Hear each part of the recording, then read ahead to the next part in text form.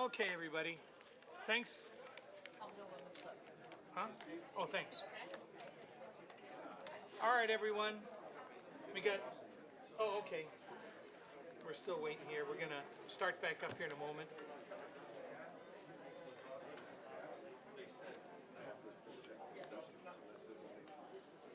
Huh? Sure, huh? Okay, okay. Thank you. Okay.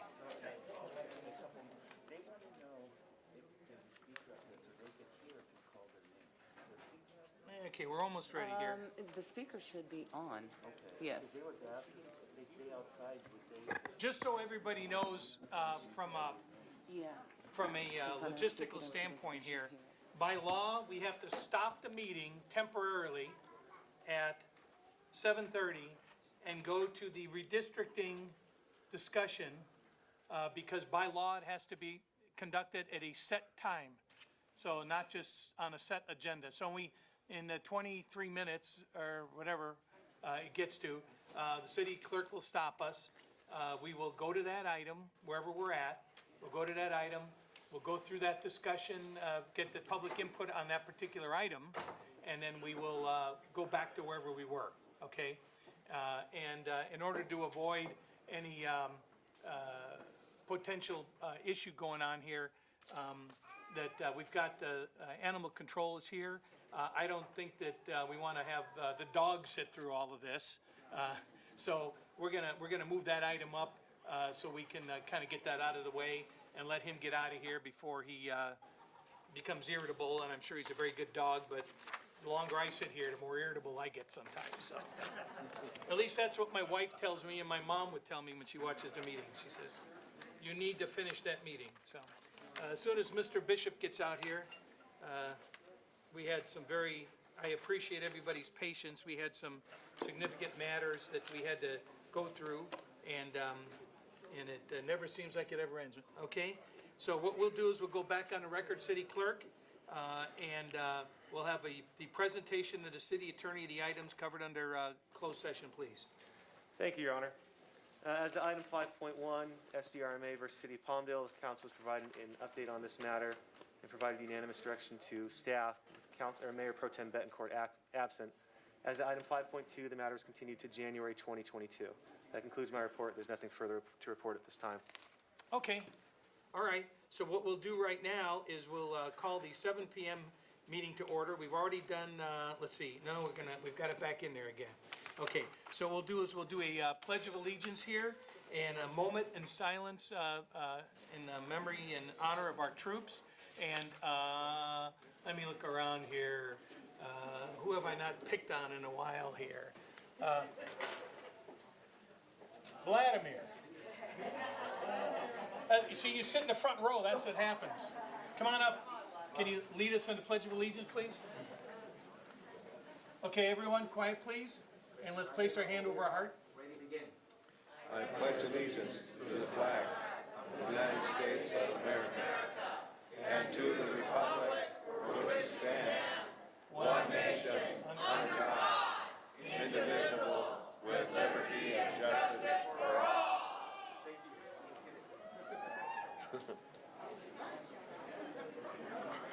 Okay, this is the time for a moment of silence for our troops, so let's please respect that for a moment, please.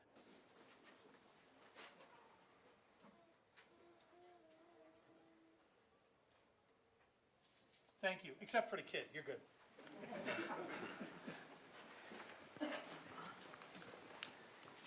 Okay, City Clerk, can you recall the roll call, please, for the 7 o'clock session? Mayor Chair Hoffbauer, Here. Council Member, Directors, Commissioners, Carrillo, Here. Loa, Here. Bishop, Here. and Father Sanz. Here. Thank you. Move to excuse Ms. Betancourt. Can I have a second, please? Second. Okay, I have motion and second. All in favor? Aye. Anybody opposed? So ordered. Okay, so we're going to do some presentations here. As I stated, we'll go ahead and we'll take our critter from 11.8. We'll take that first so he can get out here. So let me jump out down here.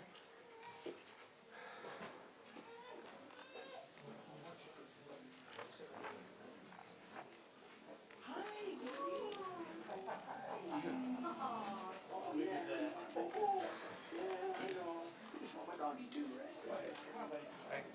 one of the mics here.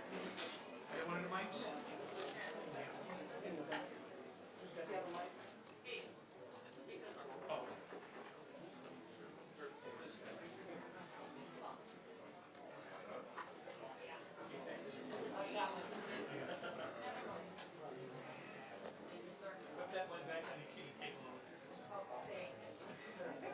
All right, so tonight we have Jesse here, and who we got here tonight, Jesse? We have Charles. Charles is a Doberman mix, and brown and black. He's neutered male. He is 3 years old, and he came to us as a stray on 14th of October. And since he's been at the shelter, they've put him in a play group since he weighs 118 pounds. So his behavior checkout. His behavior checkout was in the play groups, and he did pretty well. Started out, standoffish a little bit with the other dogs, but then he started to calm down as they came to greet him.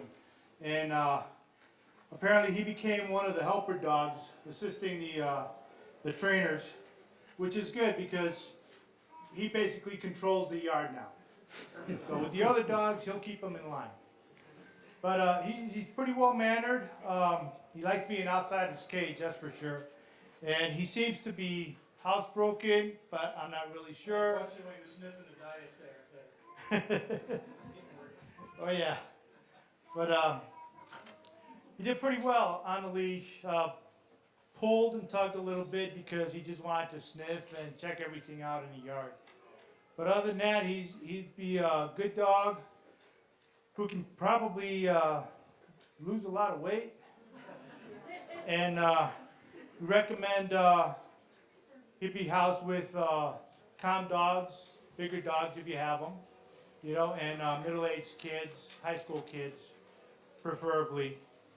But Tucker's available for adoption. If you want to adopt him or you want to come see him personally, just make an appointment with the shelter for a date and time, and you can come see him. You can hang out with him and do a one-on-one and possibly take him home. So we've been doing pretty good. So much for the good 118 pounds, right, Jesse? Wow. So they get a mind of their own. So folks, there's a lot of really good dogs and a lot of other critters at the animal shelter. So we need to help get them out of there. We need to clear this place out. Coming up towards the holidays here. Let's find a home for these guys. Let's find a home for this guy, and be positive. Carrie gets a goodie bag for anybody that wants to adopt a dog. Any particular deals or anything going on right now, Carrie? All animal care centers within Los Angeles County, it's Adopt a Senior Month, so all dogs and cats that are 5 years of age or older are only $5. And if anybody remembers Tucker from our last council meeting, he's still there. And Tucker is 9 years old, so he would only be $5. So if you go back and take a look at the Palmdale Public Safety Facebook page for our meeting last month in October, you will be able to see the pictures of Tucker. So that old guy really needs a home. So, and there's a goodie bag. Yeah, we'll double the goodie bag for Tucker. So. All right, thanks. So everybody, here's Charles, and if you want to be a volunteer over at the animal shelter, they have a training program so that you can handle the workload appropriately, and then in disasters, that's the people they call on to help with all the critters that run away during these fires or earthquakes and things like that. So that's the people they depend on heavily. So Jesse, I want to thank you very much for bringing him in this evening. And let's not break our record here, because every critter we brought in here at a council meeting, they've been adopted, and then some others have been adopted as a result of that. So let's help get these dogs adopted, folks. Okay? Thank you, Jesse. Mayor, stay there. You and Richard will do the sheriff boosters next. Do the sheriff boosters next. Okay, and which item number is that?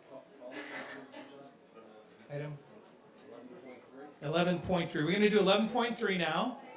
A little bit of flexibility here because we were trying to watch the clock here. And so we have the Sheriff Boosters representatives here this evening.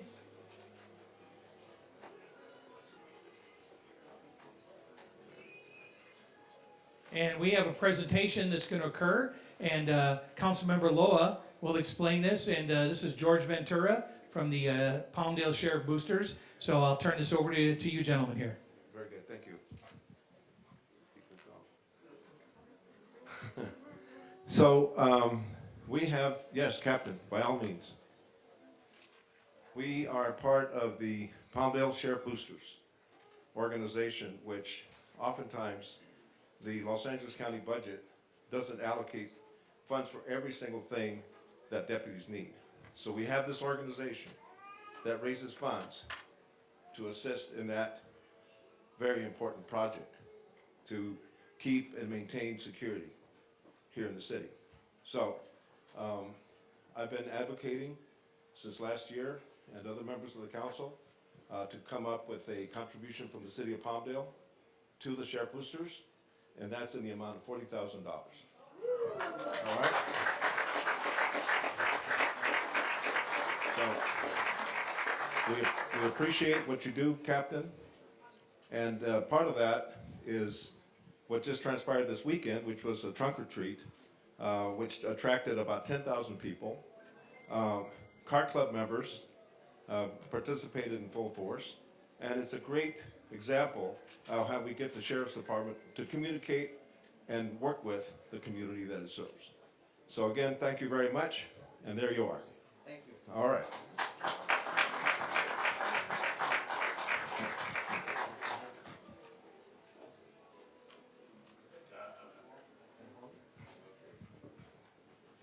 We'll take this off.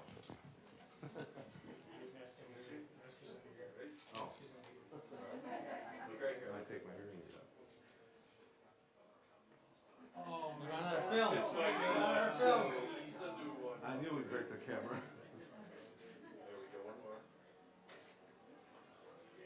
Good. Thank you. Thanks, sir. Thank you. Quite welcome. There you go. Thanks, Cap. Thank you, Mr. Loa, and thank you, Captain, and thank you, Mr. Ventura. So let's go with the Warrior Award. JJ, you want to handle that for us, please? Yeah, one second. Tracy, will you come up first? And John, where are you?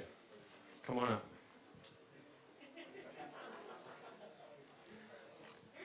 So, Tracy Cooper, who has a fresh haircut. She was all excited about today, and she told me she was going to wear blue, so I put blue on. She was nominated by John and a lot of the staff because Tracy goes over and above in our office to not just do her job, but to make sure we all look better doing our job. And John relies on you to make sure we get new cameras that work. Bills paid, and I couldn't be happier to give you the Warrior Award for this, our Employee Warrior Award. We have two tonight. So, John, do you want to say anything? Just that she's been kind of new over our place, right? And just hit the ball running. There's a lot of different paperwork things.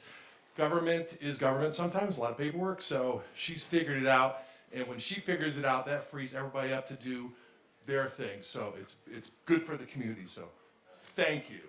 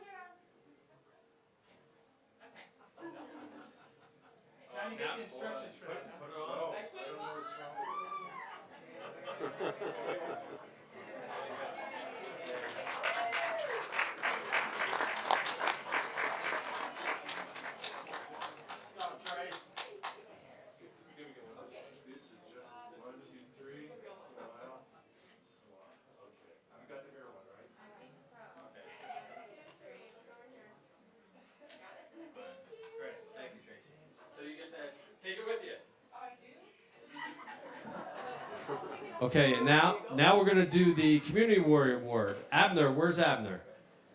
Is Abner in the crowd? Come on up, Abner. Mike, come on up. Kerry, Sarah. So, and Captain, will you join us, please? And any of your officers who want to come up here, I see Lieutenant, Deputy Murphy, why don't you guys come up here? The sheriff boosters do a great job of supporting our sheriff's department, and our team at the sheriff's department does a great job. But they have unbelievable challenges in our community. And Mike and Abner and Kerry and Sarah came to us and said, you know, we'd like to start a program where the clergy would ride with the deputies to work on some de-escalation, and you know, not everything has to go hands-on, and then I think it also gives the deputies an opportunity to sit with the pastor and talk and have some counseling as they're driving around, and have somebody who's there saying, you know, we don't want deputies going from call to call to call to call, and then you might be the last call and they're just all spent out. So our staff created this program. We endorsed it. Will the 14 clergy members come up? Abner, you know them all? You want to? Yes, sure. I know some of them. Come on up, guys. I'm gonna go ahead and I guess I'll just call you as I see you. If I'm just gonna go down this list here. George Carew. Are you here, George Carew? All right. Next, Anthony Roback, Dr. Anthony Roback. Reverend V. Jesse Smith.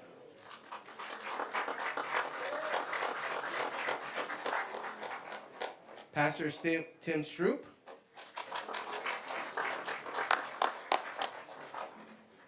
Regina Nations. I know she couldn't make it. Lavelle Fleming. Mike Robles, Pastor Mike Robles. Nolan Hicks. Charles Acer.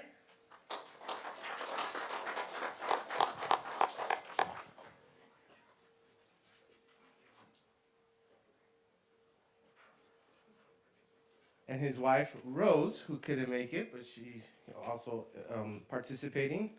Pastor Chuck L. Turner, Sr.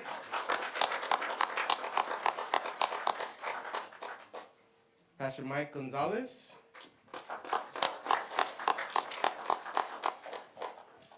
Pastor Dalila Reynoso. And her husband, Pastor Fernando Reynoso Contreras.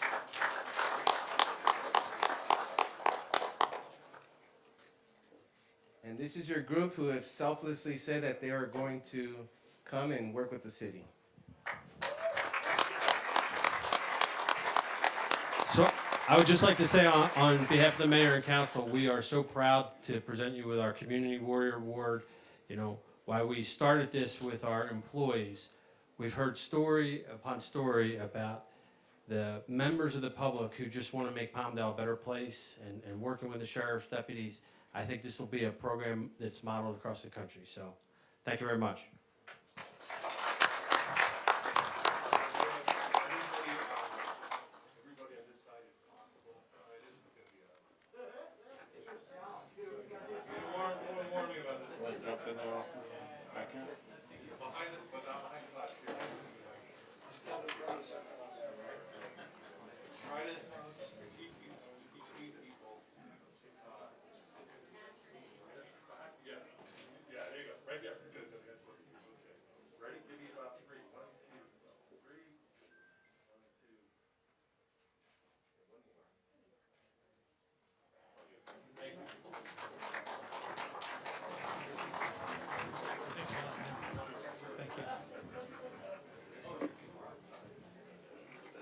So let's jump to 11.4.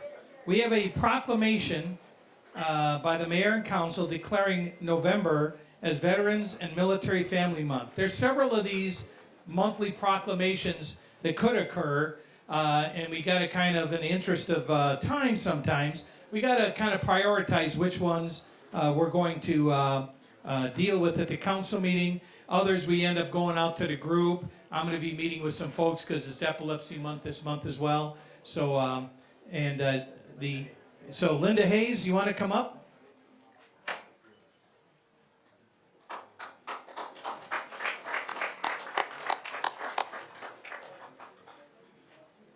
All right. Come on up. So there's a lot of whereases on here, but I think the important points are that so veterans and military families, when a family member's in the service or a family member gets deployed, the family's at home. Our CivMil group works real hard to help support the family members and the military members that are here. The veterans, the families of the veterans, are dealing with the stresses that that veteran brings home with them as well. There's a lot of brave people. Families, I think, are unsung heroes in this. And we thank the military families for the tremendous contribution that they make in support of our service members and the military mission. The veterans and the military families and the reserves, including those locally serving in the Antelope Valley here, serve with courage and dedication and strength. They fearlessly defend our nation, even at the risk of their own personal peril, safeguarding our liberty and our lives. We owe them and their families a full and enduring support. So to our veterans and military families, we'll continue to honor your sacrifice, recognize your resilience, and hold you dear to our hearts. So on behalf of the entire City Council, I deem it an honor and a privilege to humbly extend this proclamation to the veterans and military families and proclaim the month of November as Veteran and Military Family Month in the City of Palmdale.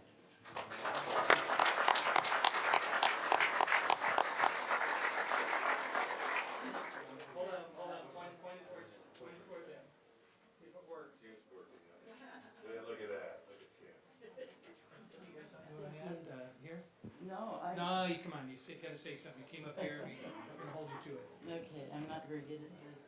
I'm very appreciative, and I know our veterans and our military families in the community are also very appreciative, and once they find out, they'll be even more so. So you want to tell us which organization you specifically work with? Okay. So Miss Hayes is the head of the American Legion Auxiliary, right? Mr. Hayes is the commander of our local American Legion, but Mrs. Hayes always sends the emails that I get to make sure we're on time and where we're going to be, and she coordinates with our staff to make sure. So you're kind of the MVP of the night, all right? Thank you, Miss Hayes. Appreciate it.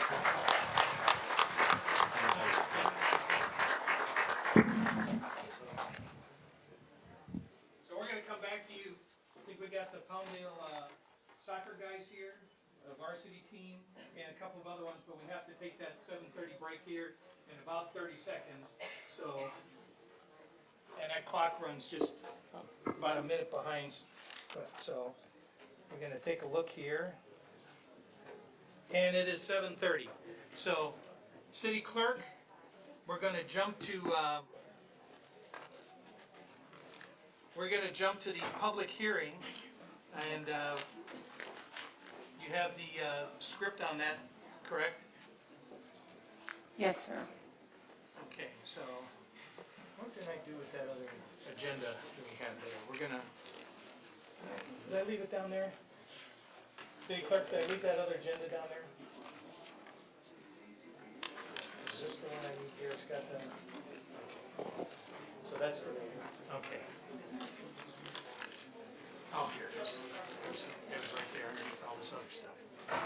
All right, so we are pursuant to state law, we are calling a public hearing on item 16.1 to hear and receive input from the community regarding the redrawing of election district boundaries. Our staff reference on this item is City Clerk Smith.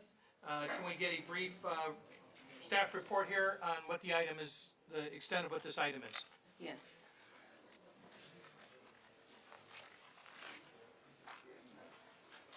So, Mayor and City Council, this item comes before you as a requirement of part of our redistricting process.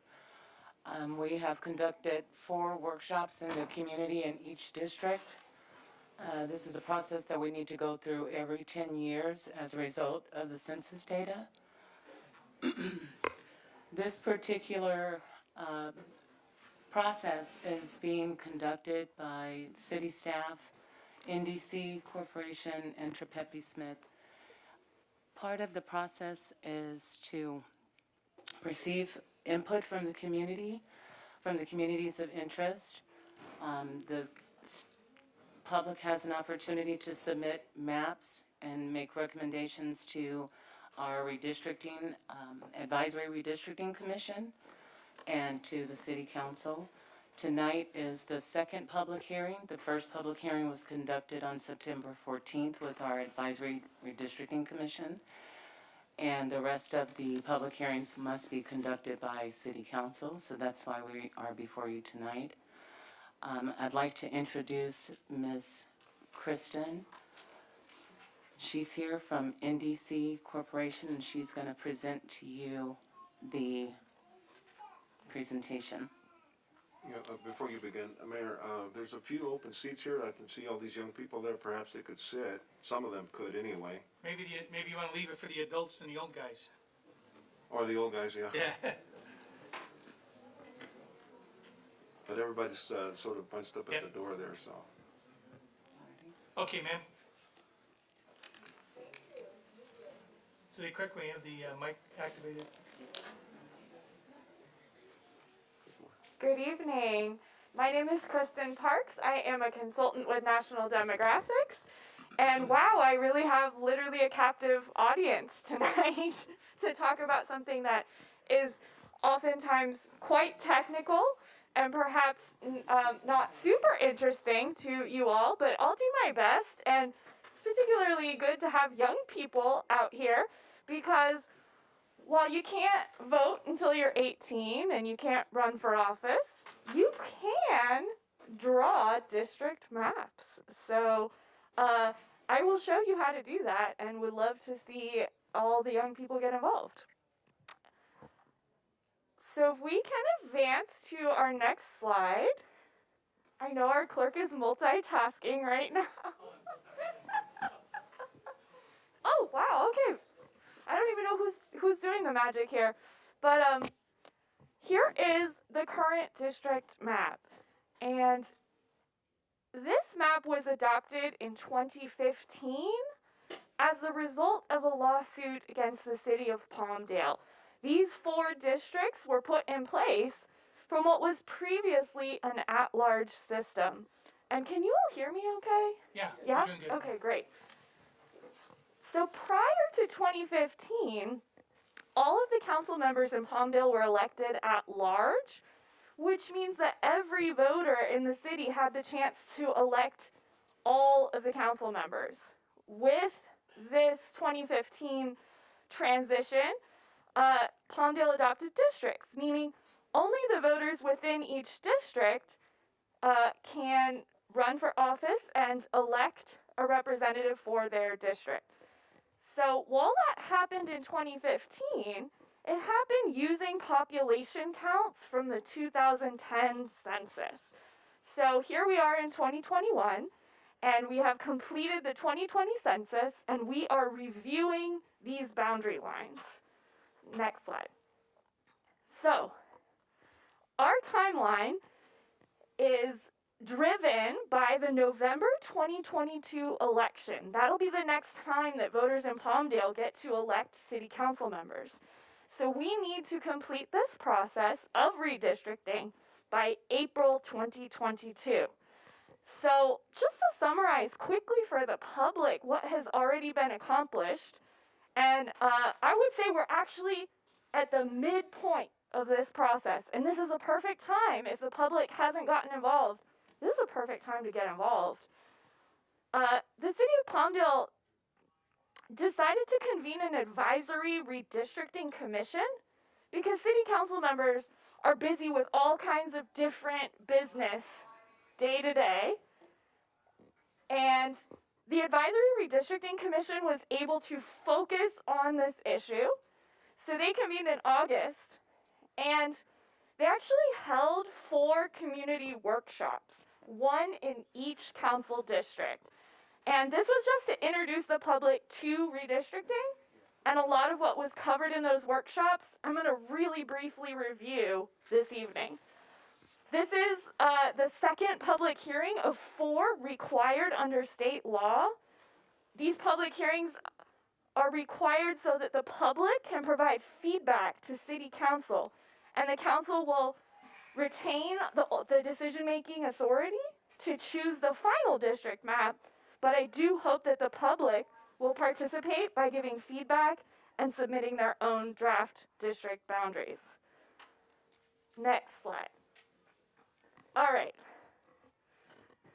So, legal requirements. This might seem boring to you, but we are going to be referring to it. And these are the things that drive this process. We have to comply with these criteria as we are looking at those boundaries. So, first and always supreme is federal law, right? Federal law is always before state law. And when it comes to city council districts, federal law says we need to ensure equal population from district to district. That's a fairness consideration, right? We want each council member to represent more or less the same number of Palmdale residents. Second, we must comply with the Federal Voting Rights Act. And the Federal Voting Rights Act says that we must take care when drawing district boundaries to ensure that we are not diluting the voting power of protected classes of voters. And the protected classes of voters are Latino voters, African American voters, Asian American voters, and Native American voters. So we do need to pay attention to race and ethnicity with regard to the Federal Voting Rights Act. However, it is not permissible to draw district boundaries based solely on race or ethnicity. That is considered racial gerrymandering, and federal court cases have said we can't do that. So race and ethnicity is one consideration, and it's important, but we're going to consider a lot of other factors as well. What other factors are we going to consider? Well, next we're going to consider what California state law says we have to consider. There was a law passed in 2019 that says every city doing redistricting has to follow a rank-ordered list when considering new district boundaries. So there's 4 things on this list, and you have to consider them in order. So number 1 is more important than number 2, 3, 4. First thing is that the districts should be contiguous. All that means is that each city council district should be one whole piece. It shouldn't have any disconnected parts. The second thing we have to consider is neighborhoods and communities of interest. And if you think of each city council district as really being a collection of neighborhoods and communities, the goal here is to minimize the divisions to those neighborhoods and communities. We don't want to draw boundary lines right in the middle of your neighborhood or your community, because that could weaken your chance to be effectively represented by your city council member. Third, we want the boundary lines that we create to be pretty obvious to everyone and easily identifiable. They should follow major roads or other features that we're familiar with. You shouldn't have to be a demographer to know where your district boundary is. And finally, we want these districts, to the extent possible, to be compact. Now, in a city with a very interesting shape like Palmdale, it's not always possible to have something that's very compact, but the idea being that when you're drawing a district, you don't want to draw a weird snake-shaped district that's intentionally avoiding one group of people that's nearby to the district so that you can take in people that are farther away. So that is the 4 requirements under California state law. We also can't favor or discriminate against political parties, which we're not going to do, because we're not even going to look at partisan data. There are other goals that can be discussed.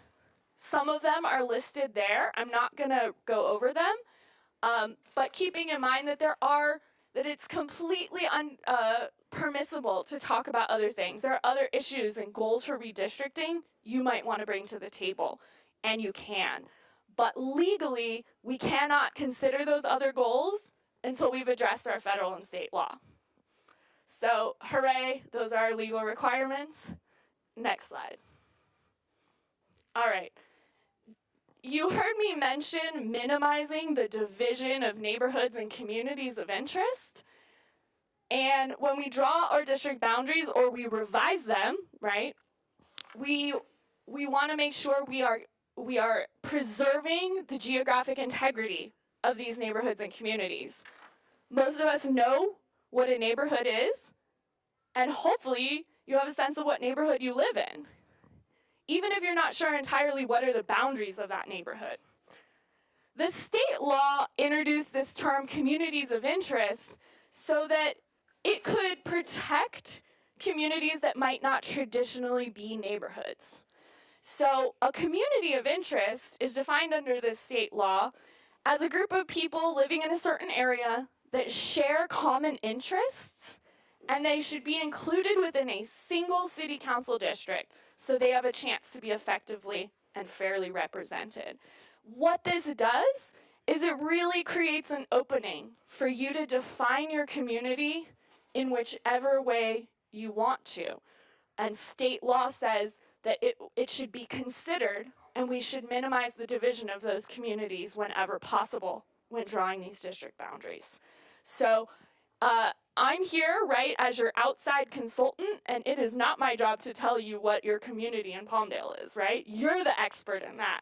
So that is why the public is being asked to testify and to bring forth information that will be considered by the commission and the city council when maps are being reviewed. And the reviewing of maps is actually going to start happening within the next couple weeks. Next slide. All right, so the good news for Palmdale is that map that you saw, the current districts, it's actually under federal law considered to be population balanced. If you look at the population of the 4 districts, they do vary a little bit, right? Our largest district, District 1, has almost 45,000 people, and the smallest district, which is District 2, has 41,484 people. So the difference between the largest and the smallest district here gives us something we call total deviation. And that total deviation is just over 8%. Federal law says that total deviation, as long as it's under 10%, you're good. Now, whether or not Palmdale wants to balance out or equal out the population of the 4 districts even more is really up to the people of Palmdale. And so what you see here also is I'm showing you the total population for each of the current districts by race and ethnicity, as well as the citizen voting age population. The total population, according to the 2020 census for the city, was 170,394. In order to figure out what's the target size of each city council district, we divide that total number by 4, and we get 42,598 people. So when you use our mapping tools, or even our paper maps that we have on just one piece of paper, you can actually draw 4 districts and try to add up the population so that you get pretty close to that ideal number. Next slide.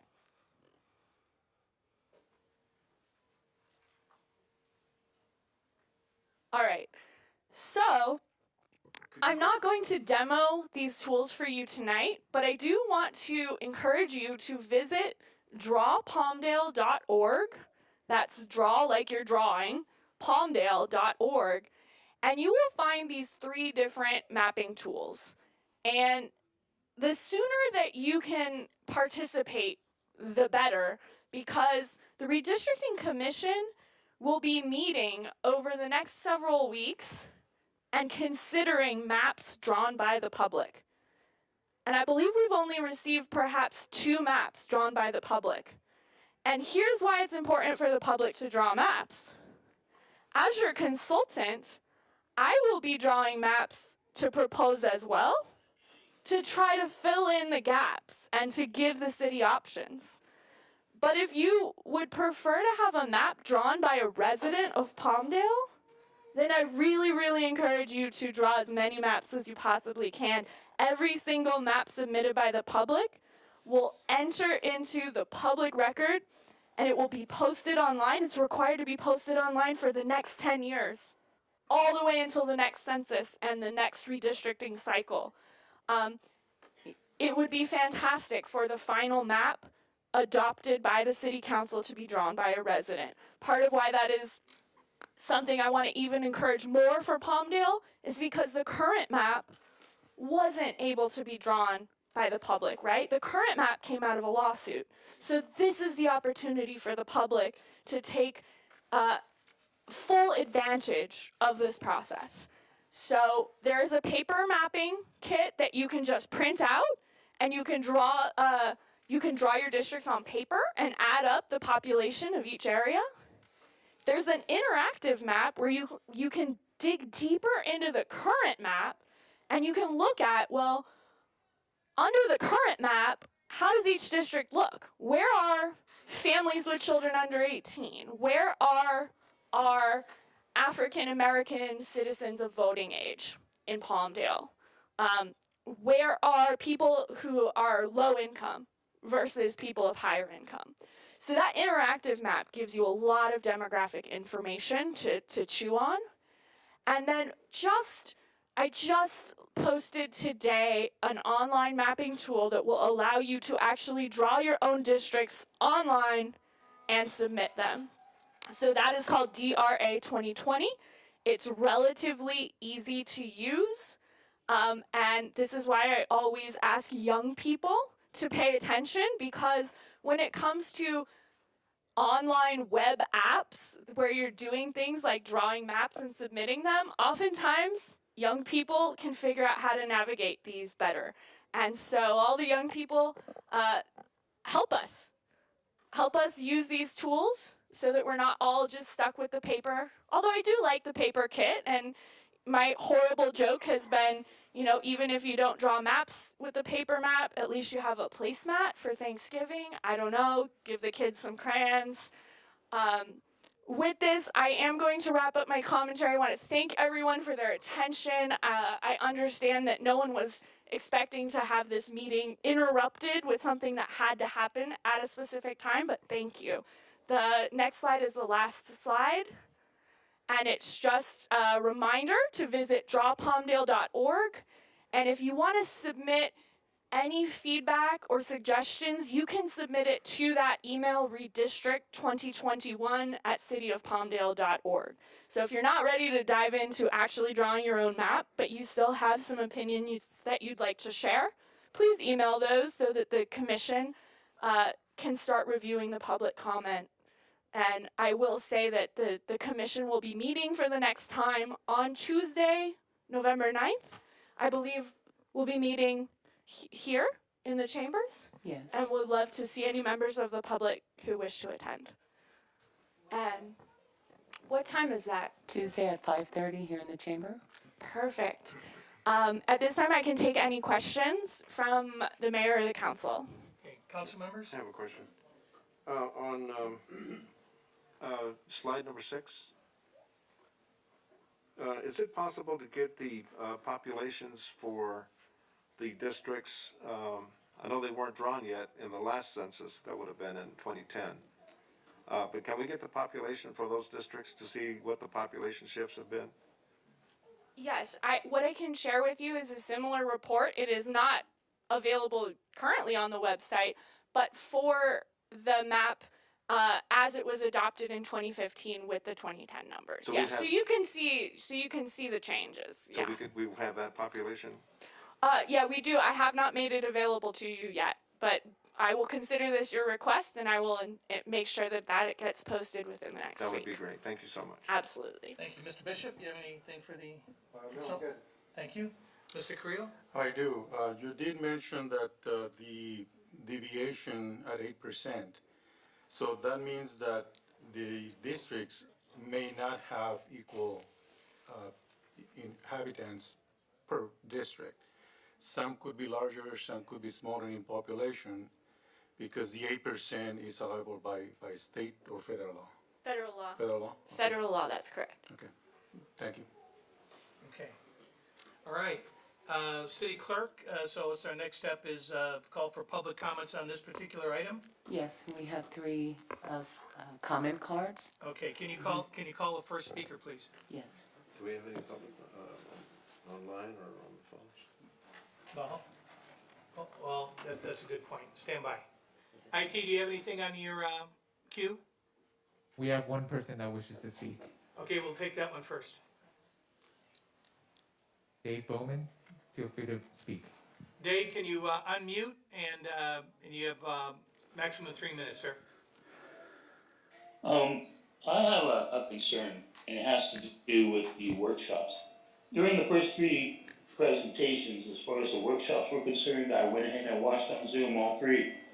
And the parameters as outlined in the California Voters' Rights Act provided an order of which the issue should be brought up as far as, or addressed by the districtors. And the problem I have is with the term community interests, which was at the first 3 workshops provided to the community rather than the proper declaration as community of interest. And this led the individuals in attendance to start talking about things like curbs and streets and stop signs and police departments. There was even one allusion to providing districts based on economic affluence. And I think that it's unfortunate that this misrepresentation occurred rather than defining what the term community of interest is to allow our neighbors to understand just exactly what it is we should be addressing. And that is the issue of not diluting the protected community's interest or ability to elect their own officials.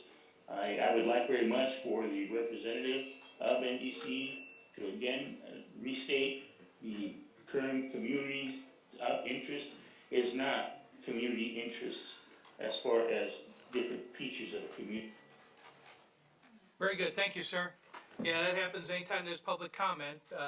People have their time to speak, and they're going to tell you what their issues are. So that's sort of that's the idiosyncrasy of the democratic process sometimes. So I'm sorry that happens. Okay, so IT, we're done. City Clerk, do you have any? Yes, we have Mr. Marcos Alvarez, Okay, Marco Alvarez, please. And then who do you have to follow? Miss Elena Schofield, Okay, Elena Schofield to follow. and Ruth Sanchez. Okay, those are our 3 speakers. Mr. Alvarez. Council, Mayor, thank you for allowing me to speak tonight. I wrote this down, and I was here on the 20th of October. The second person to submit my petition to speak was not called upon unless I made a complaint. Having said that, I share that with you because the people that did speak spoke more than 3 minutes and nobody interrupted. In fact, I support prayer and they were allowed to pray throughout. Having said that, I will begin to speak. I've come to the City Council to be heard on redistricting due to the racist history of the City of Palmdale as reported by the FBI investigation of 2011 through 2013 of the city's war on Section 8, initiated by the U.S. Department of Justice, as well as the Superior Court's findings that the City of Palmdale had violated the California Voters' Rights Act in denying the people of Palmdale of color the right to elect a City Council representative of their choice. Supporting the last statement of the words of the court, and I quote, "The court is charged with fashioning a remedy-tailored address of the history of racially polarized voting. This decision resulted in the districting of our city.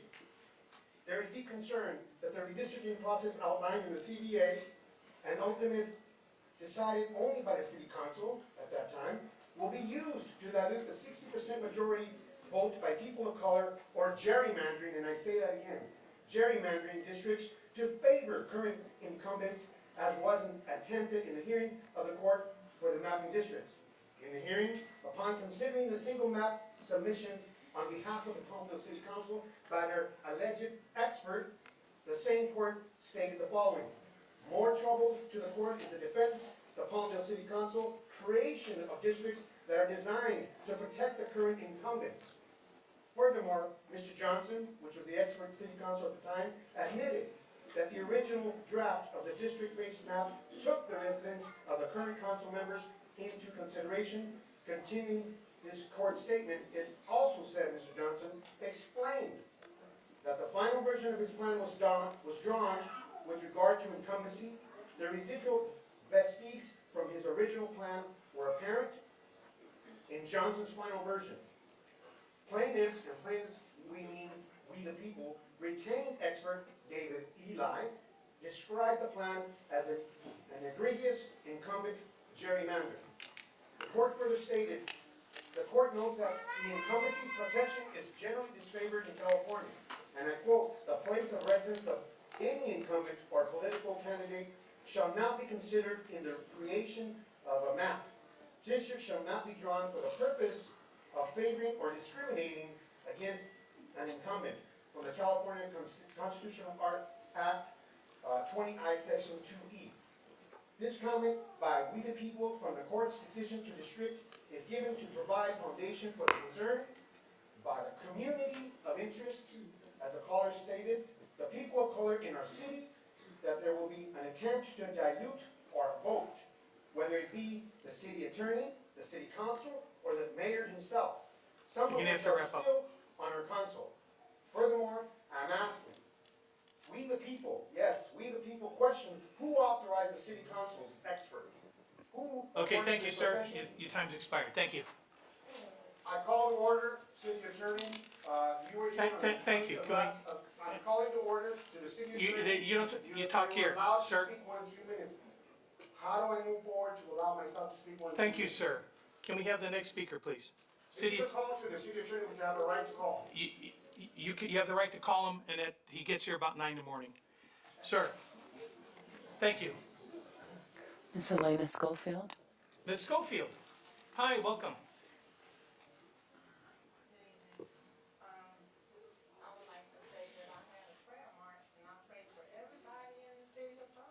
Thank you. My second annual prayer march will be next year. Hopefully more people show up. Mission accomplished. I would like to know if there could be a 5th district drawn up. Right now we have 4. If we could have a 5th, considering the deviation, and as he suggested, Mr. Carrillo was saying there may be an imbalance as far as equalization.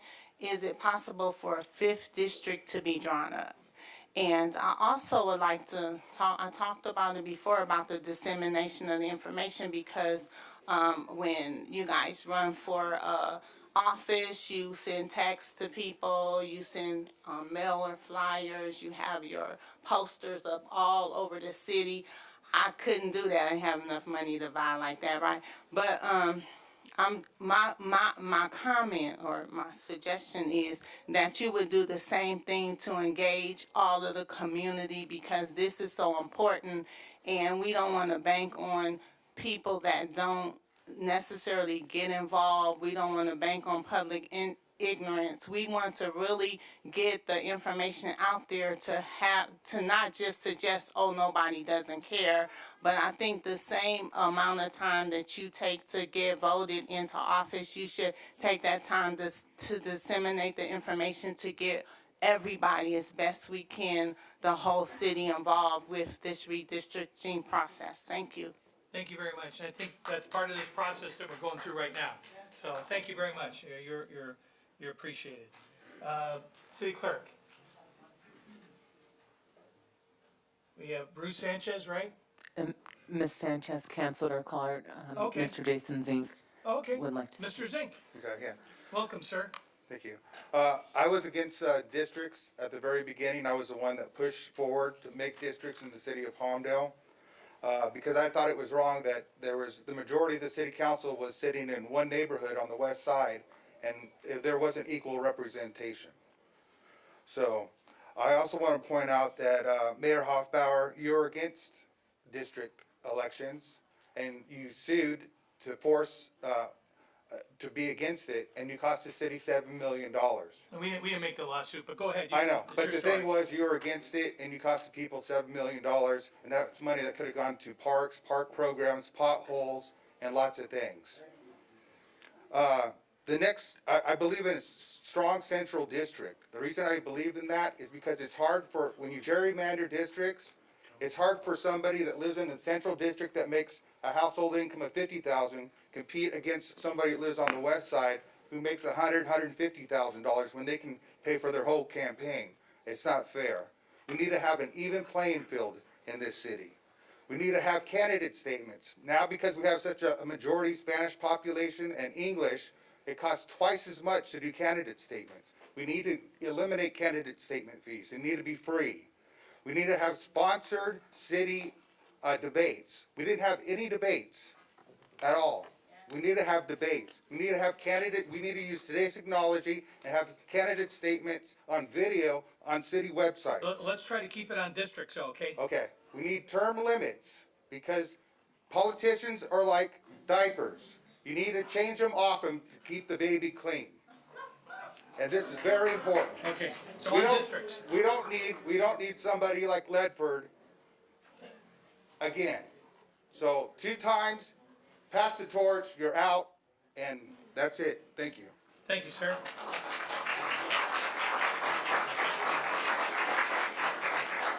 Good point and succinct. Do you have any other speaker cards? Yes, sir. We have Mr. Xavier Flores and one more from Erica Schwartz. Okay, so. Good evening, Mayor and Council.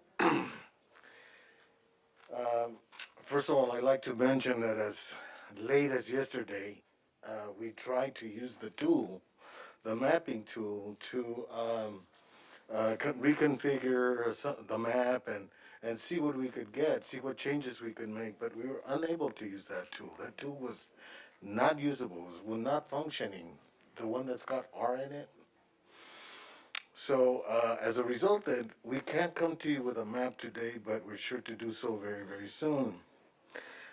Having said that, the last thing we like to mention is that we're very grateful that NDC, the company that drew these maps, was able to point out very clearly that there's the possibility for 3 Latino districts. These are legal voting rights districts. Any attempt to give us less than this will be challenged, and we want you to know that. So we're grateful that this was pointed out, and everybody knows it now. Thank you. Great. Thank you, sir. All right, thank you. Okay, somebody may have a different opinion, so let's try, we try not to do that because it could intimidate somebody that wants to say something differently. So let's, okay, and? Miss Erica Schwartz. Erica, hi. Didn't recognize you there. Hi, I think it's the mess. I know. You gotta put your name on it. So I just wanted to say that in the past there was issues with redistricting, especially our community members that we support through the neighborhood action councils. And so moving forward with everything that was mentioned before by other people in the comments section, we also want to let you know and for you to help us, we're going to get our neighborhood action councils that participate in the community homes to do district maps. I know we have until the 2nd of February to do so. But if anyone else wants to participate with us, we would welcome them. We have tried to use the tool, but we had issues. So we were thinking about shifting into the paper form.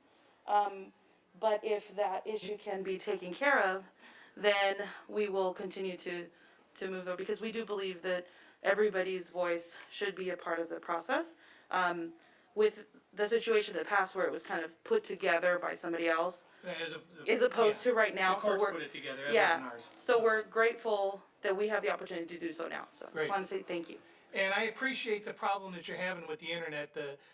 Depending on where you're at in the city, I mean, over my neighborhood, you can't hardly get online. It's so terrible. Yeah, so that's so why that's we why we're switched working to so the- hard to fix that digital divide and get that throughput, because these maps are very data intensive, and it just makes it choke. So that's why I think we have the paper alternative. Yes, So, and which is what we're going to be working with the community at the homes. great. So. Super. Thanks for being here, Erica. All right. City Clerk? City Clerk, is that it? That's all that I have, sir. Okay, so is there any closing statement that you have to make at this point?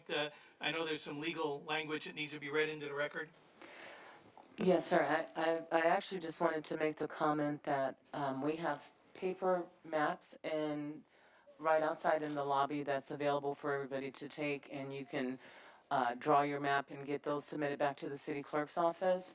Also, District R, there was an issue with that mapping tool, and Ms. Kristen did announce that company is no longer we're not utilizing that service, and a brand new tool has been implemented, and it should be up on our website and available. And I would just encourage the public to submit their maps, get them to us so that we can get them before council and the redistricting commission. Okay, thank you. NBC, do we have anything else that you need to wrap up that's required by law at this point? Okay, thank you very much. I want to thank everybody for their discussion. I made it a point that I actually extended these times over slightly in a couple cases to make sure that we get the comment, but at some point we gotta stop. So, all right. So, on that note, if you were here on the redistricting issues and you want to leave at this point, now would be a good time while we reset and we go back onto the regular agenda, reconvene the regular meeting at this time. So, or you can stay.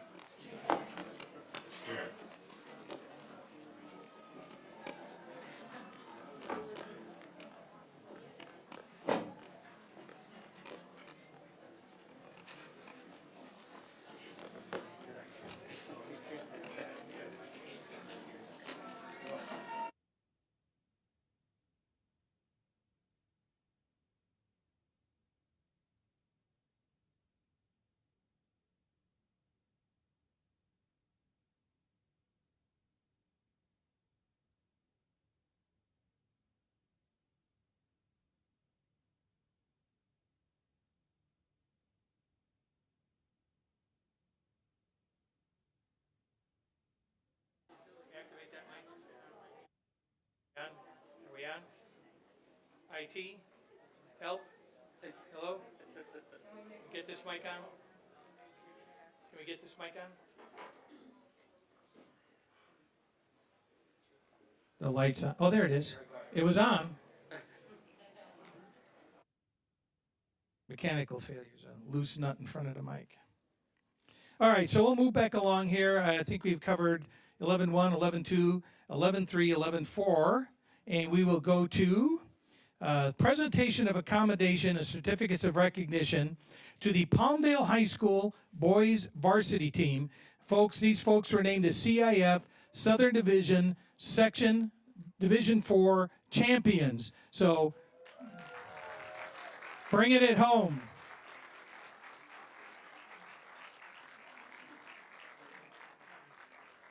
So I am going to put somebody to work here in a second. We have a team captain there. Who's our team captain? Somebody come down. You just got picked, right? You didn't know you were the captain, did you? You are now. What's your name, sir? George Solorzano. George Salazano. See, that's why I have you say it, so I don't butcher it, right? So here's a great certificate, and you guys can hang this up someplace over at the school there. But our Falcons they made history with a 4-1 win, and this win qualified the Falcons to the Southern Regional Division 4 runners-up, and then they rose to a 15-0-4 record. had never gotten past semifinals in this division, and the Falcons picked up a 3-0 lead early in the first half, right? And with a masterful performance by Jesse Ramos and the defense to keep Palmdale in the game. And it was junior George Solorzano? Yeah, is that you? Oh, okay, that's him. See, that's why I had you say your name, because I was going to mess it up. So he scored the first 2 goals in the 15th and 17th minutes on 2 free kicks, all right? So how's that, huh?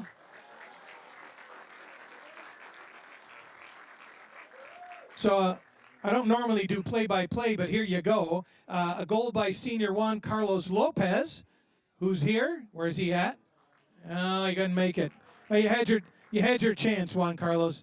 So in the 29th minute, cemented the lead, and Santa Monica, which ended the season with a 10-7 record, responded 2 minutes later with its lone goal by senior Alejandro Lopez. And whereas George Solorzano, here you go, is the player of the year, and Christian Hernandez, Division 4, is the coach of the year.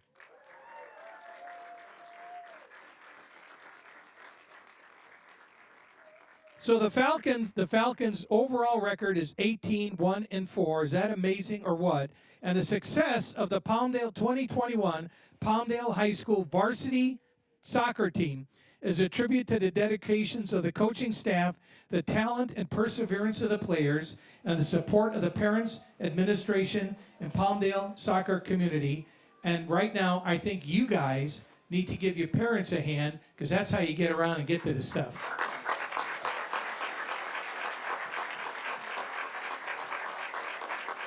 So now, on behalf of the entire City Council, I deem it an honor and a pleasure to extend this commendation to the Palmdale High School Falcons, right, varsity soccer team, and offer our best wishes for many more successful seasons in the future. So we'll take the picture with this gentleman here, and then we're going to have him help me get some certificates to you guys here, okay? All right. So, John?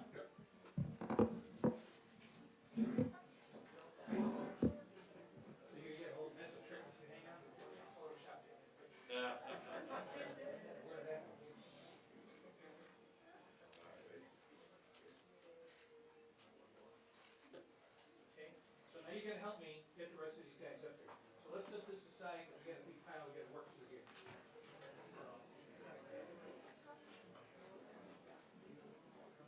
You know if some of these guys are clear or if they're missing or not, okay? So, hold on. I'm gonna call them up.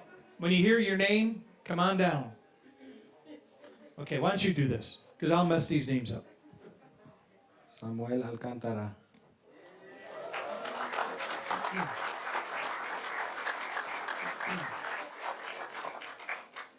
Jesse Ramos.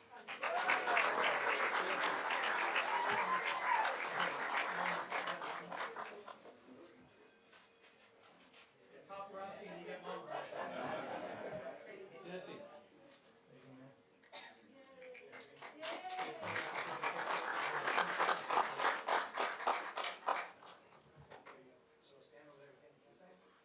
Anthony Robles.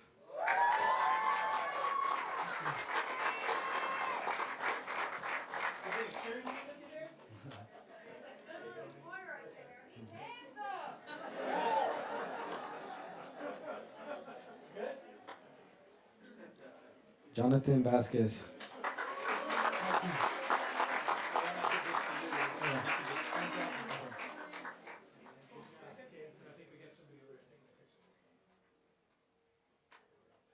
Robert Reynoso.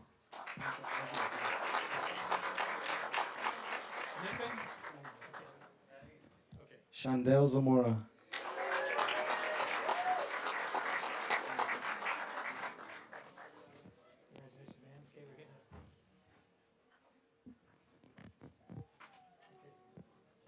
David Rodriguez.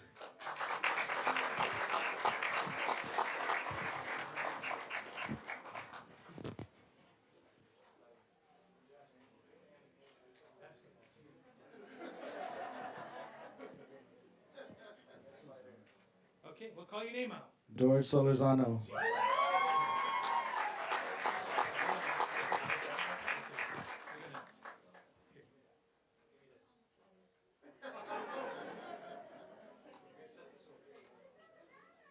Edgar Rios.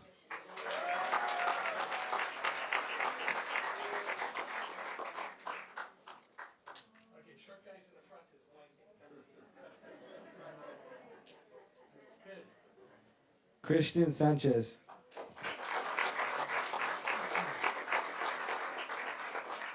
guys are on the team.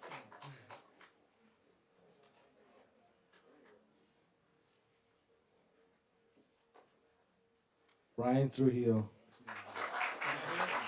Well, talk for a minute. Juan Lopez. Isaiah Diaz.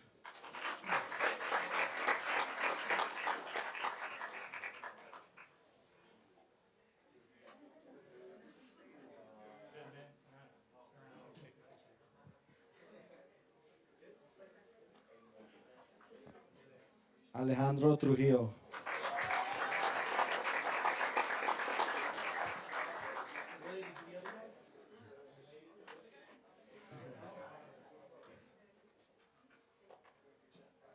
Juan Garcia.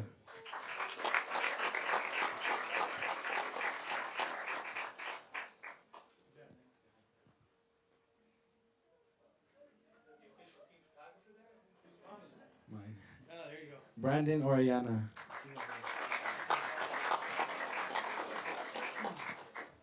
Diego Nunez.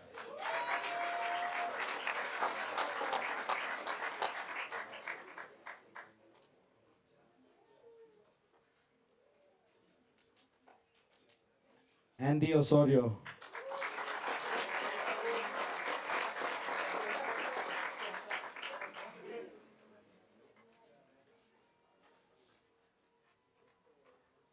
Raul Pablo.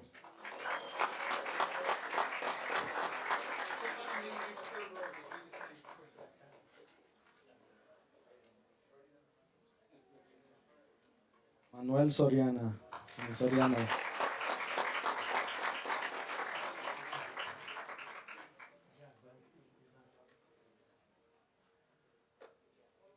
Dylan Martinez.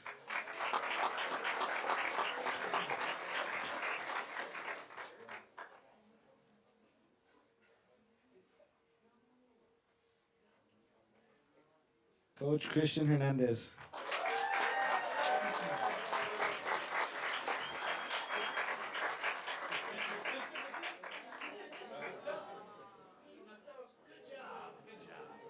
Coach, good job with these guys, huh? Okay, here, we gotta get in front, short guys in the front. Okay, there you go. You wanna hold this? Hold that. Good job. Hold up, right there. Good job.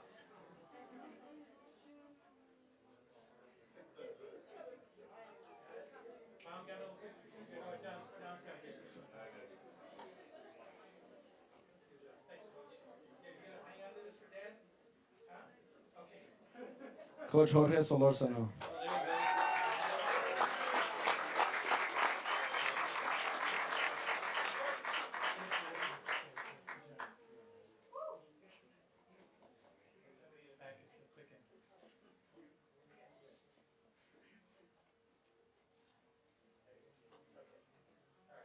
Scrunch it and scoot over, make another row. Jeff Williams. Jeff Williams not here? Okay. Somebody get this Mr. Williams. Pamela Landaverde. Pamela here? Not here? Heidi Martinez. Team trainer? Jacqueline Melendez. Team trainer? Suzanne Perez.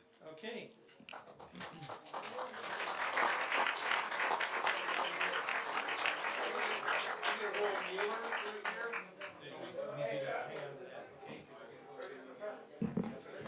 Guys, you want to get a picture here? Get a picture? Huh? Yeah, go ahead.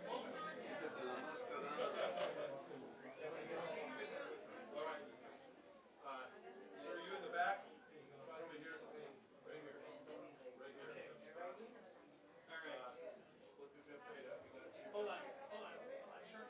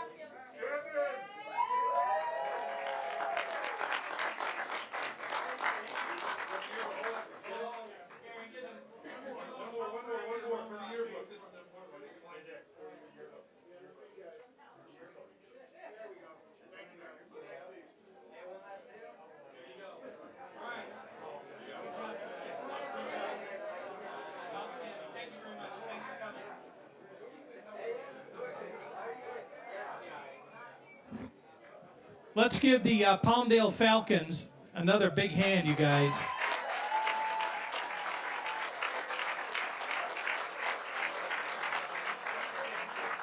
Yeah, you can take those and this one here, put it over where you put stuff like that. So. Mayor, could we say a word to these young men? Yeah. So you know what? Yeah, some of the council members would like to have a word with you here. So. Young men, I'm very proud of you. You have made Palmdale proud. But more importantly, you as individual young men will forge ahead and be the leaders, not just of this community, but even statewide or even more than that. Aspire big. You're already champions, but you can do a lot more. Again, I'm very proud of you. Thank you.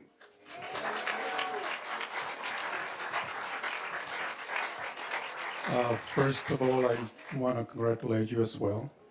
But I think that the ones, and you guys beat Midnight. My son plays varsity in Midnight. You guys beat him.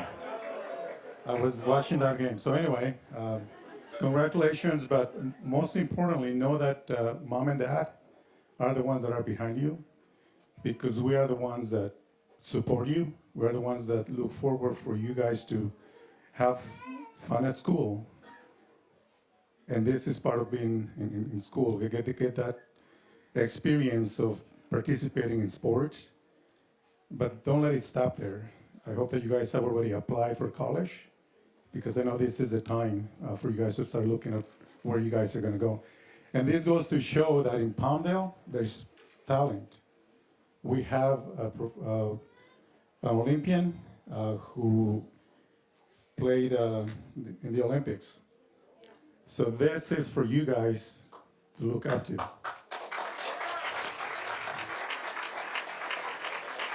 We also have a professional NBA player, Paul George. So there is talent in Palmdale. Go beyond what you just achieved today. There's more for you to achieve. Yes, Tom Davis too. So congratulations, guys, and keep on going. Yeah, on an upward.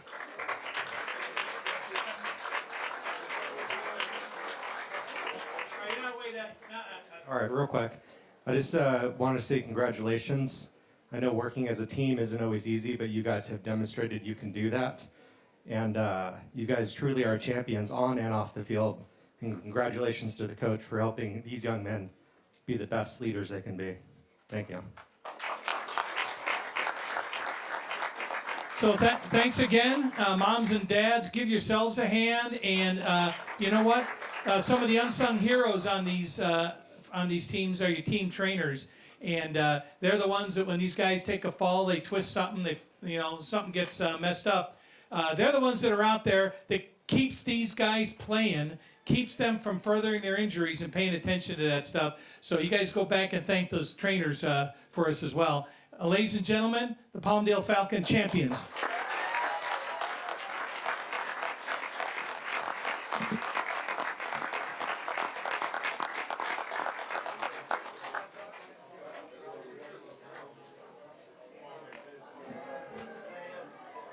Yeah, is this somebody that's...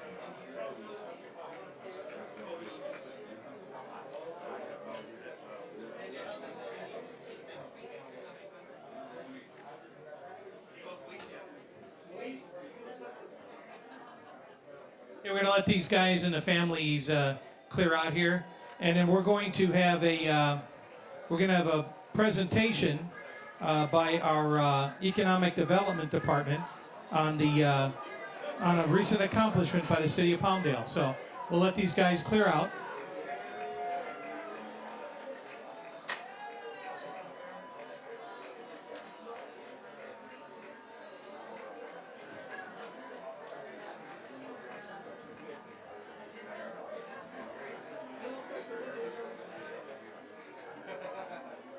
Okay, I can do the from. We can kind of do it here and turn it to council, and we'll orchestrate it a little bit. Yeah, we'll get them over here. Yeah, thanks, man. Sorry to put sometimes he's all arounder, but on things like this with these kids, you gotta bring them in. There's no way you can not do that. You know? And there's probably about 6 more of these things where I'm running around and congratulating people for other things where we didn't make it to the council meeting. You know? Oh, absolutely.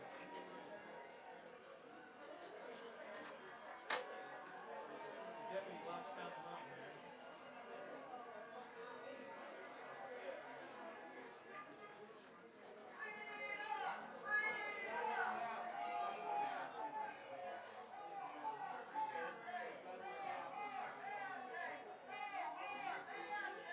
Nice shoes. Well done. Sorry. I like your shoes.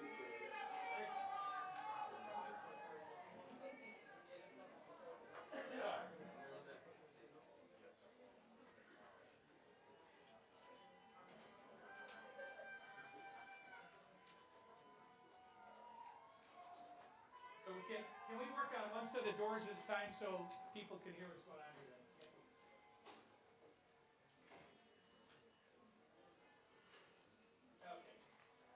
So I'd like to introduce our economic development team here, and Luis, and with Mr. Johnson from our the Los Angeles Economic Development Corporation, and City Manager J.J. Murphy to give us a little presentation. We got some news, and it won't be a spoiler, and I'll let you guys handle it from here. Who wants to handle, Mr. Johnson? Okay, here you go, sir. Thank you so much. Mayor and members of City Council, on behalf of the Los Angeles County Economic Development Corporation, it is my pleasure to honor the City of Palmdale as a Gold Award recipient and finalist in the 2020 Most Business Friendly City in Los Angeles County during and in response to COVID-19.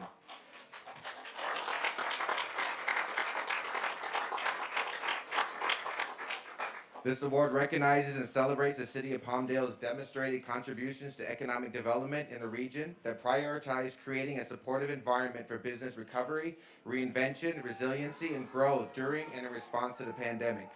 Our judges were impressed by your innovative and business-friendly programs and resources dedicated to support business resiliency during this pandemic.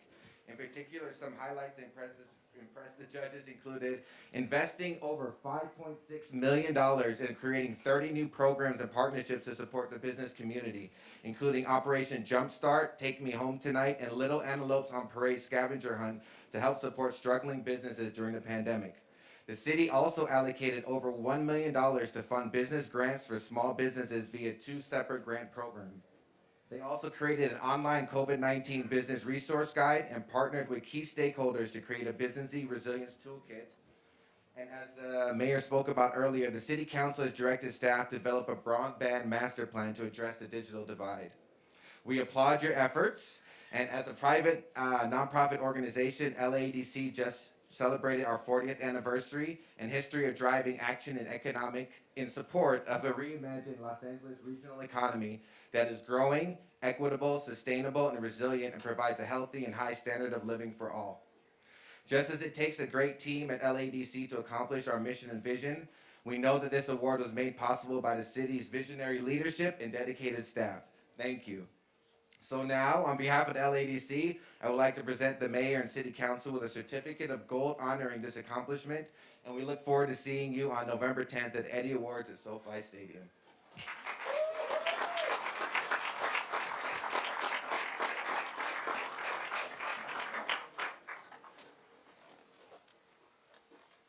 So the real, can I bring him down? Yeah, come on down. The real exciting part will be in a few days. We'll learn who gets top awards there, right? Yeah. I would just like to say that certainly our economic development team, but I'd like all city employees to stand up because this goes across our legal department, zoning, planning, public works, so everything. So the council charged us to be more business friendly, and we're very proud. So if you're a city employee here tonight, please stand.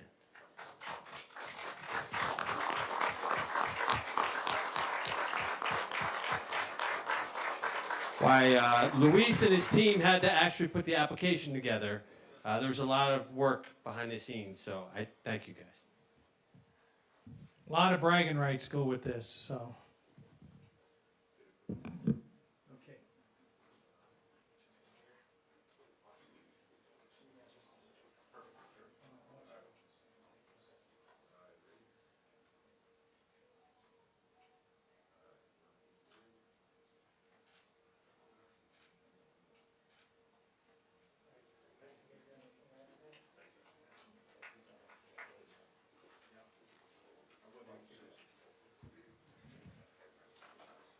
I think it's a great accomplishment that we're receiving this honor, and I hope we are the finalist. In other words, the winner, right? The winner or finalist. But there's more work to be done. It still is important for us to find industries, businesses, commerce to settle in Palmdale. There's no reason why businesses are flying right over us and going to Nevada, Arizona, Texas, Idaho. We have the land, we have the people, we have the skills. So there's more work to be done. And although I think this is a great step, we are committed to bringing more jobs through more businesses to Palmdale. So we thank you for the recognition. All right.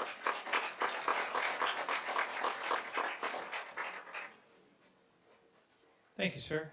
So it's an ongoing deal. We've got 70, 80,000 people a day to go down below to work. We've got about 22,000 a day to come up here to work. I want to flip those numbers, okay, and get these businesses located up here. Okay, so we have the Sister Cities Association that is here today, and we have some items up here, and they're going to make a presentation. They have some pictures. We just recently had a visitation from the delegation from our sister city that the square is named after, Poncetlan, and they were just up here. And it was very fruitful, a lot of good discussion, and you just saw by the demographics, the large Hispanic, Latino population of the city of Palmdale. A huge percentage of those are from Jalisco State, and a lot of those are from the Poncetlan, Tototlan, Ocotlan area down there. So, hey, somebody come on up here and tell us what we're looking at here today.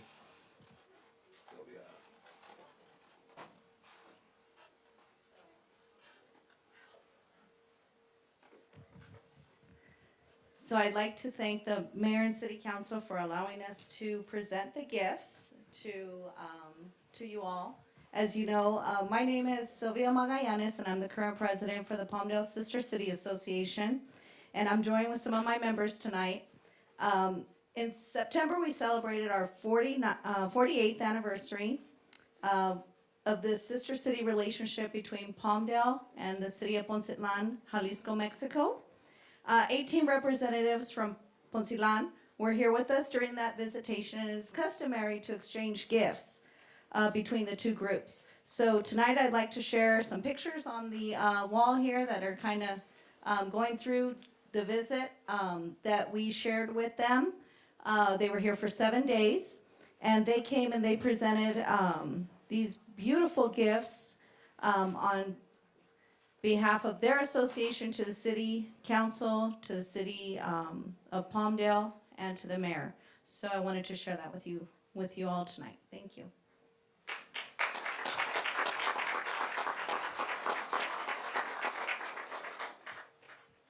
Tell us the other things we're looking at up there. Okay, so some of these pictures here are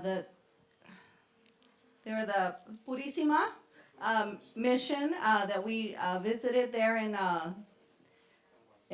Buellton. I think that's in Buellton there. So these are some of the kids that visited with us during that tour. Like I said, there was 18 representatives, and we were given a tour of the mission there. We visited Solvang. Disregard that picture there. We also,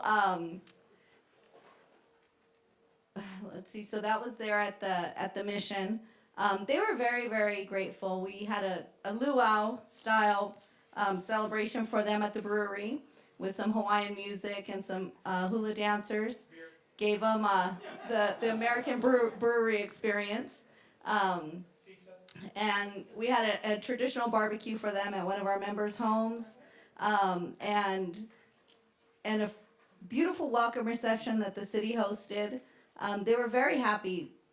There's Barb and Mayor there. This couple just got married last Sunday. And these are just longtime members and stakeholders there from their community. So it's a beautiful relationship, and anybody who is interested in learning more about it, I would recommend that you give us a call. We can be reached through the website or our meeting every second and fourth Wednesday.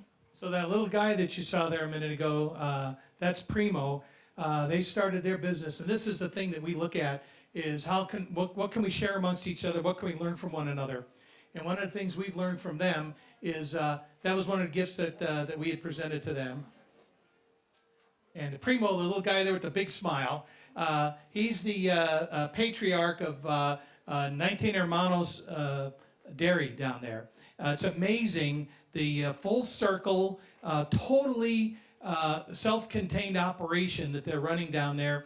The cows are eating the corn that they grow that are fertilized by the cows, and they grind the bottles. They do they fill them. They've got machines down there, injection molding machines. If you've got any of those green plastic chairs for your backyard, it might be coming from them because they figured out they can only make so many milk crates. And what are they going to do with that machine? They're making yard furniture out of it too. So they're extremely resourceful. One of the other family members that we visit with there has anybody that knows anything about Mexican candy knows Montes candies. Okay, so is that good stuff or what? Okay, yeah. So I don't need it, honey. Trust me. I don't. My wife is watching. So, but the entrepreneurship is amazing. Everybody down there's got a side gig, and I'll tell you something that I've learned, and this is what's helped me. Is just learning from in this cultural exchange process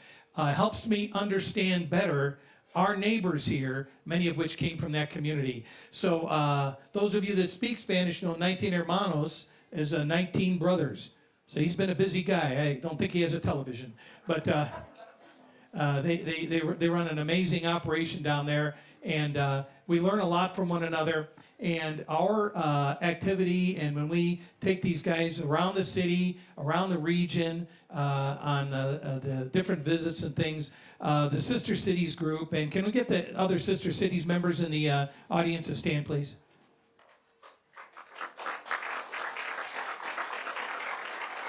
So these are just some members of our board that work very hard to put this together. Sylvia is working like crazy on this stuff. And the Sister Cities group does fundraisers all year round. You'll see them out here at some of the events at Ponce Square during the year to help raise the money, to help be able to bring in and have these events with these groups here that the Sister Cities group itself funds. We've got people that have been in this group. We've been around for 48 years. And I think there's some of you have been here for 40 years, with the group. So you don't have to be Latino or Hispanic. You just have to have a desire to want to learn and to make friends. We've made a lot of lifetime friends. So Sylvia, this is something that they had given me to make sure that you got. And this is a 48th anniversary of the Palmdale Sister Cities group with both city logos on it. And these things, you can see these and more over in the Sage Room, which is kind of like the Poncetlon room over here at the Cultural Center next door. And a lot of these things in there, like any museum, they get rotated. So within the Cultural Center and within the Sage Room, the conference room there's quite a collection of items over there. And it's very interesting, and there's a little bit of information on there. And when if they want to come and meet, how do they find that? So, like I said, the second and fourth Wednesday of the month, we meet there at the Cultural Center. And the meeting is open to anybody who'd like to join us. You can email us at palmdalesistercity@gmail.com and look us up on Facebook. And we have an IG because our tech-savvy secretary here is put us all over the social media. So please come join us. You know, we need volunteers, we need members, and you know, it's been a great journey for me. Like Mayor said, you build relationships and friendships, and it's you know, it's a learning experience. So I would encourage everybody to, you know, look into it. Yeah, and join. All right.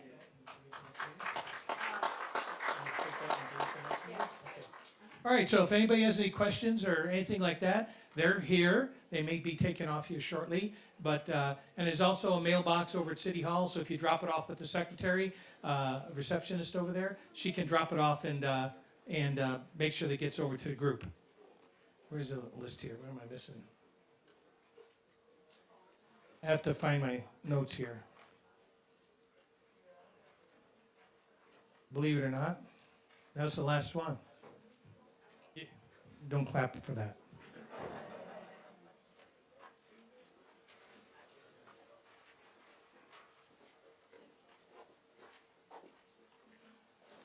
I'd like to remind everybody also that we did the Spanish radio talk show today, and we discussed quite a bit of things that are coming up in the next couple of weeks here in Palmdale, tree lighting and things of that nature. So take a look on the city webpage, Facebook, or call the front desk, and they'll be able to tell you more about it.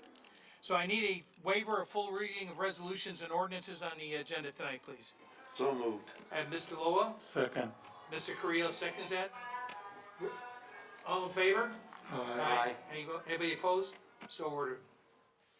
Now it's the other public comment time. Keep in mind that anything listed under public hearings, that material is dealt with separately. So it's important to remember that that we have public participation for other items that you may want to speak to us about that are either listed or not listed on the agenda. Most importantly, remember, within the jurisdiction of the City Council and the Housing Authority. If you're attending a meeting by phone, please press *9 to raise your hand. If you're attending by personal computer, click the raise your hand button. The *6 is what unmutes you. State your name and begin speaking. A maximum of 3 minutes is normally imposed on each speaker. IT, do you have anybody online, sir? We have one person that wishes to speak. Okay, for one person, we don't need to guess. Well, what's Dave phone? Bowen, Oh, okay. please unmute yourself. First, I'd like to go ahead and express my disappointment in the way one of the Hispanic community's leading activists was gone ahead and treated at the meeting tonight. Specifically, that on 2 occasions, his speaking card was apparently lost, whereby he had to appeal to the mayor himself to be heard. And then there comes the issue of the time element. At the last meeting, we all witnessed prayers being conducted by Trump supporters who are protesting against mask mandates. Okay, and they're given way past beyond the 3-minute time. Now, to go ahead and get to my comment. After the 10-year census, not only are we addressing redistricting, but we also have the opportunity and obligation to consider our form of government. I address the 4 city council representatives and call upon one of them to motion for community hearings and comments pertaining to the dissolution of the office of mayor in favor of 5 city council persons, one of which will rotate to conduct ceremonial activities to the office of mayor, voting only upon the tie vote of city council's remaining 4 members, all of which will receive equal pay deserved by a full-time employee and public servant to ensure that the interests of the people of Palmdale come first in their responsibilities. This act will also require that all decisions pertaining to the current position of the mayor, i.e. the committees and boards that he sits on, shall become the responsibility of the council at large, and issues of such openly taken up in council meetings after informing the community in layperson's terms and taking community comments into consideration. Furthermore, I call upon the city attorney as a public servant to outline the process to accomplish the above action. As this call for action is now on public record, the city attorney shall send its written response to my email at victorian.omega6@yahoo.com. The spelling is praetorian.omega6@yahoo. This action is being pursued to provide voters more control over city functions, transparency, and oversight of taxpayer funds, especially as it pertains to excessive legal expenses and public city contracting, which to the detriment of the city council. That is all. Is that it? He said that's all. Okay, thank That you, is it. sir. For the record, it was over 3 minutes, so, not him, the other discussion. Okay, city clerk, you have any speaker cards? Yes, sir, we have several. Okay, We'll start with Erica Schwartz, okay, Erica, you're up again. non-agenda item. Hi. Yep, Can you hear me? Okay, Yeah. there we go. you gotta kinda get up in the mic, it doesn't Yeah. like those masks. Thank you guys so much for, again, allowing community members to speak today. I would like to invite you guys to something that SBCC is working on for the month of January, specifically January 8th. Myself and other community organizers in SBCC are working with the families of the victims of child abuse, specifically Gabriel Fernandez's family, Anthony Avalos' family, Noah Quattro's family, as well as other members who have had their children lost to the system. And we're going to be doing a 5K run, hopefully here in the city What of about Palmdale. walk? What about Run and walk, yes. And we hope to get your support. We will be having a series of planning meetings with the community members that are going to be planning this, and we hope that you guys join on those efforts. A lot of the community members have been very angry, and we're kind of past that. We want more solutions in the system that has failed these kids. And in the past, we've mobilized a lot of people to support a lot of work, even at the state level, but it seems like that just seems to fail. So we want to start over again and work locally and then continue to broaden. So I hope that in the future, I will send out the emails to get your guys' support to participate in this 5K run walk. Yeah, you have my email, get it to me early because my schedule fills up like crazy. I will send you an email tomorrow morning. That'd be perfect, thank you. Thank you so much. Thank you, Erica. Miss Maylene Molina.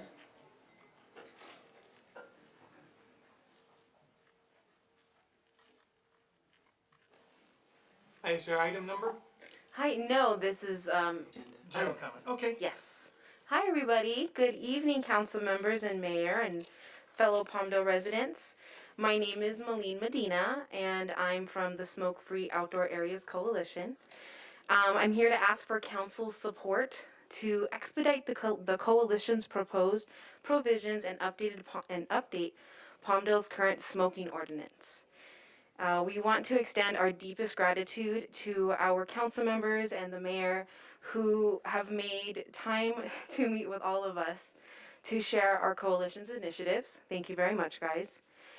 Last week, my friends and I, on October 26th, my coalition friends and I went and visited several parks to promote Red Ribbon Week. And when we were there, we approached kiddos and families, and we asked if all the kiddos and families would like to pledge to keep their hands off of drugs. And when we were visiting Marie Kerr, we actually came across a group of young adults openly smoking and drinking alcohol around the youth near the skate park, as well as underage youth vaping inside of the skate park itself.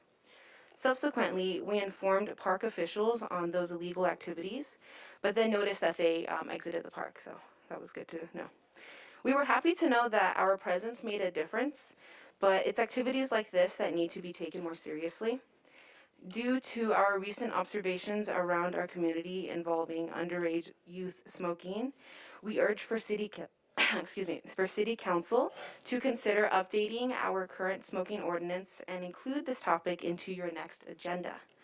As a coalition, we will give our continued support in implementing the updated regulations and educating our public about the dangers of secondhand smoking in public areas. And that's about it for today. Thank you for your time. Thank you for your time. Yeah, of course.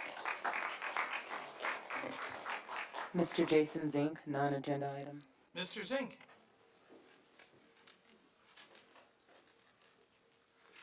Jason Zink. First of all, I'm really disappointed in this council that you guys haven't stood up more. This COVID-19 crisis is over. This is not a crisis. This is no bigger than the flu. Natural immunity is real. You know, in Switzerland, they never locked down. All their kids, 9 million of them, went to school. no mask. Not one kid died. There are effects. Why don't we take 90 days and let other places in the country and in the state give a shot to their kids before we give them to ours? Don't you think that would be a good idea?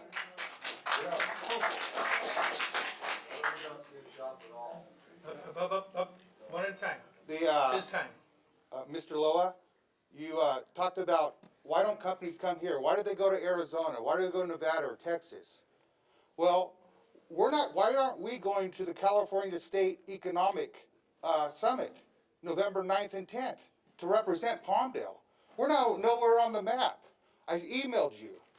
They don't even talk about us. They talk about LA. They talk about the commute time is 25 minutes in LA. The crisis in Antelope Valley is not COVID. It is commuters, 50,000 commuters that are suffering 4 hours every day. It hurts their family. It hurts their kids, latchkey kids. It hurts the community. They have no time to volunteer in nonprofits and stuff like that. We could have a stronger community.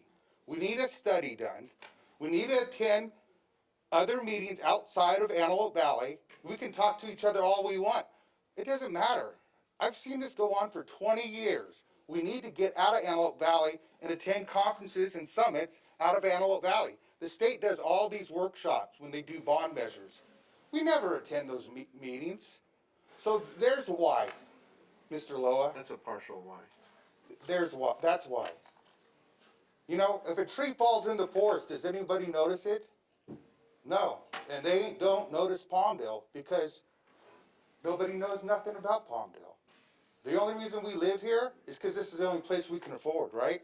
Or we all live in Newport Beach. Well, No, come on, please. I think this city could be a lot nicer. I lived here during the 70s and 80s. We had so much pride, American pride, space shuttle pride, aerospace pride. Nobody even knows this is known as Aerospace Valley if you're not in the loop. 30 seconds. I'm just saying, we can do a lot more than what we're doing now. And I'm not here to put nobody down or anything like that. I want you guys to succeed. I want this valley to succeed. But I always feel like we're 20 years behind everything because we do not participate. How can we get resources and funding if they don't even know we exist? Thank you, sir. City Clerk? Ruth Sanchez and Josh Bardot. Non-agenda item.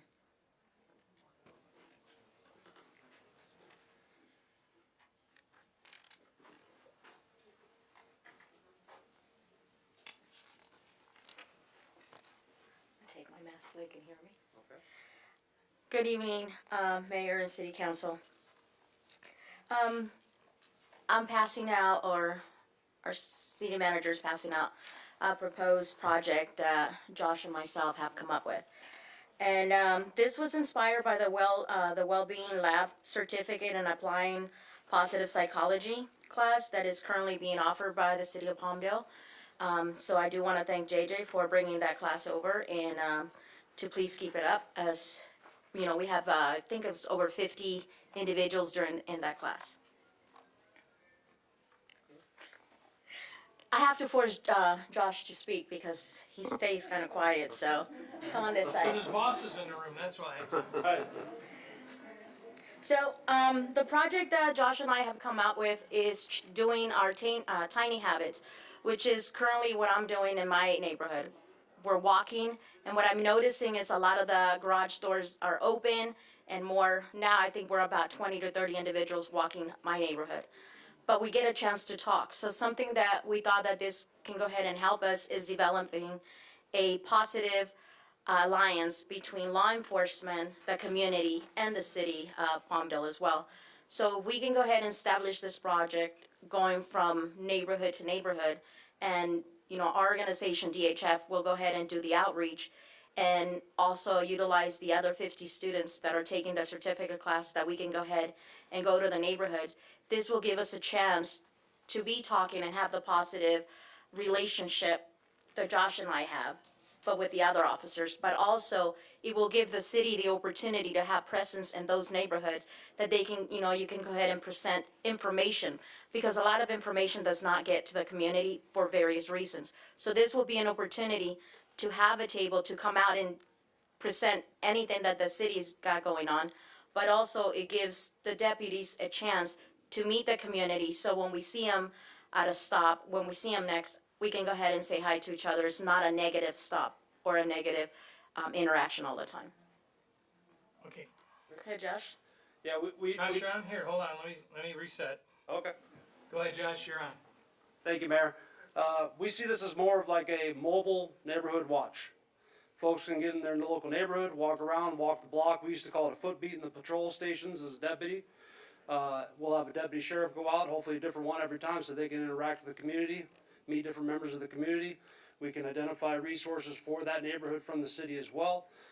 We see it as a low impact exercise that leads to a high impact for the city. So we're looking at it as a way to partner with the community. And this is kind of an example of how we can get together and communicate, come up with an idea from the community that comes to the sheriff's department or to the city. And the community, if you look at community policing in general, okay, that's all about the community policing the community. That's the biggest part of community policing, and we're big into that. Roof approached me about it. I think it's a great idea. Hopefully we can get some deputies to buy into it as well, and hopefully we'll get some information from the city and the community as we go along with it. Thank Thanks, you. Josh. So I think that that's great, because I try to walk different neighborhoods all the time, and it's and I try to do that whether or not it's election season or not, because you see a whole lot, and the staff and the Public Works Department knows every time I go walk a neighborhood, because I give them a list of things, So here's a pothole, here's a tree, here's a curb, and then and these are things that the community's bringing to our attention. They don't know who to go to sometimes. And that interaction, I know it's a big deal with our captain and his philosophy to have that community relation. So I appreciate you guys bringing this forward, and I'm interested in seeing where we can go. And don't wait for somebody to tell you go. Just tell us when you're going to be there, and somebody will be there. Well, I'm glad you say that, because we're actually requesting, we want to go ahead and have shirts with the sheriff logo as well as the city and the foundation. So we want to go ahead and have this shirt presented and given to the people that are going to be walking. Hopefully, it's too cold now for an ice cream truck, but we can definitely have some champurrado, hot cocoa. So we don't run out of time here. Can you get together with Mike and JJ, and somewhere along the line there's some place that we can do with that, okay? Right. I think Thank we can you. find something. And Mayor and Council, I just want to say they're two active members of the CAP class that you guys supported, and we would like to invite you. We have a day and a half next Friday and Saturday. So if either Friday or Saturday, we're all day Friday and then a half a day Saturday. So if you could be there maybe Saturday morning, so you can observe and you can see the interaction. We have 50 community participants actively giving up their time to focus on the well-being of our community. And each of these groups are going to pick projects, and this is the first one coming out of this group, that are going to impact the community. So kudos to Ruth, you and the lieutenant there to step up. Outstanding. Thank you very much. Selena Schofield. I'm sorry. Greetings. To dovetail off of what Ruth and Josh want to do, I think that's excellent. I believe in neighborhood watches, in policing our community. But I was watching a movie called The Best of Enemies, and I don't know if you're familiar with it, but they created like ad hoc committees, or they created charrettes. And what they did is they chose certain people, leaders in the community from different racial backgrounds, and brought them together to kind of spearhead different issues that were racial issues that were going on. And I think that we should do that. We could create a committee or committees where people could actually come to those particular people in leadership in the various districts, in the various communities around Palmdale, and they can, kind of act as a liaison to you guys, okay? But I was listening to Kasim Reed. He is the upcoming. He's running for mayor again in the city of Atlanta.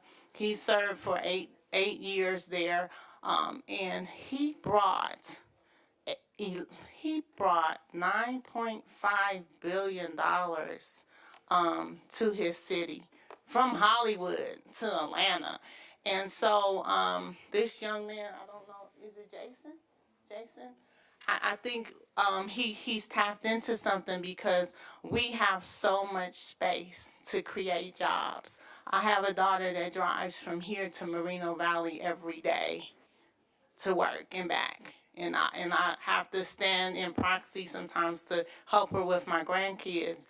And so we need to create jobs in our community, and we need to do it ASAP. And I think that if we can go out, like Jason said, and go outside of Palmdale to maybe connect and lobby and get monies and different people to come into our community, and we have the space. And as Jethro Elise says, he's running for the 36th State Assembly District. If you build it, they will come. And we got a few of those things going on right now. Yes, so sir. Let's Thank talk more. you. Thank you.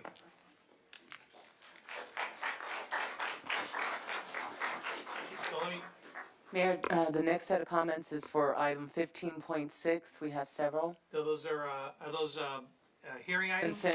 Consent Oh, calendar. Consent calendar items? Mhm. Okay, so 15.6, so go ahead and call them up. Teresa Menendez, Teresa Menendez. And then following that, Mickey Martinez, okay. Hello. Hi. Good evening. My name is Teresa, and I came out to encourage you to vote no on 15.6 and don't extend the state of an emergency. No need.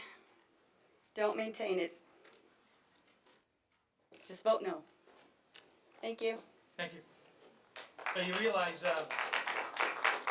Let's save it for the item, holy item if we're gonna, yeah, what's that? let's save it for the holy item if we're gonna have any discussion. Yeah. Maybe that's- So I'll tell you what, how many do we have on that, City Clerk?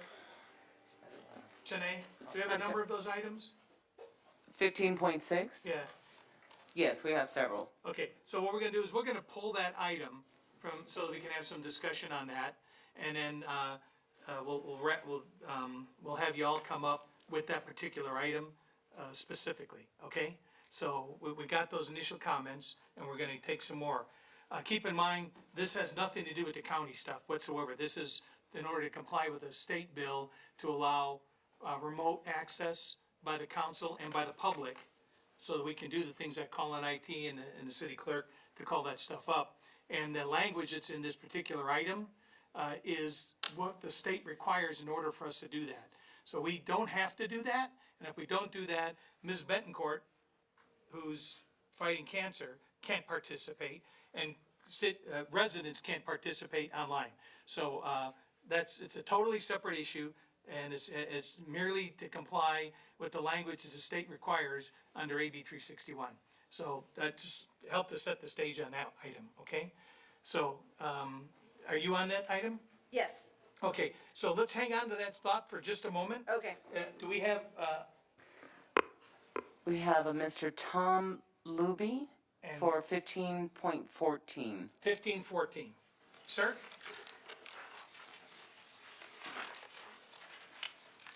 Speaking of what she was just talking about, building it and they will come. Good evening. I'm here to state, I'm Tom with MLC Constructors. We were a bidder on project number 813 for City of Palmdale. I'm here to state my opposition to the award to Dirk ENC. We protested them on the basis of having a subcontractor who's not currently registered with the DIR, and as of today, they're still not registered with the DIR. The California Labor Code says no contractor or subcontractor may be listed on a bid proposal for public works project unless registered with the Department of industrial relations. And as of today, they're still not registered, so I would ask that you don't award that project to Dirk ENC, and in doing so, you would knowingly be violating California law in doing so. Thanks, we'll get some feedback on that. Thank you, I sir. appreciate that, thank you. Thank you. All right, so, City Clerk? That's all I have at this time, Mayor. Everything else is for the public hearings. Okay, so we'll, I'm gonna ask that, so stand by. I'm gonna ask that, we pull, 1514 for an explanation. I'm gonna ask that, 15:06, and we'll get a report back from the, staff on that. Council member, any other items you wanna have pulled from the consent calendar? 15:2.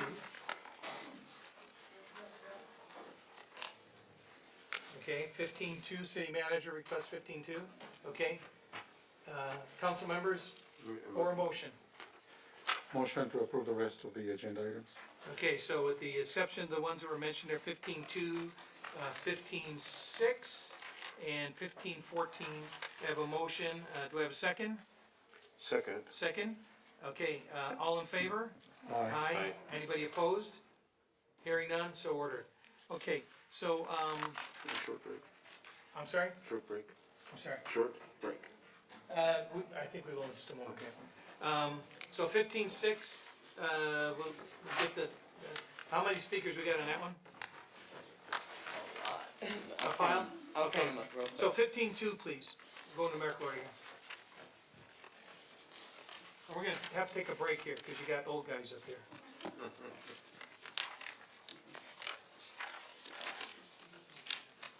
Got 17, Mayor, for Okay. 15:6. Good evening, Mayor and members of the City Council. Earlier this year, President Biden proclaimed June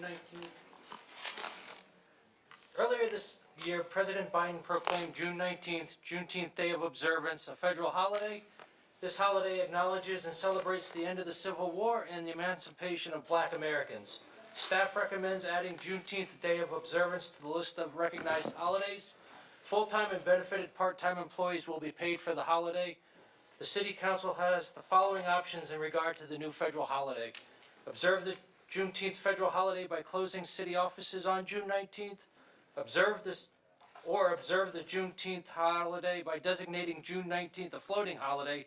The city offices will remain open on that date, and employees who have the option to work or they may observe the holiday. Employees who take the day off to observe the holiday will be paid. Employees who report to work will have their holiday hours added to their accrued leave bank for future use. Staff is available for any questions you may have. Thank you. Have we had feedback from the Employee Representative Association? No, this will be an added holiday, Right, so, they're not complaining about that. they're not gonna complain Okay, about that. I kinda figured They're that. not concerned about that. I had to ask, okay, all right. So, council, I get concerned, and we've expressed concern sometimes that, the perception that we're like, with the 4-day week, and even though, critical services continue to, continue to be worked on, and a lot of us spend a lot of time in here on Fridays because we have to. Do you have any preferences? I mean, I'd like to see this a floating holiday. If it's a federal holiday, I think it's a floating holiday, considering however we figure staffing assignments for those who wanna take it off. But I think that, providing that recognition, but allowing the employees to kinda make that decision and still maintain, adequate staffing would probably be a good way to go on that. Any other thoughts? Mr. Bishop, you got anything? Nope. Nope. Have we had any input from the community, on this? Perhaps, African-American organizations, anything like that? As to what they might prefer? No, sir. We have not, because we wanted to see what council's preference was. I think folks have got the opportunity if they want to take the day off, and as long as we shut down City Hall. Well, I think the significance goes beyond the employees taking a day off. I think the significance really is the importance of having essentially freed a whole section of the American population Right. after the Civil War. And I think that the community should have some input on this. I think it's more important than just employees taking a day off. I think it has significance way beyond that. If the community has a sense, and I mean, it doesn't mean that the community gives us input and we necessarily follow that, but we should listen to it. And if the sense is that it should be a Juneteenth day of observance and close the city offices, we should consider doing that. So I understand that there's financial issues involved. Look, I grew up in Texas.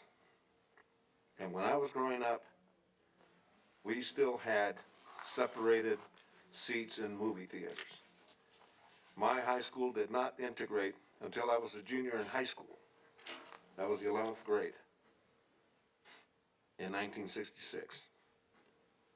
And this is still something that is tearing our nation apart. And perhaps we could do something that makes the healing a little better here in Palmdale. I think as a federal holiday, it would be best to approve the first option and keep the city offices closed. That's just kind of, I'd like to hear from the community if anyone would like to speak on it, but that's. We already If had that. that's your motion. We closed that. If you wanna do that, or if you wanna continue the item, see if we get any further input now that the community's here in that discussion. We can put it out on our social media and with the newspaper to ask for some additional feedback. We can bring it back in a couple weeks and see what feedback we do get. Sir, I would say, if you want us to bring it back, we can do that. Would you consider just having us bring back 10.1 and address then 10.2A and 2B, or two other items that aren't related to that? They have to do with Yes. leave and. Sure, yeah. We So can, do I have- we do I can have a- take that up right now, sure. Okay. So, I'll move to approve it with the exception of the determination on how we're gonna handle the holiday. It's gonna be a holiday, but we'll figure out how that does, and we'll continue that item until the next council meeting. All right, I'll go ahead and Well, can I say my thoughts on that? I think that the intention of this holiday is to make it a holiday, not make it up to cities to decide whether it be a floating holiday or not. I think that it would be, in my own personal opinion, disrespectful to not observe this as a day off. I think that was the intent on this holiday, because of the reasons that you mentioned, Mr. Loa. I would just like to make a substitute motion to go with option number 1, because again, to me, that was the intention of having this holiday. This 2022 happens to be Father's Day too. So we're gonna have Father's Day and Unit Day on Sunday, June 19th. That's my thought. I mean, I don't think it should be up to local jurisdictions to decide whether it becomes a floating holiday or not. I think it's the employee that will make that choice, but that's great. I'll second that. I think I'm fine with it either way. I think that's a very cogent argument. So I have a motion and a second. I'm fine with that. As a federal holiday, I think Yeah. that's the best thing to do. City Clerk, can you call for the vote on the entire item then with option that as expressed Option by? 1, yeah. Councilmember Petio, Yes. Councilmember Loa, Yes. Councilmember Bishop, Yes. and Mayor Hofflower. Yes. Okay, does that help? And pass. And that's, the whole item carries, and with that, that particular Juneteenth issue, it was the other option, okay? And I appreciate council taking up this. We're one of the first few communities in California to bring this forward to the council. So thanks staff for addressing it, and thank you for your support. Okay, so can we get an explanation, who's here that can, or JJ, do you want to address 1514 on the procedure? And I see Lynn. Lynn's coming up. They handle there was a issue brought up. I want to make sure that we're on track here, if we should award this or we can award. But this is about the Palmdale Film Stages, the old, what was it, Piggly Wiggly market, what was Safeway or? We called it the Apollo Tire Store. Yeah, but it was something so- before that though, I so don't if know you're what it really was old prior to timer, that. it's a grocery store, but that Art Deco building on Sierra Highway, just north of, Palmdale Boulevard, and we're converting that into a pre and post, production facility, staging area for the, Film industry. film and, video and music industry, because the zone's been extended, doing exactly what Jason said we ought to be doing, and we've actually surprisingly been doing it. So can you explain what the gentleman's concern is Yes. and where we're at? Yes. So, we received a bid protest after opening bids on this project from MLC. And basically, they're stating that, like they said, that one of the subcontractors listed is not shown correctly as a DIR registered vendor. What we've noticed is that the subcontractor is listed in the California License Board as a sole proprietor. They're listed in DIR as a corporation. So we've contacted them about that. They said that when they inputted their information into the DIR, it was a mistake to list them as a corporation. So currently, they are working with DIR to see if it can be changed. With that, the license number, the contractor's license number is the same. It is the same company. One is shown as a corporation, one is shown as a sole proprietor. It's owned by the same person. So we've sat and talked with city manager and city attorney, and we feel that it was maybe a minor technical error, and we still recommend approval on this project, and I'll defer to the city attorney and city manager for more information. Okay, city attorney, is there any reason, that was a fatal flaw, or is, again, is that a minor, issue that, as with typos can be? It's a communication I'd prefer to provide in confidence to the council. I'm sorry, it's a communication I prefer to provide in confidence to the council. Okay, all right. All right, city manager?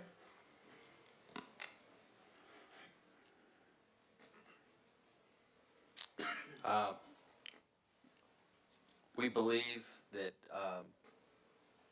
we're going to give direction to the awarded contractor, not the subcontractor, to have this rectified in the next 2 weeks or have a replacement subcontractor for that portion of the work that subcontractor would do if not. So they can start the work on the rest of the project. This is an electrical contractor. So the rest of the work can start getting done, and if the contractor doesn't have it, so staff spoke with the IR today. We have email traffic and communication from the subcontractor trying to get this rectified with the IR. So I believe we can move forward and have the sub try to have it fixed in 2 weeks. If not, the general contractor would have to bring a substitute, which is allowable. Subcontractor. Okay. All right, council, any particular comments or motion on this item? So there is the mechanism to make sure that they comply with being registered. And you're saying within 2 weeks? We think, I know staff has been working with them for about a week to try to get this rectified. But I don't want to hold the work up if they can't get it resolved in 2 weeks. That staff has been directed to go back to the general contractor and say, substitute one of your subs if they can't get their paperwork finished. Again, it's the same name. You're talking about sole proprietor or incorporated, same license number. We think it's a minor flaw. How do you feel about that, Mr. Bishop? I know this has been something that you've been pushing for. Yeah, I think this is a very important project. I just want to make sure we're doing what's right and we're following the law and that there is the procedure in place. Checking in 2 weeks to make sure that we are hiring the appropriate contractor and subcontractors. So I'll move to approve only if, we have the green light from our attorney, manager, and staff that says they're gonna make sure they're gonna do diligence and make Right. sure, And to the gentleman's comment, the subcontractor cannot do work until this is rectified. So during those 2 weeks, it's only the general can do work. That's what we're gonna direct, that there will be no work done by the subcontractor, so. So, can I, make a motion to approve under the circumstance that in 2 weeks we have this brought back to council for a report? We're getting a shake of the head over there by city attorney. Yes? Yeah, can we get a report back in 2 weeks then? With the outcome? Okay. Yeah, I think waiting is probably best, because if, I think the words were, if this issue is cleared up, but what if it doesn't get cleared up, then we have to find another subcontractor or let this out to bid again? The general would have to find the replacement. It's not up to us to find the replacement. So, and I don't know if that gentleman back there is a electrical contractor. What often on jobs, a contractor would come to us and ask to sub out one of their subcontractors. Maybe they're not performing right. So under this, we have the ability to do that. So, this is not the primary contractor. This is a subcontractor. We believe it's just an issue with DIR and what was checked off, paperwork. So if we approve the item and the subcontractor doesn't correct the issue, then it's still valid, and the contractor just simply has to find someone that does qualify for under Yes, sir. DIR rules. yes, sir. Okay, anything else? I have a motion, and do I have a second? I think the motion was conditioned, and I think that's why our city attorney was shaking his head over there. Well, that's why I think he changed it to getting a report back in 2 weeks on the progress. Is that correct? Is that your motion? Yes. I'll second the If it motion. hasn't been already. So, a motion to approve it with the direction that we get a report back at the next workshop, or, you know, whatever the next opportunity is. Threshold. Okay. All right? Okay, so you understand the motion? Yes. And that's your second, okay. Okay, city clerk, call for the vote, please. Councilmember Carrillo, Yes. Councilmember Loa, Yes. Councilmember Bishop, Yes. and Mayor Hoffbauer. Yes. Motion Motion carries. carries. Okay, we're gonna go to 15-6 here, but we're gonna take a quick break because we have to take a quick break, so. So give us about, maybe about 6 minutes here.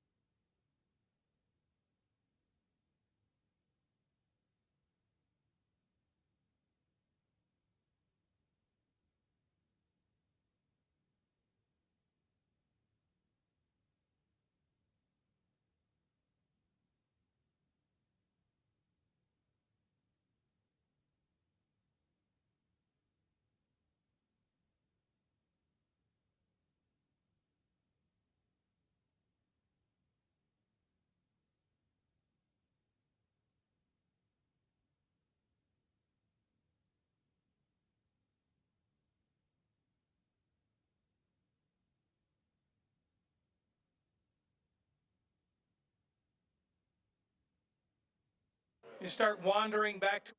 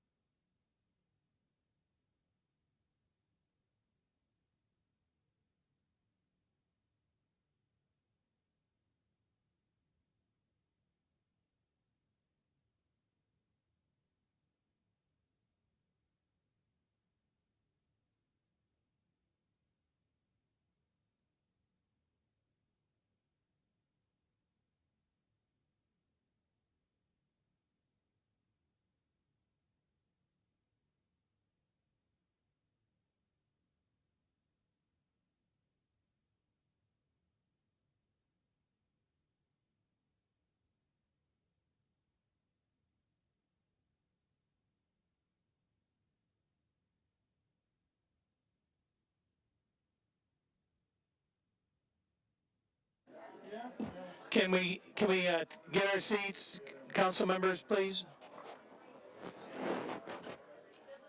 I hate doing this. Can I get this show back on the road here? All right, we got a quorum here. City clerk, we had some discussion. Folks wanted to talk. Attorney, city manager are not here. Oh, where'd they go? I believe they're still on. Okay. Personal privilege. Personal privilege. All right, we're almost ready, so stand by.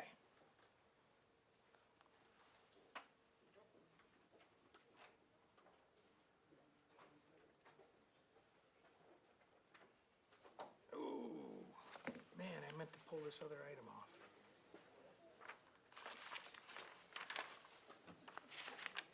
Doggone it. Yeah, rookie coffee now. You want some? Have a hard time keeping that.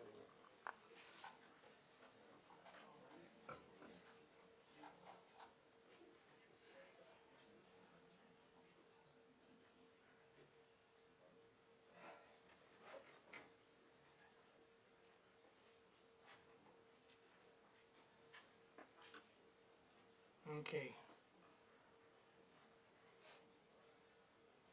Somebody, can somebody check on our stragglers? I saw Mr. Murphy right before I came back, and he said he'll be right out.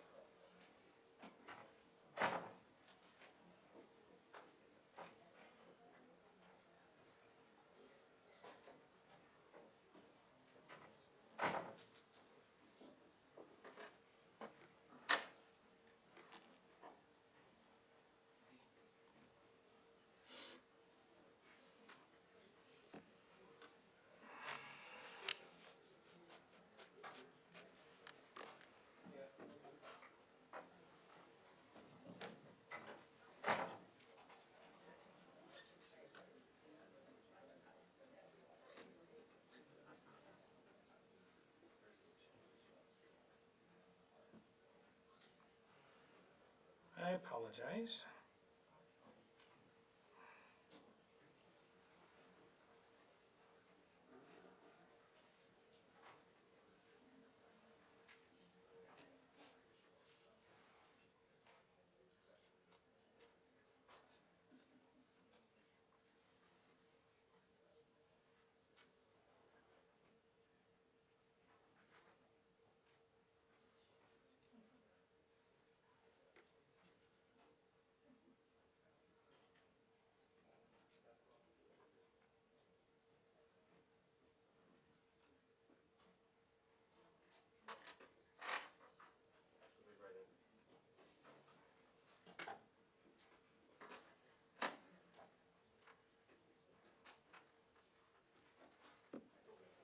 Huh?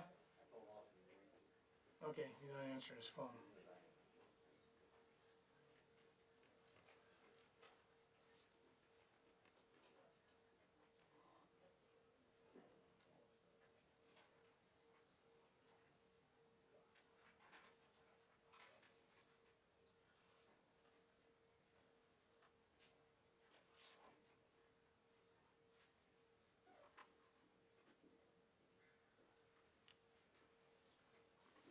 IT, you got anybody waiting? Well, at least the Braves won the World Series, right? That's a bit of good news. No one is waiting right now. We'll get the, I'll make the statement again, and then we'll let the testimony, we'll have them address it.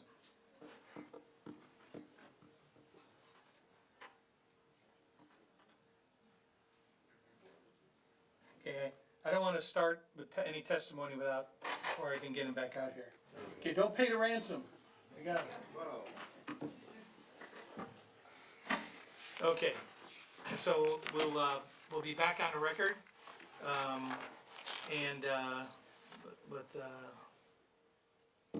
Should we receive the public comments after we get a report from staff on this? so I think, well, this way they can address whatever questions they might have then, right? That's Yeah, I all, mean, that at was least, just my thought. so that the issues are clear as to what's really the substance of this. Okay, we can do that. So 15.6 is being pulled. We're gonna have a significant amount of public testimony, I'm guessing. Perhaps you can help clarify and narrow the item here and clarify it. I made a statement earlier that this is completely apart and separate from the county's issues, and this is state language that's required in order for us to continue the remote meetings, allow members like Ms. Betancourt, who's currently can't be around a lot of public because of her medical conditions, and when one of us gets stuck en route back from another meeting, that we can still participate.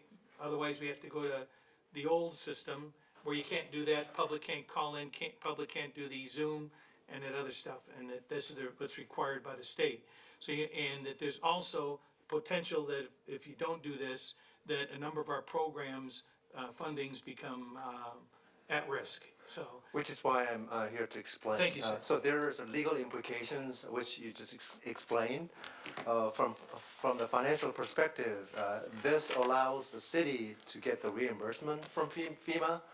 So if we don't have the system with this proclamation of local emergency, we wouldn't be able to file any claim for the reimbursement with the FEMA. So there's a significant impact if we don't have this in place. So do we know what that's been for us? Yeah, we've been renewing this every 60 days. Right. So we have to continue to do this until the emergency is expired. All right, as defined by the state. And with AB 361, that's changed that from 60 days down to 30 days now. Yeah. Okay, all right. And do we know what kind of funding resources? You know, I know that we've done very well with being able to support a number of projects, community-based things. We're looking at instituting the funding for the ride-alongs for the sheriff, with the clergy. We have some mental health and alcohol and drug assistance programs and things of this nature that all play into the mental health aspect of it. So what are we talking about that do we have a number from that we, so that just to kind of put that in perspective? So far, the city has received funding from two different programs from Fed. One is CARE Act funding, which is $1.9 million. And then the other piece is American Rescue Plan, is commonly known as ARPA, which is 34 million and some changes. So those are the programs available to the city, and if there are any shortfall and additional funding is needed, then FEMA is a backfill. So it's so 1, 2, 3 in the order of CARE Act funding and ARPA and then FEMA. So if we don't have this in place, then let's say we have a shortfall of $500,000 in a certain program, and $1 million could be the $500,000 to $1 million shortfall, then we would not have any place to go to. So this particular local emergency definitely keeps us have that option available in case we don't have enough funding to support the communities and all the programs that we have using those federal funds. The restaurant support and all those other things are all funded through that as well, right? Yes. Okay. Yes, sir. And who can speak to, I know I can because I worked real hard with the author on this particular part of it, but the aspect of being able to do the remote meetings and things like that. Mr. Murphy, can you address that, or? I believe, the attorney can. Oh, okay. Yeah, Happy to, thank you. So the passing of this continued proclamation allows us to comply with the new laws set forth by the governor that allow us to conduct the meetings remotely. And so the consideration being is that it does provide greater access to individuals to participate in the public process because they can do it both in person or remotely. But we can only do that contingent upon continuing in the state of emergency, the declared state of emergency, so that we're compliant with the governor's, well, rather the new state law that allows us to do so. Right. Okay. All right, so I hope that helps frame it. Okay. Let's try to keep the discussion. I have a couple of questions. Oh, go ahead, sir. So, first of all, there may be some concern about this thing and getting many people in the community worried about this. On the language that is in the discussion that says that resulting from coronavirus disease 2019, resolution number CC 2020-048, and authorizing the Director of Emergency Services to continue to take appropriate measures to protect the public health, safety, and welfare, and obtain an emergency aid from other agencies. In this matter that's before us, does the appropriate measures to protect the public health involve requiring vaccines or requiring masks or any other such imposition on individual freedom? I think the city manager can answer that better, but this is only, as far as the financial implication, I can only speak to the financial I understand. impact. I'm talking about overall. Right. Whether these emergency measures, appropriate measures, involve mandating vaccinations or mandating the use of masks. Councilman Lowe, what I would say is I've been through, I now believe this is 7 FEMA declared disasters. You do not get the funding. Okay. That's I mean, does it on the involve funding those two issue, things? but Does it for involve mask, that? for mask and the vaccine, I believe that myself and the mayor have been staunch that we are not changing our employee policy to require our employees to take the vaccine. We've been out front with that. We've supported local businesses who've asked us about that. Why we fall under the county public health, I know that the mayor and the city attorney are trying to work on some language to bring something forward, but we've been staunch that we're not requiring a vaccine. And we're not enforcing the county stuff on businesses and agencies. And we've had many meetings, right? And when I meet with members of the public, if they're comfortable taking the mask off, that's fine. And I do the same, right? We're trying to take a common sense approach. There's a health crisis out there, right? Got it, but. So my question is, does this language authorizing the Director of Emergency Services to continue to take appropriate measures to protect the public health, etc., include requiring masks and vaccinations? Does that implicate that situation? Is that included in it? Perhaps the city attorney can answer that. Happy to, Councilmember Loa.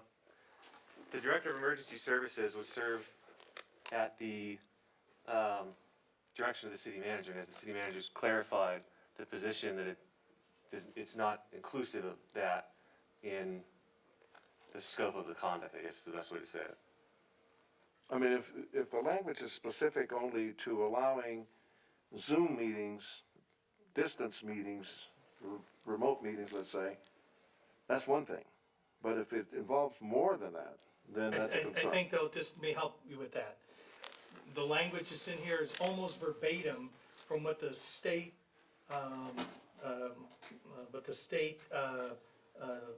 what was signed in and is included in there and is included in the legislative record about what they require for us to have in there. So I don't like it. I think the majority of it stinks, but I'm concerned about counting people out of the meetings, telling the public they can't zoom in, and telling council members, if you're stuck on a road, you're out of luck, you can't even call in. So that language is just, it's you either do it or you don't do it, and type of a deal. It's a take it or leave it. Yeah, so so I guess what you're saying is that the appropriate measures to protect the public health could include mandates involving masks and vaccination. But it could, but So I think that we made our. in other words, in order to continue having remote meetings, we have to accept, I don't think it these says other that. measures. Doesn't say that. Councilman Lowe, what I would say is, if we followed by the strict guidelines, we would not be able to have people in here without wearing masks. I understand. Okay, so we have shown flexibility, and I hope people appreciate that, but we also are using mirrored language from when it started. I mean, we have a duty to protect. We do not intend to bring any more restrictive rules. Or do any of the county's enforcement. Yeah. Right. So, So essentially if this involves those types of measures, we would, because we're allowing people not to wear masks and we're not requiring people to be vaccinated, we might be in violation of state law? The state dropped that. These mandates are strictly from the county now. The state dropped those mandates. Okay, so I'm just trying to get an answer, Yeah. so. right, I just don't want to sit here and comment further. Like, we're not bringing any other mandates. We're not following the letter of the law from the county. But I don't want to come up here and say what laws I may be violating by not doing some of these things, so. Well, I understand your Put up with a concern. white van out front. I understand that. We're trying to take a You know, common sense approach. If the mayor is saying that it doesn't involve those other things and it's strictly limited to attending meetings remotely, then I think that's fine. But if it does involve these other things, then it's a concern. Well, the issue is that we're like the restaurant down the street or the supermarket up the road. We're subject to what the counties do until we can figure this something out here. We're an entity just like anybody else that's out there, and health department can deal with us just like they deal with, any of these restaurants that they want to write notices and stuff too. I think the city manager made it pretty clear that we're not out there. We're encouraging people to follow the rules, but we're not going to sit here and we're not going to be the county's mask police. Right. We've repeatedly said that we're not the mask marshals and we're not the vaccine czars and troops. Right. So I think that's pretty clear. And I think that direction's been given to the city manager by all of us individually and collectively, and I think would be unwise if we vary from that. Right.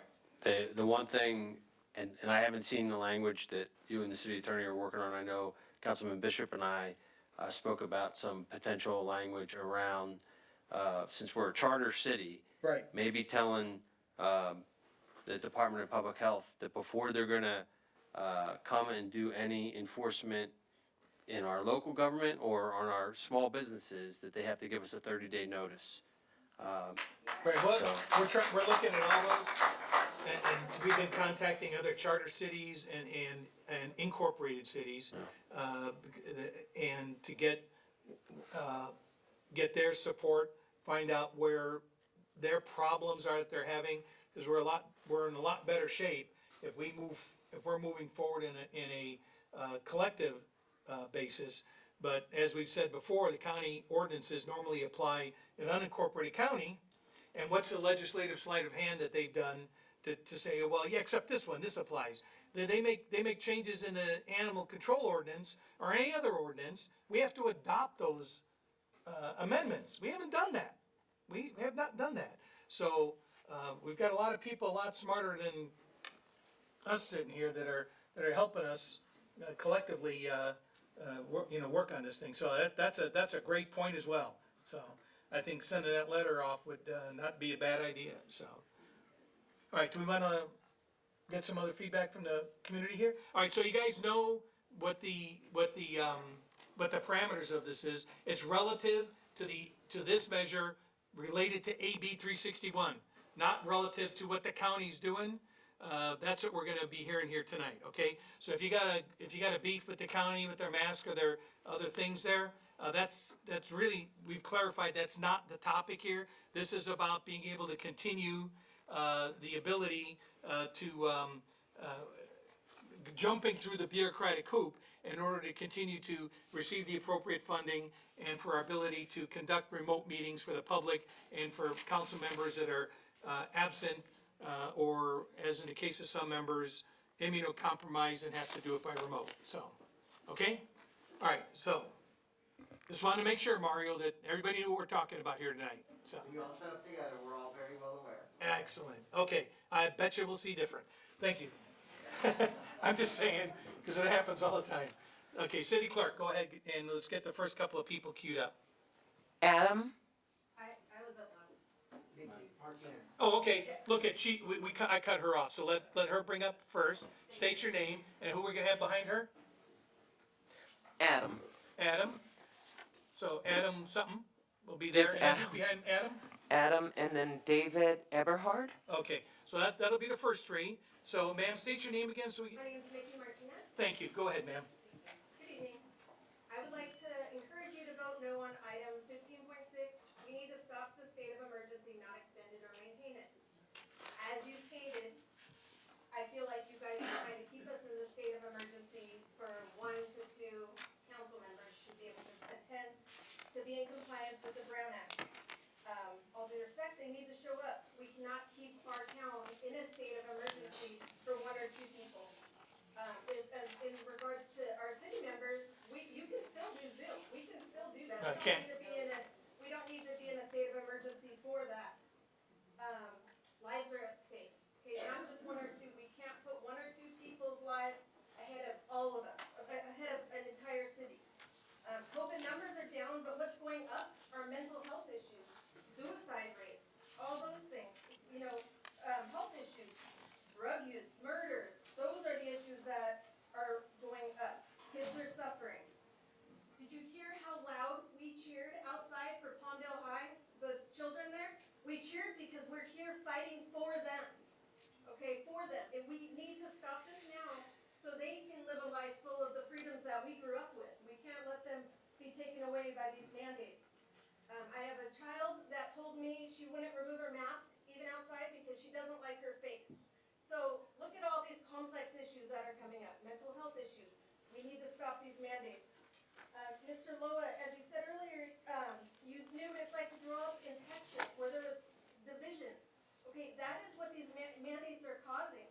Already, you said that you're not enforcing the masks in here, but I was approached by somebody trying to get a mask on me. They're obligated Now to. I have They're obligated to ask. funny feelings about that, and she probably has funny feelings about me because I didn't put my mask on, and that shouldn't be, and that brings division to our community, and that's just not okay.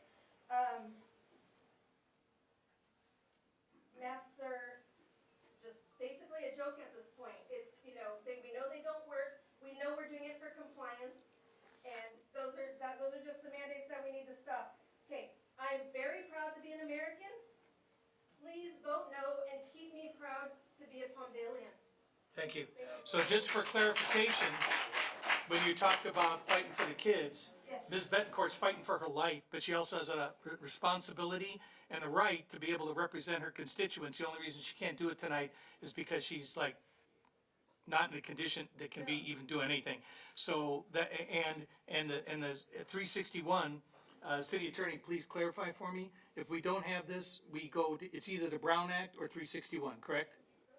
That's correct. Okay, so we can't do it, so. And I understand that, and me and my people, we've been praying for Miss Yeah. Betancourt a lot. Okay. But again, that's one person. You have a whole community that you need to look after. Right.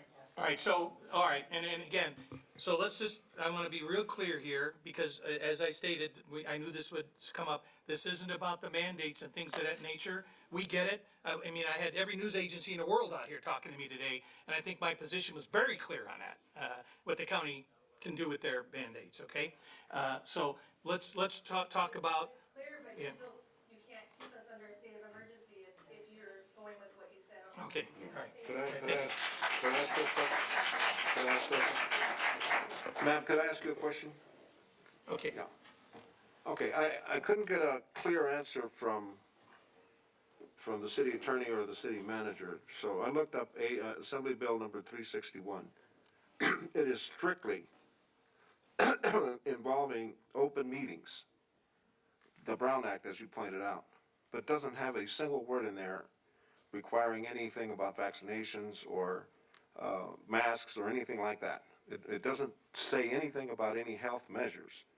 All it talks about is the rules involving open meetings and how you post them and agendize them and so on. That's what it refers to. And so there's a lot at stake in the balance of how we deal with this. Because we're talking about a lot of money, and we're talking about the ability of people, not just the council members, but the public, to access these meetings who are not able to come in person. So I had a concern, and I hadn't looked at this bill until now, and thank goodness that we have these smartphones, right? Because the answer is there to my question, and the question was, is there anything here that implicates or requires any health provisions such as masks or vaccinations? So I'm satisfied that it's strictly involving that. And since that's the case, then what we don't want to do is jeopardize funding, and we don't want to jeopardize access to our meetings. So that's my question. Does that change your mind at all? Here, Thank you for that. can It does give me perspective, however. Can I jump in here? Our lives are more important than money, and Excuse- it might be that she might need to step down at this point to get us past this. Okay, Yeah, well, we're gonna, but that's ours and her decision, so he's gonna cut us off because we're getting into a dialogue here, so, yeah. I just I wanna- appreciate the fact that we were able to get a little clarification there, so, next speaker, please, sir. Come on up. Thanks for being here. Thanks for having me. All right, so I think it's about money. I get it, but I don't agree with it. I've been here my whole life. My wife was born here. She now works at the hospital she was born at. For now, until she gets fired. I think that if we end the state of emergency, we can work around and figure out a different way to make it legal, whatever you call it, to have a Zoom meeting for the public, for people that are sick, that can still be a part of this. It's ridiculous that you have to have a state of emergency to have a Zoom meeting. You're saying exactly what I was saying to the bill author, so, So that's stupid. yeah, no, I said that too. That's stupid. Sorry, I've never done this before. You're doing good. Yeah, well, I've tried. Also, we talk about money. Well, if we keep people in fear and not give them free choice, how many businesses have already left? I'm a business owner. I can already tell you I've lost so many customers this year. They're gone. They're leaving, going to states that are doing this. Right. And I know you aren't in control of the state, but we can still fight. And we can still stand up against all this. If we don't, we're just gonna leave. Talk about money. How much money is the city gonna lose if all the businesses are gone and if all the people are gone? Most of the people, or a lot of people, that's probably a lot more money than the chunk change the county's gonna say. And maybe we'll set a precedence that, hey, we said no more, we meant it. Let's find a different way to communicate with these meetings with the public and sick people. That's doable, I get it. all right? All right. So, just to make sure you understand, state law gives you, it's a A or B. So if you don't abide by AB 361, your alternative is the Brown Act. The Brown Act provisions state that you have to post a meeting, so in the case of, Ms. Betancourt, she'd have to have somebody, today, would have to have somebody, open her hospital room door and allow people to come in. and that's not practical. So, you know, you gotta talk to the hospital about that, okay? But that's the way, that's what the law says. You can zoom in, and the public, if we don't do the AB 361, there's no public testimony online and this other thing. It's a one-way deal, they can look at it online, and the internet service stinks and. Mr. Mayor, I'm gonna do it again. Okay. Let's just receive the comment, and then we'll have the discussion. Okay, so, yeah, no, I get it, believe me, I've been in the author's office. You guys have no idea how bad this, the original version of this bill was, so. Hi, state your name, Desui. David Everhart. Thank you, David. Thank you. Yep. For having me. Had a speech, but this is going a different way. So, I oppose you passing 15.6. The reason why is, how can you effectively fight this battle with the county, and yet you still declare an emergency? It's counterproductive. Antelope Valley Hospital, 24 people admitted, 3 incubated, 3 in ICU. How can we declare that this is an emergency? We're lying. We know who the Prince of Lies is, right? Yeah. So why are we gonna continue to lie? For money? Are we on welfare? No. We are a city, we can stand on our own. We don't need to continue to pass a law. Okay? You know, I fought the pretty well war. I fought for our freedoms. And we don't need to give up those freedoms by declaring, I'm sorry, political emergencies. And so let's stop that. Stand up. I loved your story about Texas. I'm gonna, go off the subject a little bit. Mandates separate people. Yeah, they do. I know. So pass our ordinance that we propose. We got 2 attorneys and a bunch of council members working on it, man, trust me, so. All right, thanks. Yeah, you should have seen the original version of that, Bill. You would have really loved that. Okay, Amanda Palmer, Amanda Palmer, and then next, Mario Presence, Mario. and Mikey. Mikey? Mikey? Mikey. Okay, so those are our 3. Hi. Hello, Mayor Hoffbauer and City Council members, Betancourt, Bishop, Carrillo, and my district representative, Rolo. My name is Amanda Palmer. I would like to speak to agenda item 15.6 regarding the city of Palmdale continue the proclamation of the local emergency resulting from COVID-19. I am opposed to this proclamation because every time I hear the word state of emergency, it goes with mandates. And they go hand in hand. It takes away from people's rights. Before you vote on this, I want you to consider that just because we say we are in a state of emergency, it does not mean we are in a state of emergency. The whole situation that the governor has put us in reminds me of a hypochondriac. We are sick because we keep saying we are sick. We are putting this on ourselves. Merriam-Webster defines an emergency as an unexpected and unusually dangerous situation that calls for immediate action.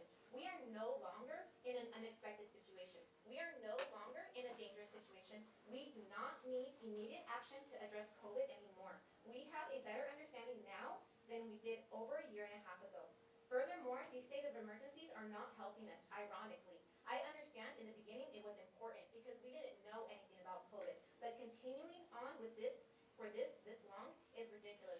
We should not be sacrificing our freedoms and rights to money, to get money. Freedom is not free. It has been paid with more than just money. People have fought and died for our freedoms, not so that we can just give it away for some money. That's just wrong. The irony is that these declarations are supposed to help, but from my own observations, and not from the narrative of the state-controlled media that they are putting out there, these proclamations are hurting us. As a teacher, I can see firsthand how not COVID, but emergency mandates have hurt our youth. Due to the power that our governor had, he shut down the schools. Last year, my 8th graders never had the opportunity to return to school, and it hurt them academically, emotionally, psychologically, and socially. These proclamations have been devastating. Tell me why. Why did our children have to suffer to save our society? Why would we ask our children to make the sacrifice? Before COVID, I never had a student that had a 0.0 GPA, never. But last year, I had several in each class. Usually, grades are indicators of emotional and mental health. Last year, I had the most students in my teaching career tell me that they wanted to kill themselves. Why is this not considered an emergency? Because the state of emergency is what caused it. And which students did this impact the most? Children of poverty. Today, my lesson for my students just happened to be about a Pakistani girl who got shot in the face for speaking up for her right to education.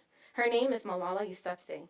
In an interview, she was asked, "Why do you love education?" She responded with, "We are human beings, and this is the part of human nature that we don't learn the importance of something until it's snatched from our hands." Thank you. Let's fight for our freedoms right now before we are completely stripped of them. Let's end this state of emergency that is doing more harm than good. Please do not sacrifice our freedoms for a few dollars. Thank you. Thank you so much.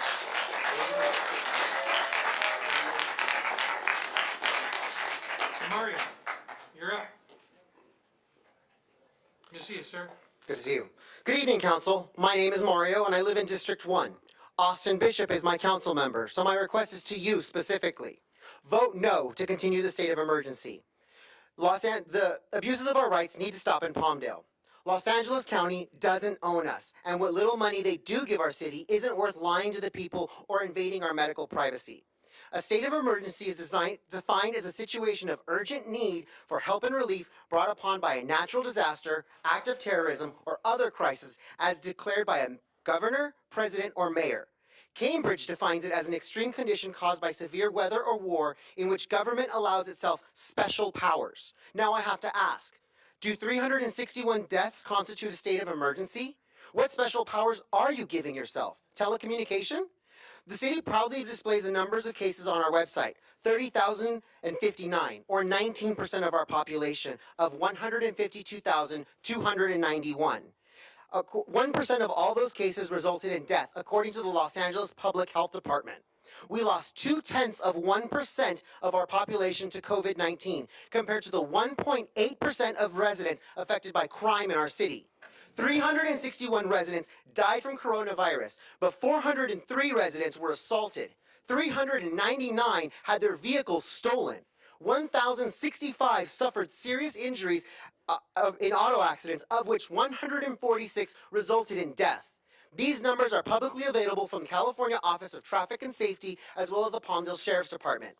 Do 361 deaths out of 30,000 infections mean that we must force additional testing for unvaccinated individuals, even though studies have proved that unvaccinated individuals who have contracted coronavirus and recovered have more immunity and longer-lasting protections than unvaccinated individuals? If that's the case, then we should immediately put up driver checkpoints across the city and have additional deputies posted around town. Thanks to a feckless district attorney, crime has been given the green light, so 661 violent crimes that happened in our city are expected to increase this year. Last session, the council ignored our request for a city ordinance banning mandatory testing and vaccinations within our city limits. Instead, you discussed options and gave us false hope. Yet you happily spent $150,000 to decorate the auto mall for the holidays. With what? Anticipated COVID money? You're voting to continue the state of emergency to fund homeless projects or anything outside the grant's purview. We will find out. Draw a line in the sand and say no. This is not a state of emergency. We've always stood apart from Los Angeles, and we call it so. Down below. We're not better than Los Angeles because when I travel, I say I'm from the best part of Los Angeles. Very few people know where Palmdale is, but when you rise above, you stand apart, and everyone knows your name. Austin, are you a bishop moved by the people, or are you a pawn moved by the county? Thank you, Mario.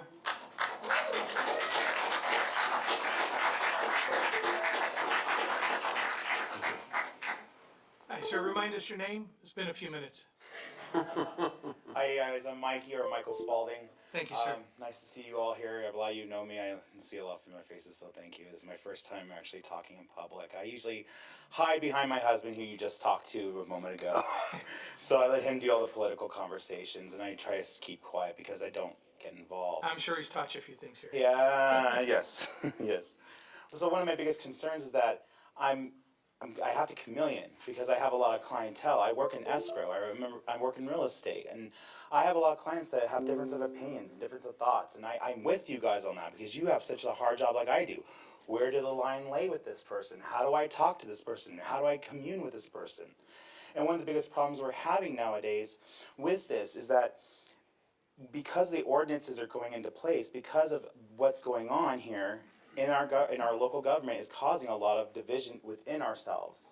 We have to learn to stand up for what we're willing to die for, and I'm willing to die for this. We need to stop doing this stupid, I can't even define it anymore, this silly, like, hold on, I'm sorry guys.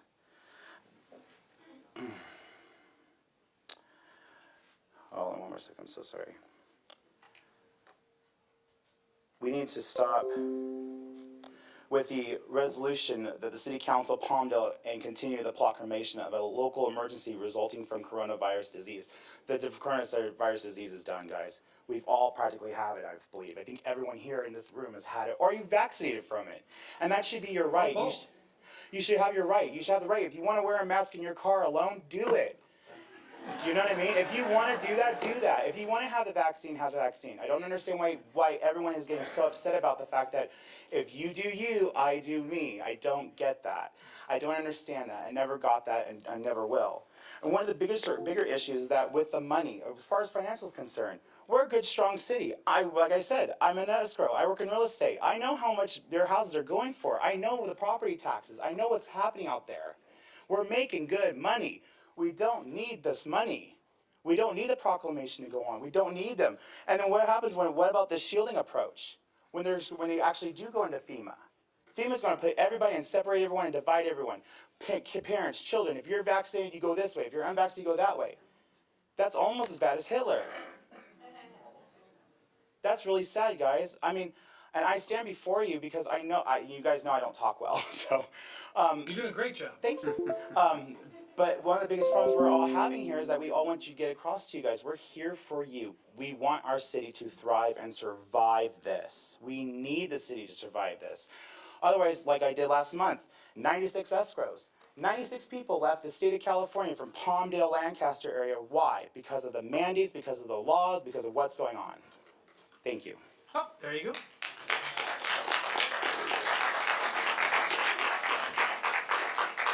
It's not that hard. You did great. Did great. Okay, who we got? David A., Michelle Hart, Yule Gorgeous. Yul Vargas. Yeah, we got you covered, Yul. We get it. You've corrected us. I like that. You're gorgeous. Yul Gorgeous, yeah. Okay, David. Yeah, my name's David. I just want to thank you, Mr. Mayor, for taking this off the consent agenda. If it weren't for 15, 17 citizens seeing that emergency proclamation was being extended without really discussion or vote, this discussion would not have happened tonight. So I'm really grateful for our community for paying attention to what's happening in their city. And if it is an emergency, this is something that needs to be discussed on its own agenda item, not just voted on consent without discussion. So I thank you for moving this so that our community can learn, so that we can have a discussion, so we know that we already have money from federal money, and we're just worried about if we fall short. Those are the words I had. So emergency orders, remove accountability. They exist to escape the normal rule of law. And so if we remove an emergency order, you may have to budget better. Understandable. But the emergency is over, and I'm just really proud of my community for coming out and paying attention. So thank you for the discussion. Thank you very much.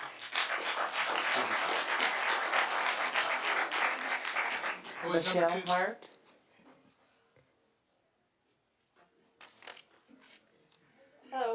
I'm Michelle Hart. I don't even reside in Palmdale. I live in Lancaster, and I It's okay. do have a lot of business in Palmdale, personal restaurants, shopping, that kind of thing.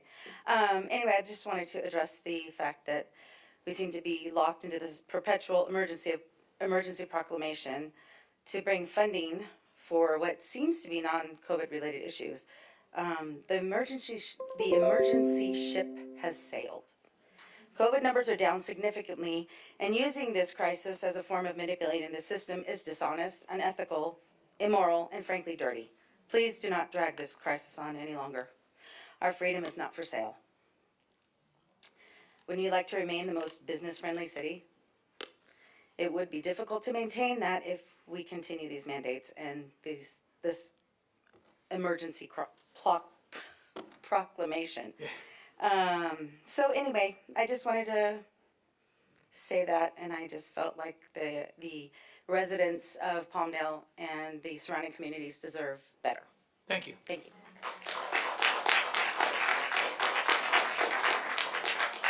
Yule Gorgeous. Say no more. Nice hat. I do this out of respect for the chamber Yeah, I and get for you. I wear this mask because we do the same thing in Walmart. I don't want to get into discussions and arguments. And when I go in the Outback and I see poor waiters and bartenders, they all have to wear it, but everybody's sitting, laughing and eating, and that's when I know it's such a ridiculous thing. Now, go ahead and accept the money emergency if it's only concerning about meetings or Zoom meetings. But please do not accept it if they say you're going to have to mandate the vaccines and the masks, especially in our schools. I really appreciate it. By the way, I know you're between a rock and a hard place. I really appreciate your position. And I want to congratulate you, Mayor. I had several calls today from AM 670 Radio Los Angeles, Iranian TV. They all heard you. They said, City of Palmdale is showing guts to stand up to Los Angeles County. Everybody is proud of you. Thank you so much for that. It burned my day up, trust me. That's what we get the big bucks for, though. Okay, not. City Clerk. I believe I have Amir Santos. It might be Amina. Abraham Salcedo. Mark Napolitano. Hello. Hi. Good evening, Council. My name is Amory Santos, and I have been a Palmdale resident for over 31 years. I'm here to encourage you this evening to vote no on agenda number 15.6. In my opinion, if we were in a true state of emergency, this room wouldn't have been jam-packed with a bunch of people and all of our masks halfway off. So I would just ask you to please consider that, and thank you for your time. Thanks. Well said. Who was the next one? Abraham And then following Salcedo. Abraham? Hi, sir. Welcome. Hello. I live in District 2. My name's Abraham. You're my neighbor out, Yes, sir. out in that area. But I come here to address you guys today regarding this agenda item. We need to stop this whole public health emergency in Palmdale. From what I see, I work out here in the Antelope Valley. I work for a communications company. I've been going around to people's homes for the last year and a half, 2 years, and I've been able to go to work, not a problem, never called out sick. You know, this whole emergency that's happening all around us is insignificant compared to the damage that we're creating for the future generations with financially and, with businesses and all that. By accepting federal and state funds under the public health emergency, you are disregarding your constituents of Palmdale. You are disregarding those whose jobs and livelihoods are being threatened or have already been affected by some of the mandates that go with this whole public health emergency. I heard from some people that, some responses that Mayor Hoffbauer, that these resources are being used for mental health, homeless, rent relief, and some faith-based community counselors for domestic abuse. All of these items are don't seem to me like they're COVID related. You know, we also talked, you guys talked about the public health emergency is needed in order to continue council meetings via Zoom. With all due respect to everyone, you're holding our city captive in order to have all the representatives make this meeting. You know, none of these items appear to, you know, to me that have anything to do with COVID. I believe that you are all in this place at this time truly to make a positive change in our city. I pray that all you have the courage to do what's right. I pray that you will all reevaluate why you decided to run for the positions that you guys are all in right now. I believe you wanted to make a change, and the opportunity is right here, right now.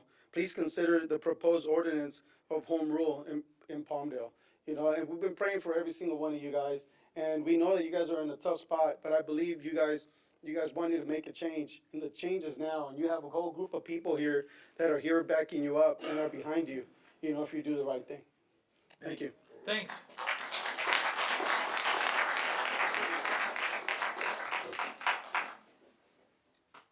Good evening, council. Hi. My name is Mark Napolitano. I've been a resident of Palmdale for 34 years, and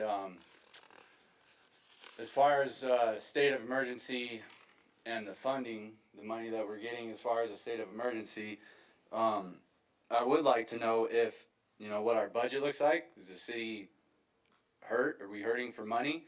As far as money being brought in because of a state of emergency,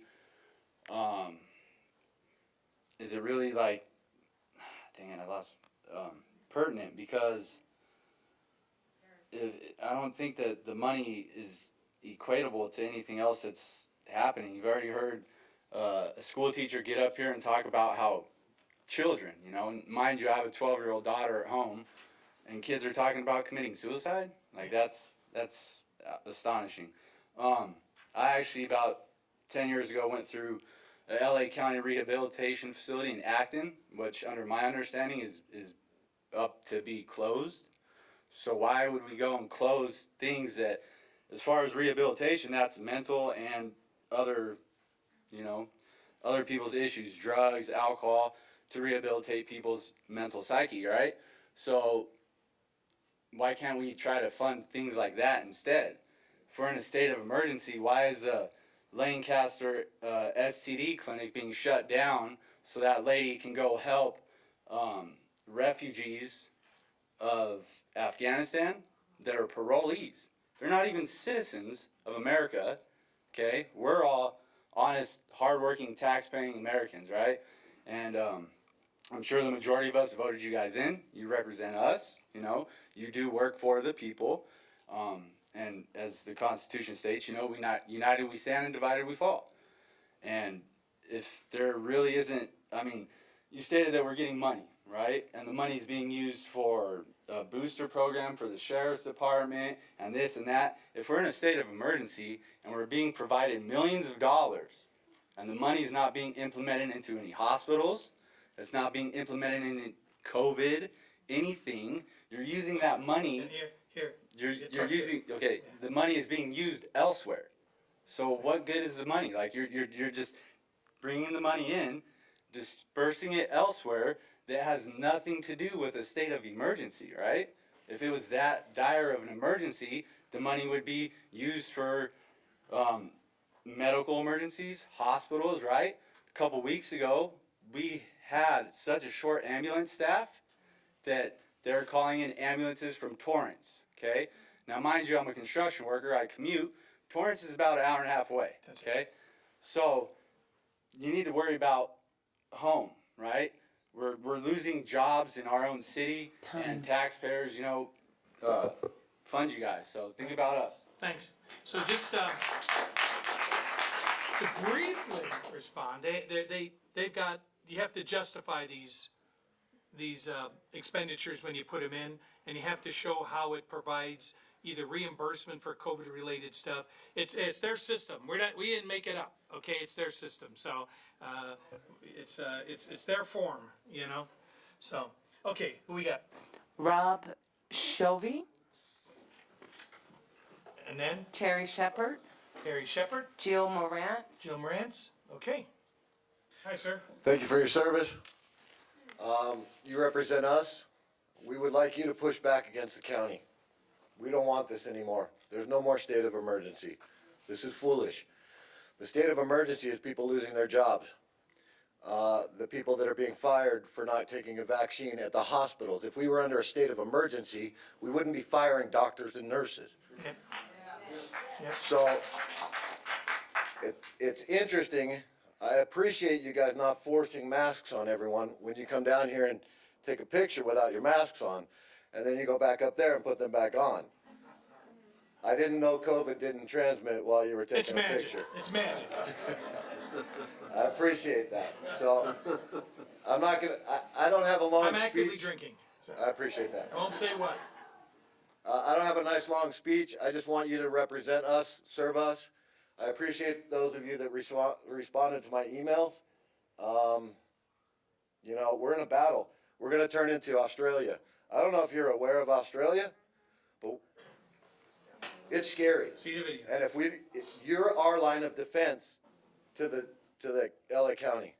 So please represent us. Thank you for your service. Thank you, sir.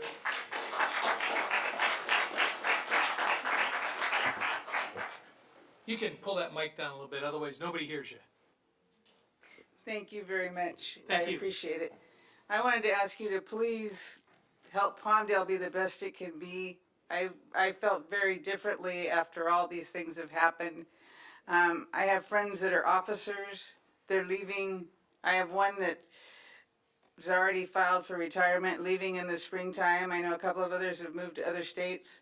I've got 8 or 9 people from my street that has moved to go other places because they don't like what's happening. I was a school teacher. My friends' children not happy with what's going on. The freer we can keep Palmdale, the better a city it will be, the happier people will be. They can live their life. And people are smart enough. If your health says you need to wear a mask, a virus escaped from a level 4 place and a little mask is going to stop it? Yeah, I doubt it. Good point. If you need the vaccine, you should have that choice. But it shouldn't be forced, so officers are leaving when we need protection from crime in the city. People are sick, we shouldn't have nurses leaving. Keep Palmdale free. It shouldn't be political, it should be about freedom and making this a city where people want to live and not want to move away and leave. I think the whole state people are wanting to leave, but I ask you to please help keep Palmdale as free as possible. Thank you, ma'am.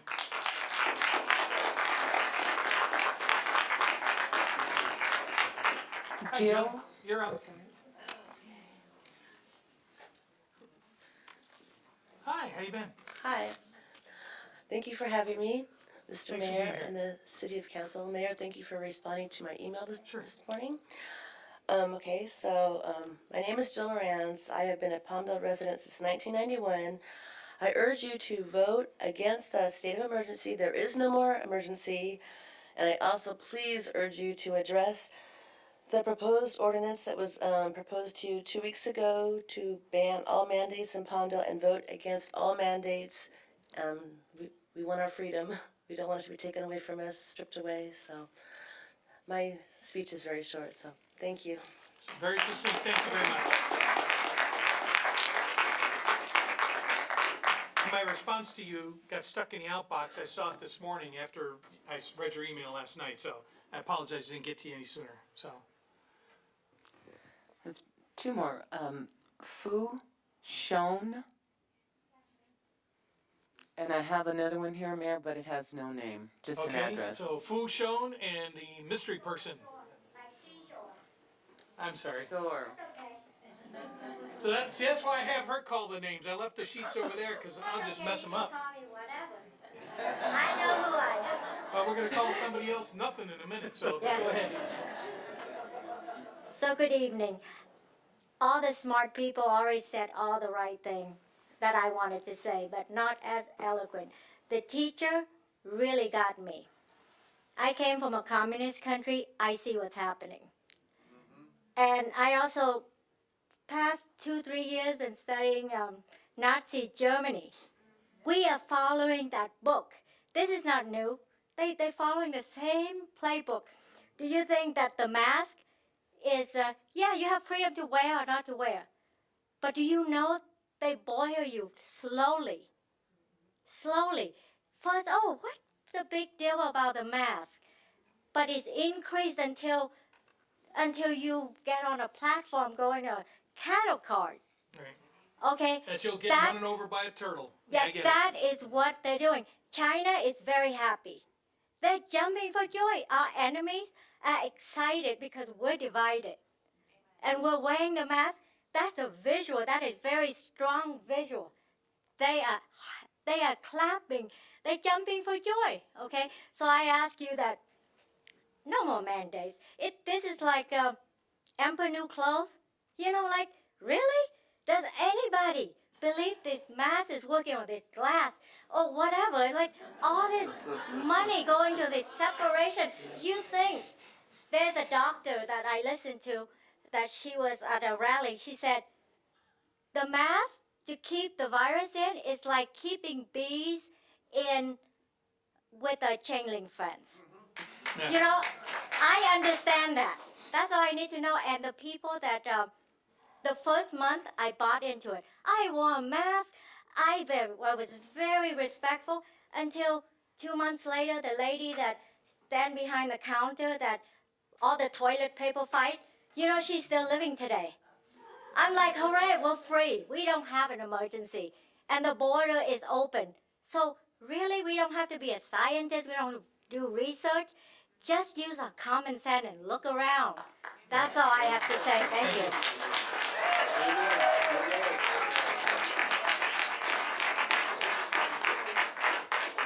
You're the no name. I'm the no name, okay? Yep. I'm gonna try and keep this really short. I understand that the projects that you guys are talking about are important projects. But the fact is, in order to get funding for those projects, we have to lie. We have to lie and say we are in a state of an emergency and our numbers do not support that. They say all it takes for evil to prevail is for good men to do nothing. I want to know where has a lie ever been blessed? I'm not saying that we don't need to get money for those things, but not under false pretenses. I mean, isn't that how we got all the built up fraud from the unemployment?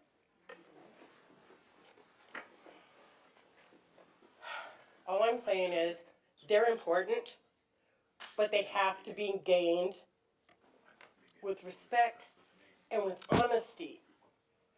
And I would hope that you guys would speak out in that honesty with that respect. If you don't, how do we hold our heads up? And I get that you're saying you want to build this up so people can come, but you're telling everybody we're still in a state of emergency. Why would they come here when everybody else is telling them they're not in emergency? Have a blessed night, and I hope you do the right thing. Thank you very much.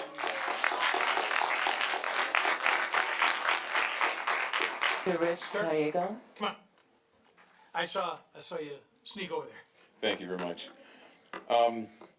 First of all, I understand the difficult situation that all of you are in, okay? So please don't, think that I'm trying to be disrespectful. I'm not.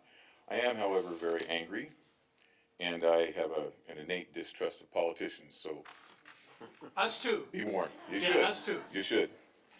I have to wonder if any of you understand the magnitude of the moment that we're in right now. Mr. Mayor, I've seen 2 emails from you suggesting that your primary concern is retaining funds from the county or the state or the federal government. Freedom, sir, is vastly more important. And while enforcing the mandates, or not enforcing the mandates rather, while we're here is appreciated in the short term, it isn't enough. And what we need from our elected officials is to stand up and fight the mandates. Being passive isn't going to cut it here. This is a serious moment in history. This is the Boston Tea Party. All right? A lot of the public doesn't get that yet. That's why they're walking around completely oblivious to what's happening. We are not.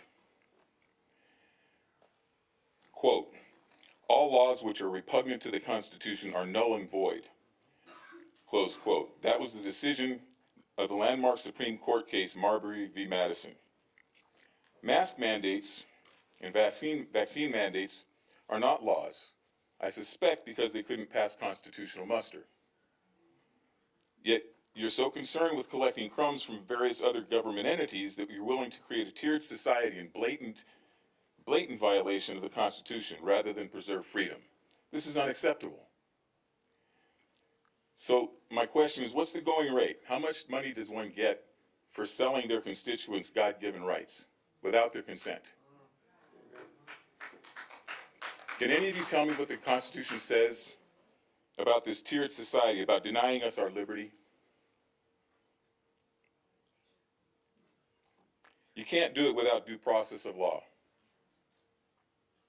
Unconstitutional, can't be done. Yet that's exactly what these mandates do. They tell people they can't go to school, they can't work, they can't go certain places, ball games, concerts, whatever.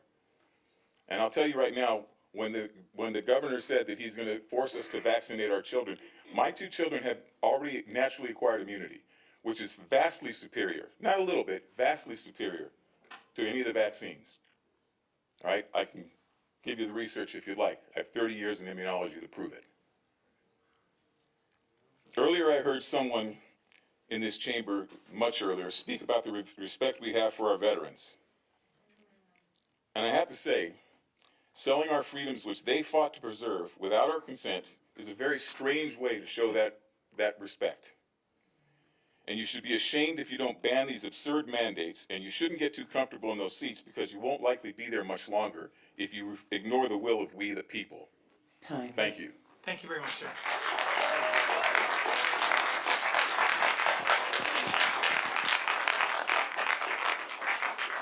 I absolutely appreciate it. That wasn't my primary concern. It's a concern, and that's what allows it. So just for clarification, sometimes it gets lost a bit in the translation. So, but I appreciate it. City Attorney, it's after 10:30, and by law we have to have a motion to be able to continue the meeting past 10:30 at night because they don't want people falling asleep here. So it's another hoop you have to jump through. So, City Council, is it your desire to continue the meeting past 10:30? And I got to do this, okay? I got it. I see it. So do I have a motion to continue this meeting, to continue conducting this meeting?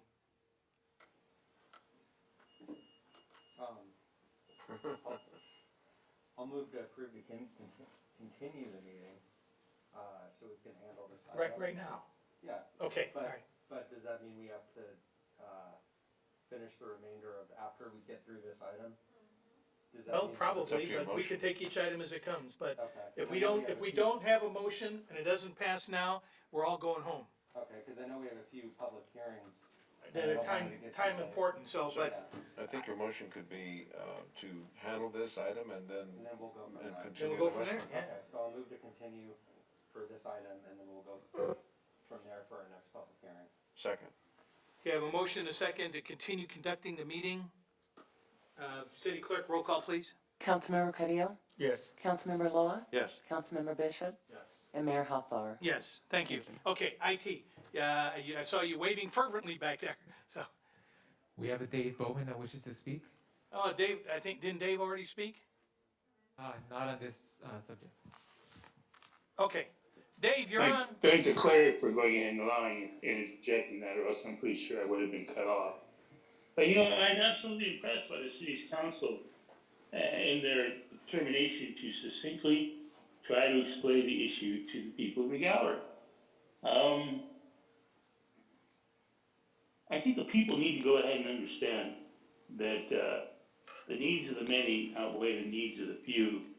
And not only are we talking about losing funding, federal funding, but now the appears that the council is being pushed into challenging the county on these mandates. How many more millions of dollars would be spent on that action? I mean, it's ridiculous. We've already gone through one issue where we spent over $7 million. How much more do we have to go ahead and spend before we realize that this isn't about, our personal freedoms, This is about the safety of our No, community. no. That's what it's Let's about. respect everybody's opinion here, okay? So I get it. Okay, let him continue. Dave, go ahead. Thank you very much, I appreciate it. But you know, people go ahead and they talk about the vision, but the division is literally over how many of us will die before we learn to cooperate with one another to protect all of us. You know, the needs of the many and the needs of the few was a statement made by Winston Churchill when his country was being bombed by the Nazis. And they had to make sacrifices. Now is the time for us to sacrifice too, if we want to get through it. Thank you. Thank you, David. Thanks. Okay, so, IT, you clear? City Clerk, you clear? Yes, Okay. sir. Motion Yeah, to close clear. public comments? So moved. Okay, I'll second that. All in favor? Aye. Any opposed? Okay. So here's a couple things that, I got a couple of very succinct notes here. That ambulance service problem was real, but it's every day. They're hanging the walls every day. And that's the real ironic thing is, they're holding the walls and because they can't get these guys through school, because they don't have enough teachers out there, because they're laying the teachers off. So yeah, so I'm calling BS on the industry out there that can't get the kids through EMT school, you know? The bill language, we worked really hard through a number of organizations, legislative committees, and tried to get the language at the state legislature to, these guys are real good about hanging things onto bills that need to get pushed through. And this bill started out as the ability to have better public participation in meetings and allow council members, like in the case of Ms. Betancourt, or one of us that has to, like me, I got meetings all over the county, so I'm able to attend them. But that's what it started out as. And I'll be damned, there was no way they were gonna take that language out. So that's the way it came down, and I got a huge problem with that. Emergency, you're absolutely right. I did 32 years in the fire service, and you know, an emergency isn't something that goes on for 2 years. That's a chronic condition.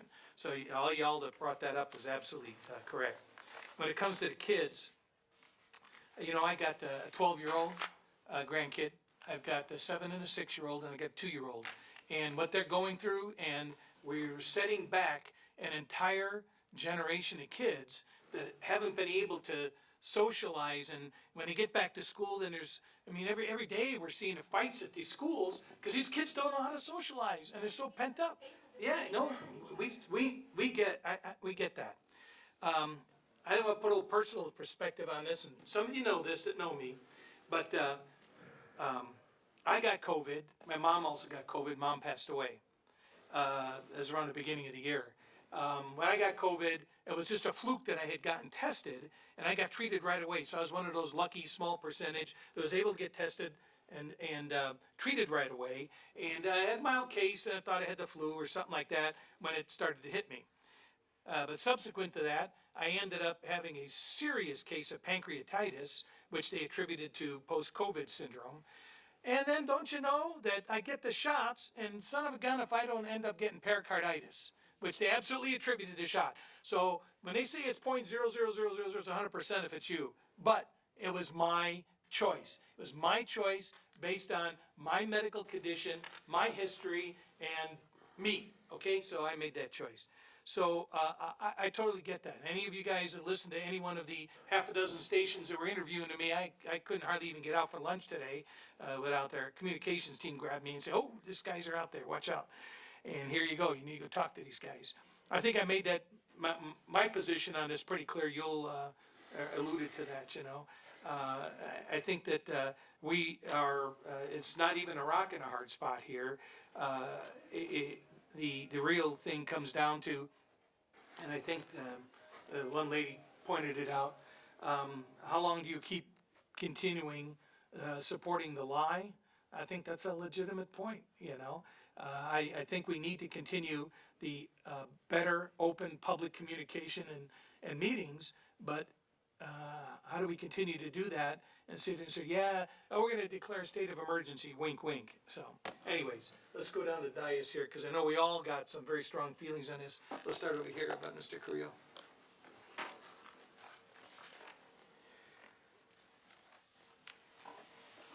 Last council meeting, I heard two members say how they stood up to what they believed in.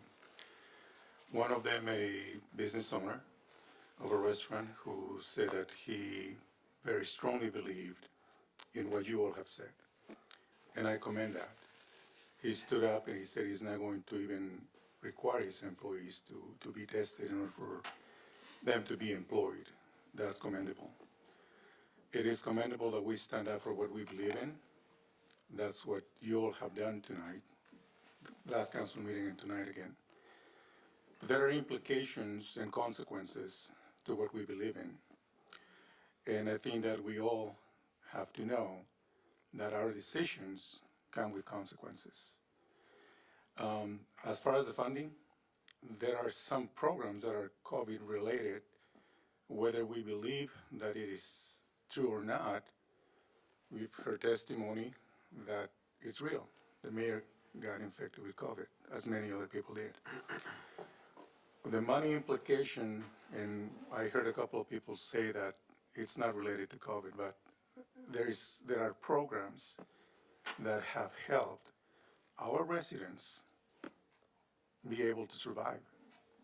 To this day, there are food drives that people need, and that is a direct impact because of COVID. A lot of people lost their jobs. A lot of people got sick. We all know somebody that has died because of COVID. It is real. Now, those food drives are going to be impacted if we don't pass this. Salva is a group that does that every weekend. I drive by 10th Street and Palmdale Boulevard. The line of cars from Q6 comes almost all the way to Palmdale Boulevard. If we don't pass this ordinance, that's just one program that won't be able to continue. There are other programs. That's just one. It is not about selling my soul if I vote yes to help those that have been impacted by COVID. That's the money implication. You have said that we represent you. We do. I was elected to represent District 4. I believe and know that every action I take here has a consequence. And my duty is to represent those that elected me. I do believe that I represent those that don't have a voice. I truly believe that. I've heard all of you, but I haven't heard anybody else believing that we need to pass this ordinance because there will be consequences. I've been threatened many times. I'm not going to be reelected. This is not new to me or to anybody here. I respect your freedom. I respect your choice. If you don't want to get vaccinated, don't get vaccinated. But I know that you know that there will be a consequence. That's what I'm saying. There shouldn't be one, but our actions have consequences. So, let's let each of them, you gotta know where we're all coming from here, and we need to know where each other's coming from. I'm coming from respecting your right. So let's. I respect your right not to be vaccinated. I agree with you that mandates will divide us. That I agree with you. I support you in you asking us to represent you and to vote no on this ordinance, but there will be consequences, and I am not willing to take the consequence of shutting down programs that are helping people in need.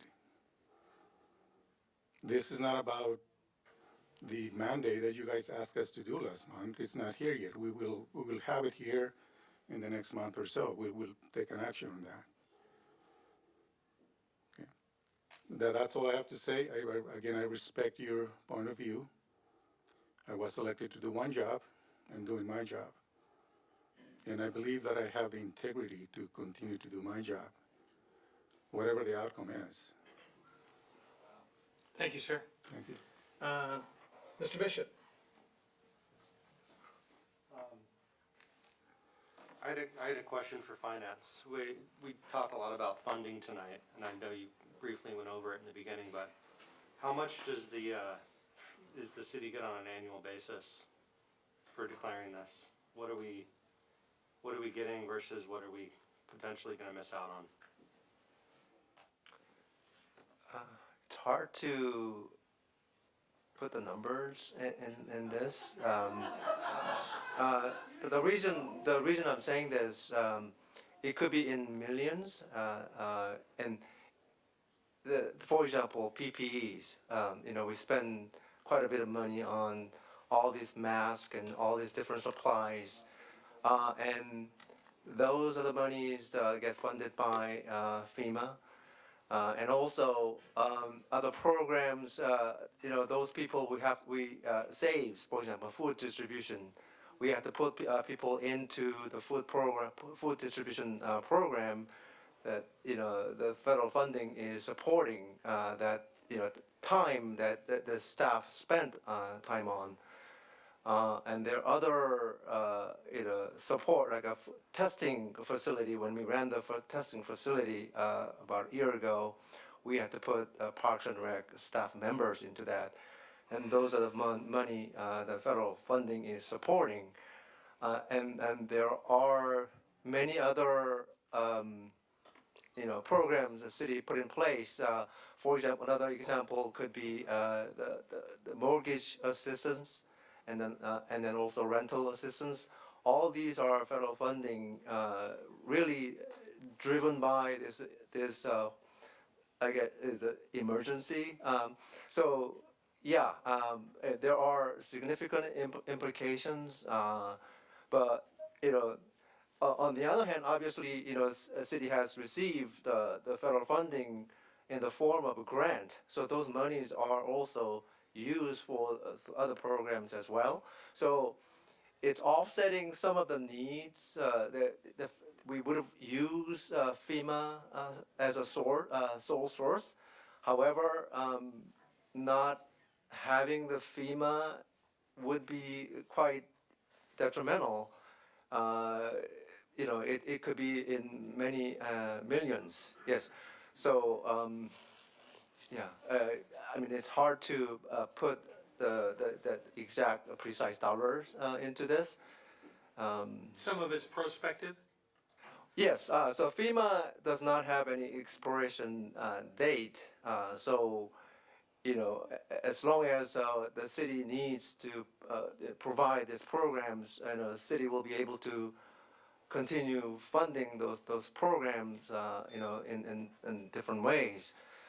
So obviously, it's very hard to put any precise dollar. I think it's Okay. yeah. All right. Mr. Bishop? Is it? Yeah, I just want to thank everyone for coming out. I know this is definitely a tough position, and the food drives, the rent assistance, mortgage assistance, those are important things. I appreciate the freedoms that we have and cherish them dearly, and I hear you guys loud and clear. That stuff's important, but we also need to make sure we're able to help people that have been affected by this as well. But yeah, I haven't made any definite decision yet, but yeah, I just wanted to hear the numbers since a lot of people came up and they were curious about the funding and the potential. Yeah, okay. Mr. Bishop's turn. It's Mr. Bishop's turn. So, but yeah, I want to hear what my other fellow council member has to say and the mayor as well. Okay. Thank you, sir. Mr. Loa? I think I think what the public is asking for us tonight to do is to make a statement, regardless of what the content of AB 361 is. In other words, I think the operative offensive language in AB 361 is emergency.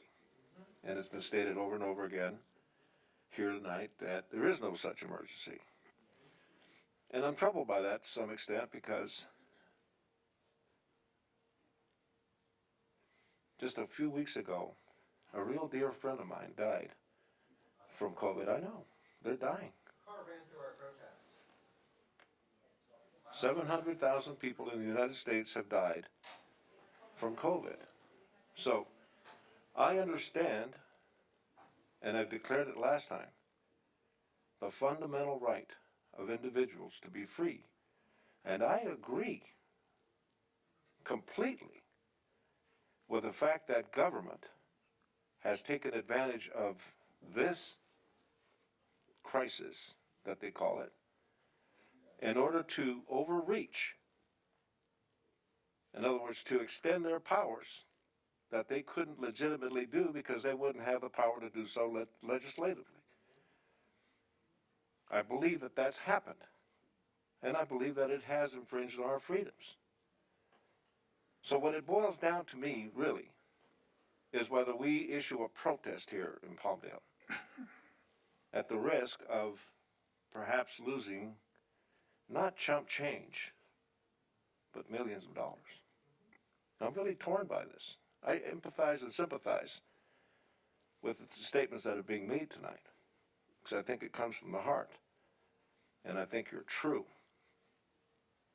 But we're faced with the realities. We're faced with the realities. Do we make a symbolic vote? I'm tempted to do that because, you know, you've been persuasive. But is it the responsible thing to do in light of the duties? Let him. In light of what we're facing. I think somebody used the word chump change. You know, we have a lot of people in the city of Palmdale that are extremely concerned about the budget and how we spend our money. And sometimes it's spent on the wrong things. But most of the time we spend it in order to secure our people's liberty, to be free from criminals, and if there are criminals, that they be arrested and prosecuted. Somebody mentioned the district attorney of Los Angeles County. You, sir, that has abdicated his responsibility to prosecute misdemeanors, or many misdemeanors, not all misdemeanors, but many misdemeanors that do affect human beings in our city, right here. And so I want us to spend some money by creating an agency, a prosecuting agency here in the city of Palmdale, that would prosecute these misdemeanors that the district attorney is refusing to prosecute. I appreciate that. So we have a tight budget. We've been helped immensely by the AV measure that imposed the sales tax on ourselves. Our citizens voted for it. We imposed a tax on ourselves. We didn't allow the county of Los Angeles to impose a tax on us and then take all of the money downtown. Right? So, do I vote in order to make a statement, or do I vote to protect the safety of our people? I understand the liberty issue, believe me. I understand the liberty issue. I and Mr. Harris, who's sitting right over here, and I'm glad to see you. He's your bodyguard today. Worked as alternate public defenders. Alternate public defenders defending individuals who by any measure would be ostracized and taken out to the park and hanged without due process. Someone mentioned due process. I believe in liberty. And I believe in the Constitution. I believe your right to come in here and make the statements that you've made. But there isn't a single word in AB 361 that has anything to do with imposing vaccines or imposing mask mandates or anything like that. It's simply to allow the meetings to take place remotely for those who wish to participate that way. Not imposing vaccines. I asked that question, is there any language in here? And I looked it up, there isn't. So if I vote no, I'm doing it at the potential jeopardy of, finance officers have said, millions of dollars. Okay. So I'm sorry to get carried away with this. It's an important issue. I think that you've expressed yourself. I completely support that. Okay. But we have to do the right thing. All right, so I think we've heard, all right, guys, I think we've heard from each one of us. So at some point in time, you got to pull the trigger or push the button, whichever you're going to do. I know that, like I said, I worked a lot through a couple of different legislative committees and policy boards, trying to get some language better in this bill. And I think you said it, was the state and these other guys use this stuff to continue to perpetuate their power trip that they're on over us. We have the issue with the courts have made decisions. Health department can do these things because we give them wide latitude. But when the governor tried to use COVID on the voting, the court slapped him down. So no. You can make modifications, you can make changes, you can change procedures, but you can't change a law by executive direction. And so he just got one of his guys to carry a bill, and it sailed through committee, imagine that, and they signed it on mail-in voting. So the courts are kind of looking at all those issues. But at some point in time, we get that $700 a month to make these calls. So the staff recommendation is to adopt resolution number CC 2021-013. For the sake of a vote, I will make the motion to adopt that resolution, and I'll ask for a second to that motion. I will say this, I do appreciate everyone that came out tonight, and I said this the last time you guys were here, that we don't usually get a lot of participation at city council, especially for a city of 150,000 people, and most of the time the room's not even half full. So it does mean a lot to me when we get this many people speak out in public comment, and it does speak volumes, and I am always happy to do what my constituents ask and are expressing themselves. It does help make those decisions. I said that last time, I just wanted to say that again this time. So was there a second in there someplace? I need a second so we can bring this to a vote. I second it. Okay, we have a motion and a second. City Clerk, could you please call the roll? Councilmember Carrillo? Yes. Councilmember Loa? Yes. Councilmember Bishop? No. And Mayor Hoffbauer? Hoffbauer, no. So with a 2-2 vote, that means the motion fails. So that means that the resolution does not pass. So, there you go. I will ask the staff.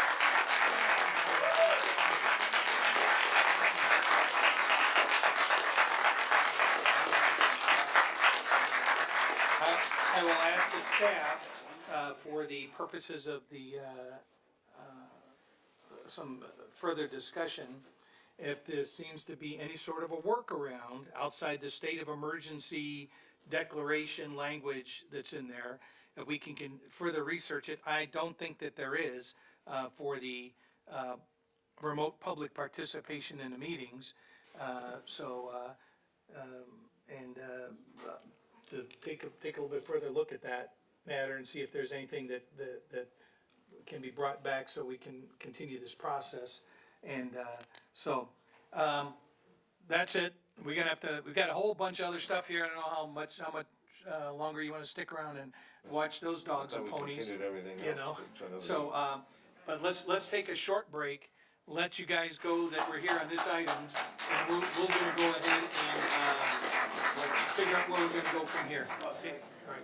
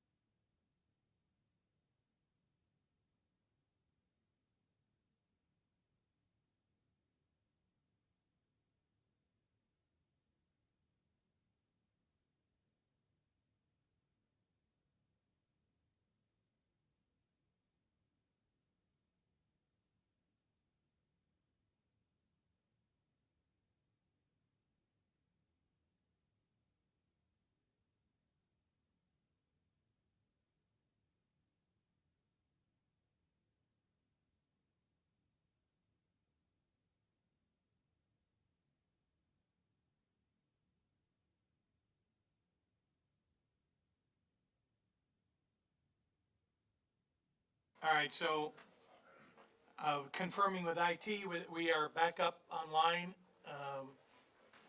in Zoom mode, correct? Somebody? Yes. Okay, we're working. City Attorney, can you please explain the impact of what happened when our systems went down?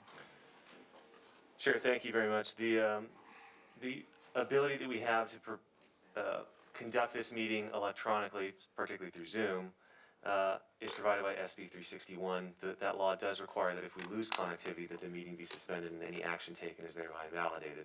It does seem, in the course of when Zoom went down, the vote that we had just taken took place after the meeting went down, so that vote would have to reoccur for the action to be valid. Okay, so, we have to re-vote on, that item 15.6. So I will make the motion again to adopt the resolution CC 2021-103. And I need a second, please. To adopt that resolution. We have to adopt I need a second in order for us to vote on this item. We don't have to do anything.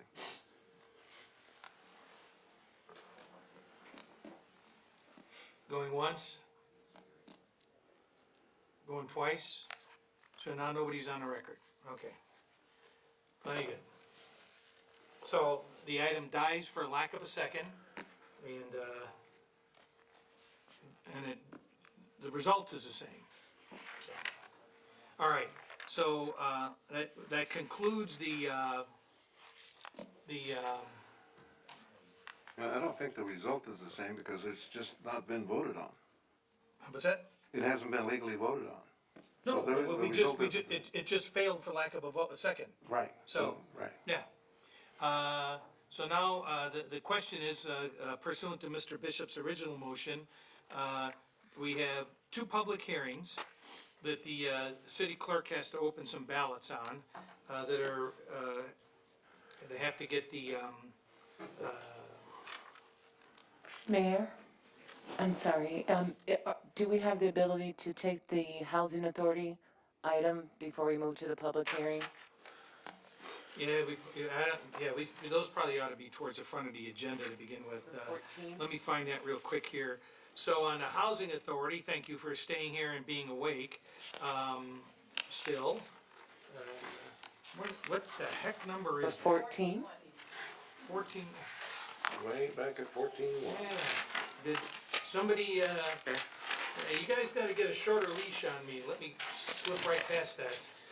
So look at, I got a feeling there's gonna be, some issues here, and I have some issues with 14.1 that really needs to be, I have to have a considerable amount of discussion, and it's not gonna happen 11:28 at night. So I will move to continue item 14.1 at this time, which is the increase in rents for our mobile home parks. So do I have a second to continue that item? Second, okay. City Clerk? Councilmember Carrillo? Yes. Councilmember Loa? To continue it? Yes. Yes. No. Councilmember Bishop? It's a yes to, no. I mean, what's the right vote to It's a motion to continue I'm it. just saying, continue the item, that's all. Yes. And Mayor Hoffbauer? Yes. Motion carries. Okay. Thank you. All right, so we'll continue that. So 14.2, because I think we had some people that wanted to be here tonight and that were watching earlier, and my phone's blowing up from people that lost their connection and, and decided to go to bed. So 14.2 is the approve the minutes from the previous meeting of the Housing Authority, City Council and Housing Authority. Do I have a motion to approve the minutes? Move to approve. Okay, and a second by Ms. Fargasons. City Clerk? Oh, I'm sorry. You didn't call roll for the housing authority, did you? Yes, we did. Was that Yes, earlier? at the Okay. beginning, Yes. Yeah. So I'm gonna stand corrected here, on continuing of that item, 14-1, we didn't call your name, we forgot. What's your vote on that, to continue it? Okay, all right, so. Forgive it still- me. still I'm sorry. carries. All right. 14-2. I have a motion and I have a second on 14-2 to approve the minutes. City Clerk? Mayor Chair Hoffbauer, Yes. Councilmember Director Commissioner Carrillo, Yes. Loa, Yes. Bishop, Yes. and Fagusons. Yes. Thank you. Thank you, good evening.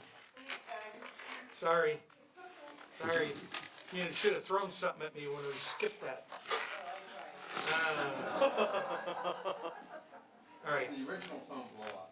Yeah, exactly.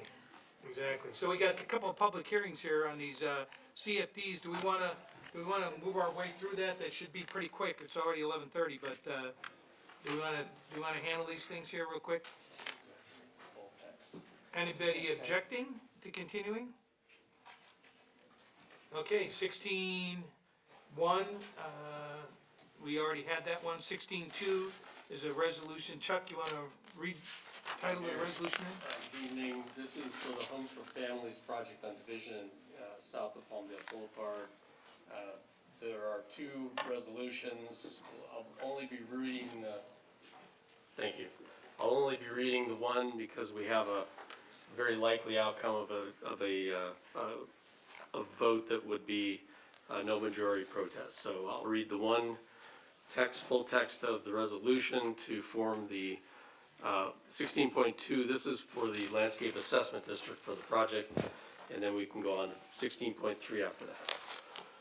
So resolution number CC 2021-080, a resolution of the City Council, the City of Palmdale, confirming the ballot results to determine that no majority protest exists in the proceedings and ordering the annexation of certain property to the City of Palmdale Landscape Maintenance Assessment District as annexation number 2020-324.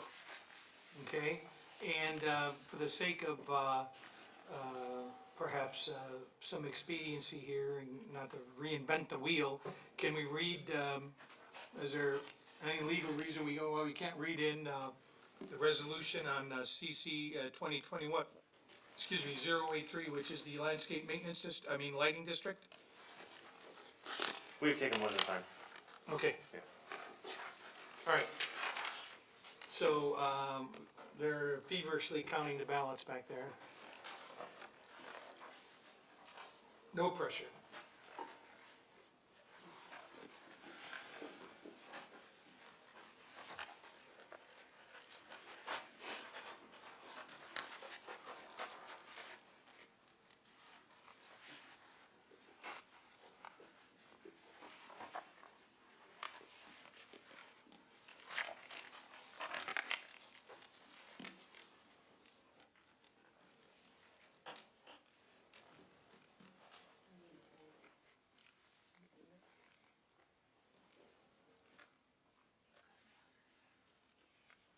Anybody have elevator music?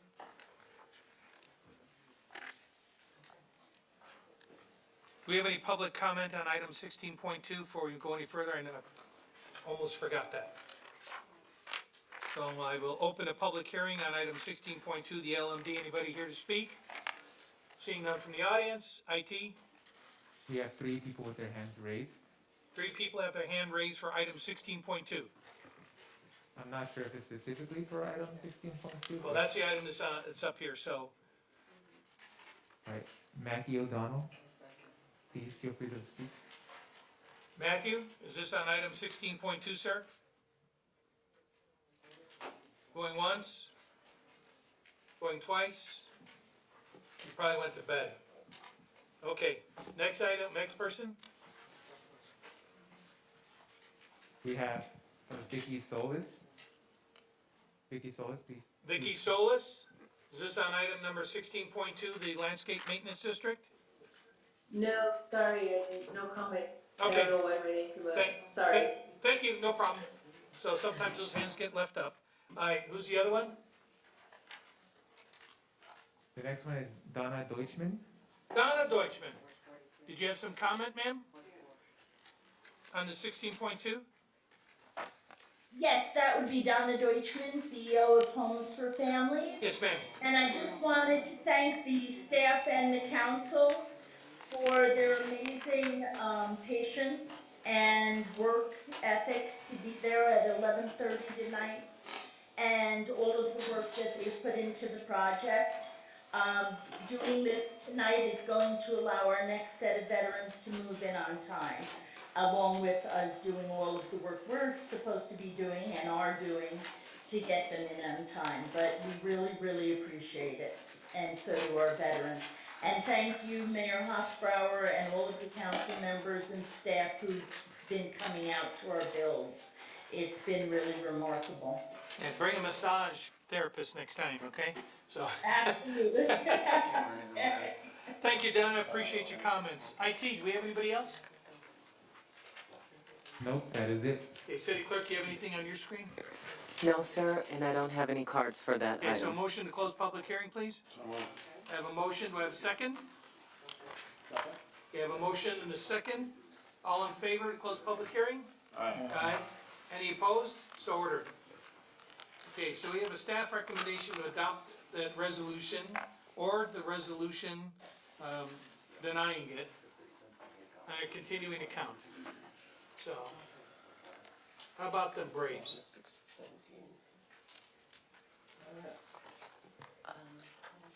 I know my daughter's happy.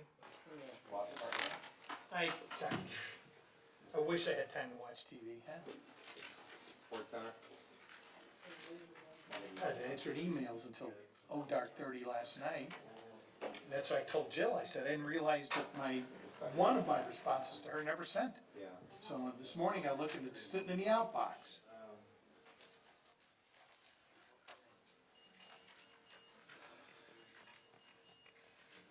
Okay, the machine's telling me I gotta change it. Are we gonna reach the Verde issue tonight? Because we have a gentleman here that's, still waiting on that as well. That's kinda up to you guys. Huh? I'm locking the door. Yeah.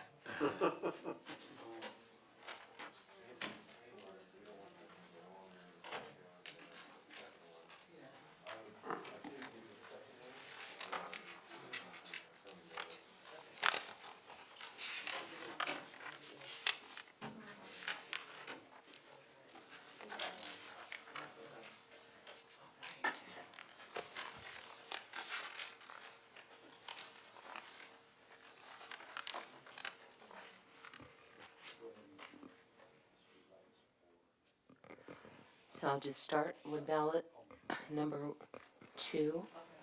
It's a yes. How many do you have yes? Number 3 is a yes. We have 50 ballots per Okay. item, and I'm just gonna go through as quickly as I can. Number 4 is yes. Thank you. 5 is yes. 6 is yes. 7 is yes. Number 8 is yes. 9 is a yes.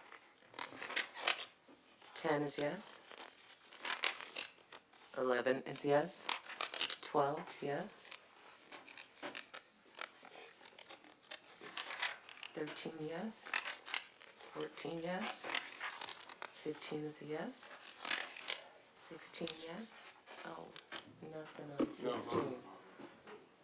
26, and then we can stop. If we have 50. Okay, no vote on that one. And that's no vote number 16. Not a no, but just no indication on the ballot. They didn't check it. Number 18. 17. 17 is yes. 18 is yes. 19 yes. 20 yes. 21 yes. 22 yes. 23 yes. 24 is a yes. 25 is yes. 26 yes. 27 yes. Fingers. 28 yes. 28 is yes. 29 is yes. 30 is yes. 31, yes. 32, yes. 33, yes. 34, yes. 35, yes. 36, yes. 38, I'm sorry, 37, yes. 38 is yes. 39, yes. 40, 43. 43, where's 40? 43, yes. 46, yes. 47, yes. 48.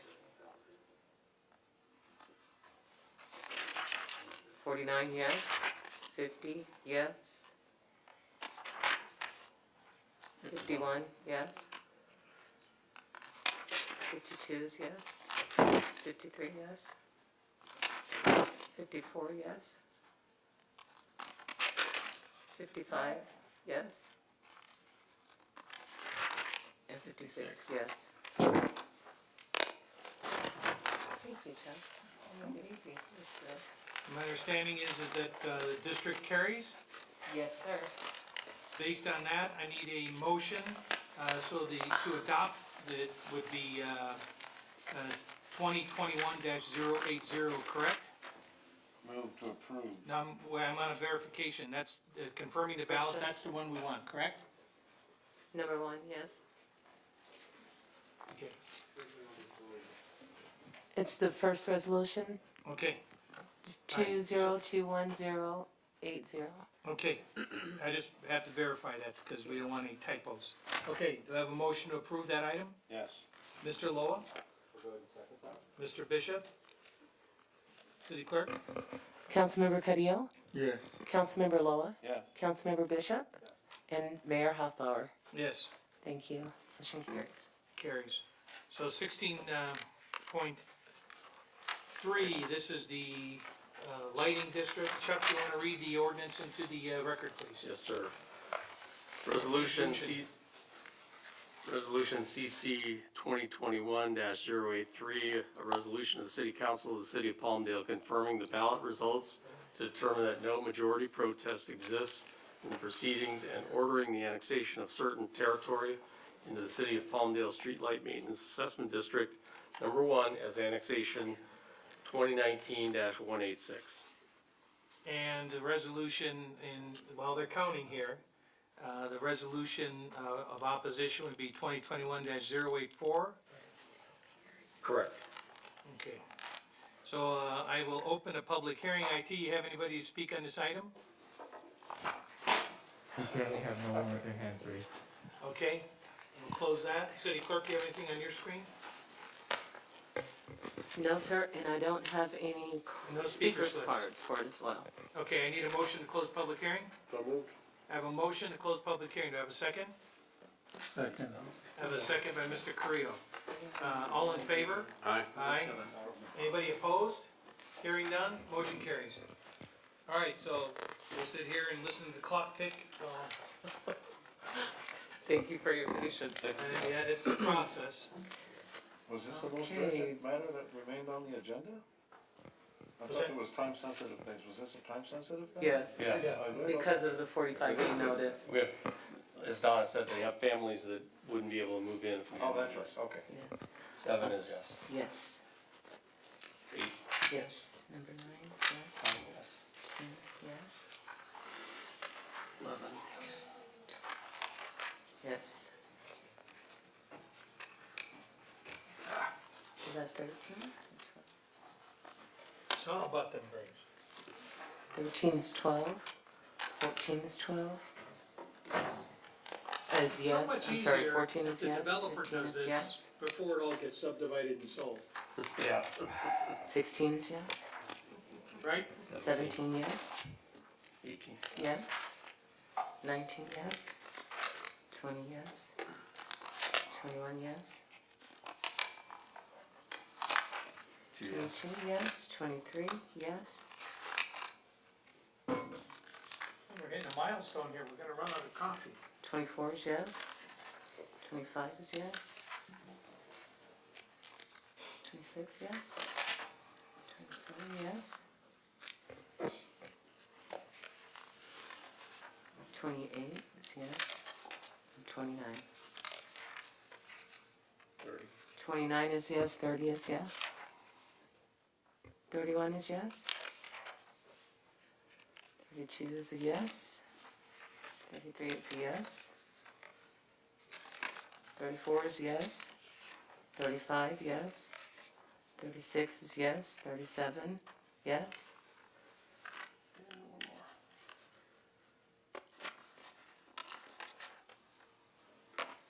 38 is yes. Yes. We did receive ballots that did not have either box checked. There was no yes or no. But we have enough ballots for this one to pass as well. Okay, so the determination is that the ballot carries, correct? That's correct. Okay, so that would be the first resolution, 2021-083, correct? Correct. Okay, do I have a motion to approve that resolution? So moved.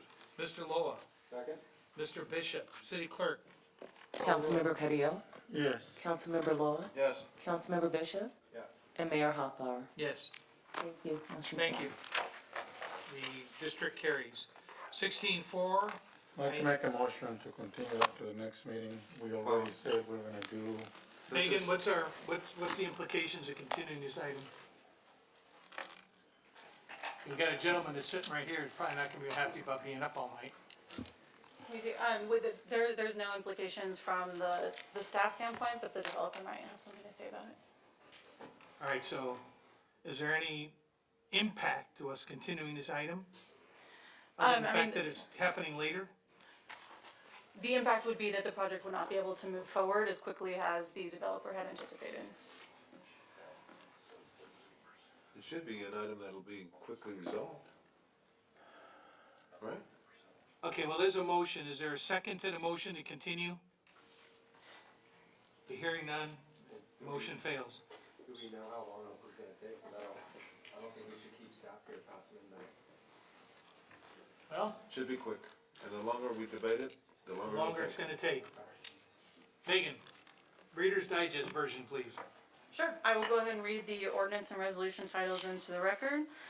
Ordinance number 1573, an ordinance of the City Council of the City of Palmdale, California, approving specific plan amendment 18-003, a request to amend the City Ranch and Verde specific plan to reduce the number of dwelling units, reduce commercial square footage, reduce park acreage, allow for the development of an active adult community, eliminate the golf course and increase active and passive open space on approximately 1,400 acres generally located south of Elizabeth Lake Road between Ranch Center Drive and Lois Lane, approximately 5,500 feet west of Tierra Subida Avenue and continuing south of Avenue S to the Palmdale city limits. And also resolution number CC 2021-106, a resolution of the City Council of the City of Palmdale, California, approving tentative tract map 61894, major modification number 1, a request to modify conditions of approval for tentative tract map 61894 to coincide with revisions to the City Ranch and Verde specific plan through specific plan amendment 18-003 on approximately 1,400 acres generally located south of Elizabeth Lake Road between Ranch Center Drive and Lois Lane, approximately 5,500 feet west of Tierra Subida Avenue. Louise Lane. Louise Lane. And continuing south of Avenue S to the Palmdale city limits. I would like to note that you did receive a memorandum prior to the meeting because there were some conditions of approval that were erroneously left out of the resolution for the tentative map. Okay, so I need a motion to introduce ordinance number 1573. Motion, please. So moved. Mr. Loa, I have a second to introduce the ordinance. If we don't get a second, we can't vote on it, and we can't proceed with this item. So nobody wants to proceed with this item? I'll second that. Okay, Mr. Bishop. All right, City Clerk, call a roll. Councilmember Carrillo, Yes. Councilmember Loa, Yes. Councilmember Bishop, Yes. and Mayor Hoffbauer. Yes. Thank you. All right, so we gotta open a public hearing. Anybody wishing to speak on this item? I have, Jason Zink. My problem with this is that this is a major change to the master plan community. And I know sometimes the public is an inconvenience, but you guys know better. This should have been sent to the community. There should have been postcards to every house up there. And there should have been a community meeting at the schoolhouse. If you look at the map on this, in the agenda packet, you can't see anything on it. It's all black and white. There's no color. There's no presentation or anything like that. This thing's rushed through. This is not how we build the city. This is not how we treat the people that's invested in Manny. Can you imagine, Mayor, you're from Rancho Vista, right? On the website. Can you imagine Rancho Vista? They telling you, we're not gonna have a golf course. What would Rancho Vista be if there was no golf course in Rancho Vista? Flooding, because it's a drainage basin. No. The golf course creates value, it creates people wanting to live there. I guarantee you the west side's a lot nicer having a golf course than the east side with no golf course. The other problem is, this master plan, Ritter and Amberburg, City Ranch, they were never marketed right. That's why they've been sitting on the books for so many years. The developer didn't know how to market the property right, nor did they have a partnership with the city to market the property right. I mean, this is the problem with Palmdale. You guys don't market. You don't market to the outside world. You market everything in here, but to the outside world, nobody knows Palmdale exists. I guarantee you I could sell all those units so fast your head would spin. Ritter Ranch too. But the problem is, you're building these master plan communities, there's no swimming pool, there's no athletic thing, there's nothing, there's no amenities. And now you're gonna tell the guy, oh, don't worry about the golf course. But how about the investment? If it was me, I say if you're gonna take away the golf course, then you're gonna pay to put in a trail system, an exercise thing. You know, I mean, you're giving this guy, yeah, go ahead, no problem. Do we want a quality community? Is this why even show up to meetings if we're just gonna rubber stamp? Any developer comes in here. This is not the Palmdale that I dreamed of. So I'm just asking you guys, do you respect the people in that community enough to hold a public meeting so at least they can give some input on how their communities, you know what I mean? It's separate from the rest of the city. That's what they gotta live with, for the, you know. And they invested in that, thinking that there was gonna be a golf course and all this stuff. I'm just thinking, if you guys just pass this, I lost a lot of respect for all of you. Thanks. I think there's a bunch of open space items and senior community and stuff that have been added in here that weren't in there before, so. And I think a lot of this has been discussed at the planning commission. And So, then you're gonna reduce the units. so, We're in a housing crisis and you guys are gonna reduce units. It's absurd. understood. Don't worry, you'll be able to put duplexes on everything pretty soon with the governor. Okay, do you have other speakers? just one more name. Okay, Mr. Richard Noland? sir. Mr. Mayor, City Council, I'm here on behalf of New Anniversary LLC, the owner of the property. Appreciate, I'm not going to give you my multimedia presentation. I'm just going to concur with staff's recommendations. Appreciate you not taking me tonight. I have a drive back. I will also want to respond. I sit on the HOA for Anniversary. I've made multiple presentations to very large rooms of people in Anniversary. I would say almost everybody's very excited to see this thing forward. There is a community pool that's part of this. There's new parks, there's massive amounts of new trails, much beyond what's government built out. The golf course does go on way simply because there's no water in California to do the golf course. Love to do a golf course, it just makes no sense. So it's more open space. Natural open space with trails, interpretive areas, cultural preservation of some of the historic areas that are out there. It's a lovely master plan community. It needs to get going. I appreciate you doing tonight. We're ready to go. The market can never be better. One thing you are right about is we can sell homes all day long if we have homes to sell today. Yep. So we can appreciate your support. Thank you for staying up. I do have one question which I had noted prior to the meeting, and that is why is the number of housing being reduced? The original project actually had housing in fault zone areas that were, they were going to entrench and try to find, drain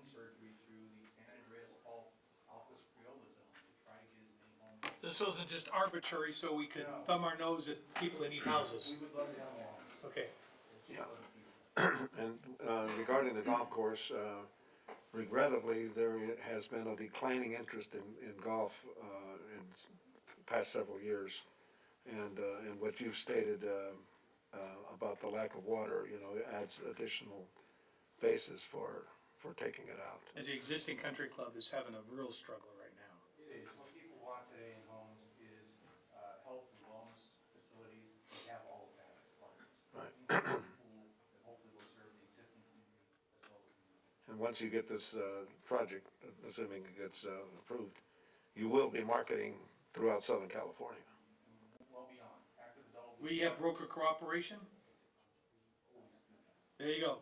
Sell some houses. Okay. Get your information right there. If it's appropriate, I'll move to unless there's any other questions.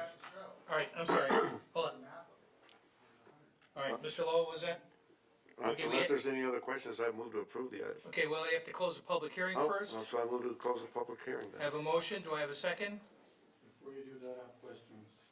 Okay, let's close the public hearing though, so we can move on to our discussion. Okay. Okay, so I have Mr. Carrillo. All in favor? Aye. Aye. Anybody opposed? So ordered. Okay, go ahead, sir. Can you put a map exhibit of the land use?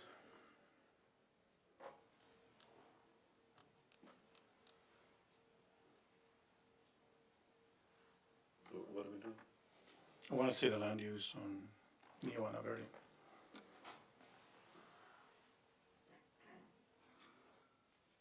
Or en Verde Nuevo.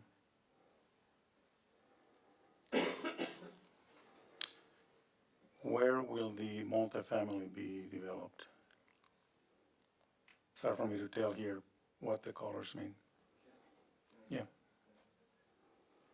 Multifamily, what we're talking about are essentially duplexes, maybe triplexes, so these aren't apartments or anything like that. They're generally in the hatched area that are the darker orange. Is that going to be senior housing or is that going to be multifamily? They would be, we call them age restricted, 55 and better. So for those who don't have kids. No, you can have kids in the 55. One person has to be 55. My mom lives in one. You do. Lived. You're limited in your case. Right. You can't have school-age children, for example. You cannot have school children. Unless you're a caregiver. Right. Okay. I see a problem with that, and I expressed that before, because as you all know, I've talked a lot about multifamily. I talked about affordable housing, and this land use that you're calling multifamily is for seniors who cannot have children. And whether it be affordable for seniors or not, we know that we're in a housing crisis.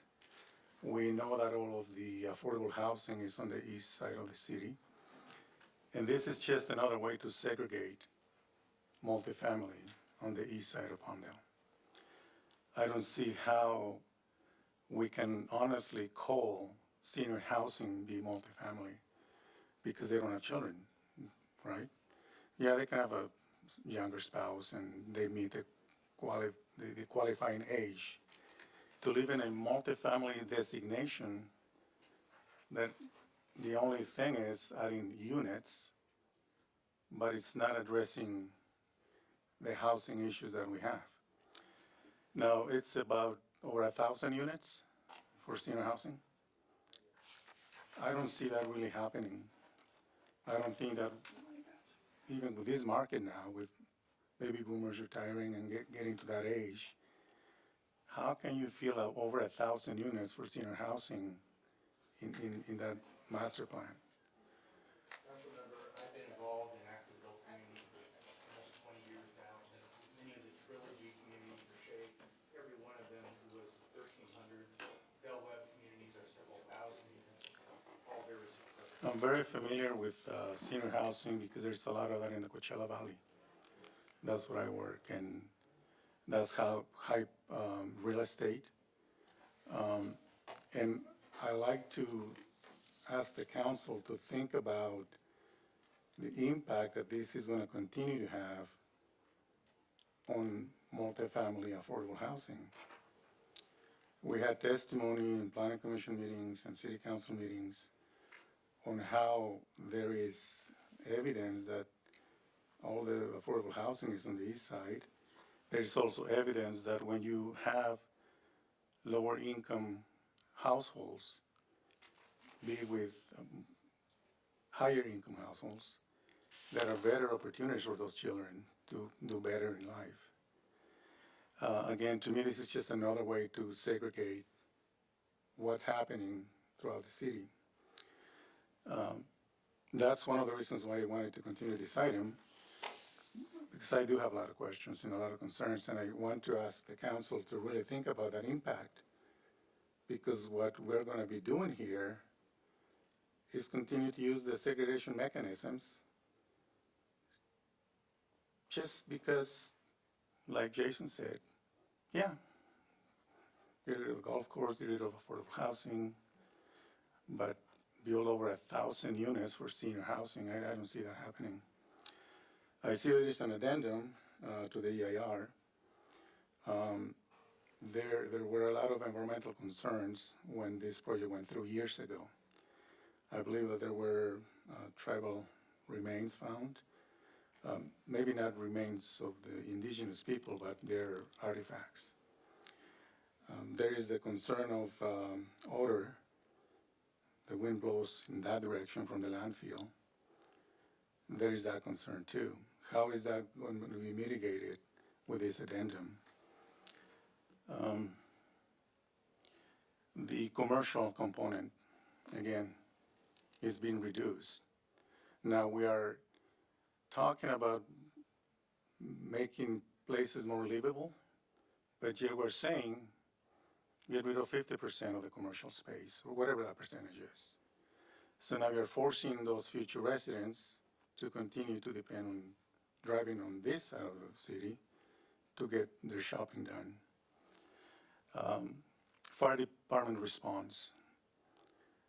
When is that firehouse going to be built? Is it going to be built, or is it just getting rid of it too? 10 minutes is not acceptable.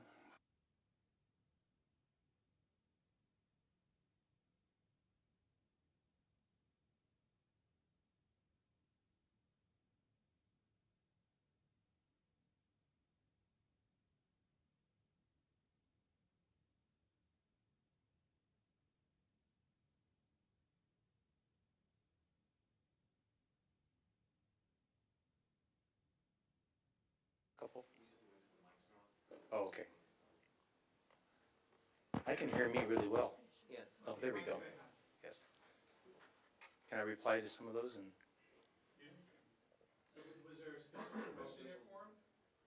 Yes, the multifamily not being acceptable. No, it's on? Yeah. The screen's not up, but the mics are on. Are we on the internet? The mics are popped, yeah. Yeah, that's what he said, the Zoom's still up. Okay. So yeah, the mechanism again used to continue to segregate affordable housing. I think that we're in violation of our own housing element. I brought this before to staff.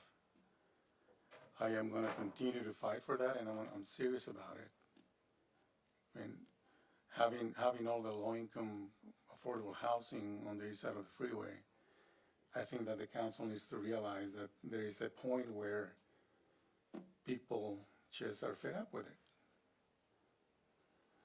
it. And this is exactly what it's doing, not allowing for affordable housing for young families. This is supposed to be a livable community. For whom? For those that are there right now and the 1,000 seniors that are going to be there? What about the families that are starting who can only afford an apartment, or, that's how I started. I lived in a 900 square foot, 2-bedroom apartment. There's nothing wrong with that. That's just how young families get started. I guess I'm just expressing my concerns and want to bring that up to the council because I believe that those are valid concerns that not only I have expressed, but and I think that you were in the planning commission meeting, you heard my concerns. With that, now that's why I was recused from the two affordable housing projects. If you want me to recuse myself from this item, the answer is no, I did not provide comments. Yeah, I observed. you said something about that, so I just Yeah. want to make sure that So- we weren't gonna tread down a perilous path here, that's all. No. So, That's all I have to say, and I would really appreciate some comments from the rest of the council on what is being presented here, because there's a lot of things that are just been taken off what was originally approved. I think that you're making valid points regarding the overall issue of affordable housing in the city. However, this project here has been it's been going on for years. And I think that, with all due respect to Mr. Zink, I do think that the staff has put in a lot of effort into this, and the developer has provided a lot of information about this thing. I don't know that it would, if we turn it down, if we turn this project down, it's probably gonna kill it. It's going to diminish the existing Ana Verde as a livable area, and it won't add a single unit of affordable housing. If we turn this down, it doesn't add a single unit of affordable housing. I'm not trying to stop it, I'm just trying to bring those items to your attention. I'm not trying to stop it. we get it. Mr. Bishop? I know you live nearby there, but the city Yeah. attorney's ruled that you can Yeah, participate. just to be clear, I do live in that area, but the city attorney did clear me because I do live further than 500 feet away from the area that we're voting on tonight. So I believe I'm clear on this one. I do have some concerns after looking through this. The reduction of the size of the commercial area, 260,000 square feet to 41,000 square feet. We got a lot of residents back there, and there's no grocery store, there's no services at all. And anyone that needs pretty much anything needs to go drive down the hill and go to another grocery store, and that Albertsons is packed all the time. I mean, there's always extremely long lines, and it's hard to run to the store to grab anything, and I sense the frustration in everyone that goes to that grocery store. And you know, that's a huge sticking point for me. Reduce the park space from 159 acres to 25 acres, that's another hit to quality of life right there for the residents. I appreciate the comments made by Mr. Zink and Mr. Carrillo that I think we do need to make some adjustments here because I'm hesitant to put that many more residents back there in addition to what we already have already with little to no services, because 41,000 square feet of commercial square foot, that's not that much. To give everyone an idea, the average grocery store, just an Albertsons or a Vons, it's around 30,000, 40,000 square feet. So, and I know it's gonna be not one building, it's gonna be basically a bunch of little stores, which will be nice, but essentially I don't see how that's gonna serve the needs of that many people, that many thousands of people living back there are still gonna have to drive far away to go to the store and grab something, and that's not really optimal. I would have liked to see a little bit more square footage on the commercial area. I would have liked to see more park space. The open space is nice, but I believe that's just open desert space. So I appreciate all the time that the staff has put into this, and the developer and all that. I would have liked to see a little bit more amenities rather than just more development, because I think a lot of people don't realize how many thousands of people are living back there with literally no services. Ana Verde Hill School is, from my knowledge, pretty packed. And I don't know how many more kids they can handle, but I've talked to the people and the principal there and some of the administrators, and they tell me the classrooms are full. So I'm having a hard, maybe we need to come back and get a little bit more clarification. I'm just very hesitant because we do have a lot of people living back there. And I'm hesitant to vote to put more people back there without the required services for them. Megan, what did we get from, what happened at the planning commission? What was the commentary and feedback on this item at the planning commission?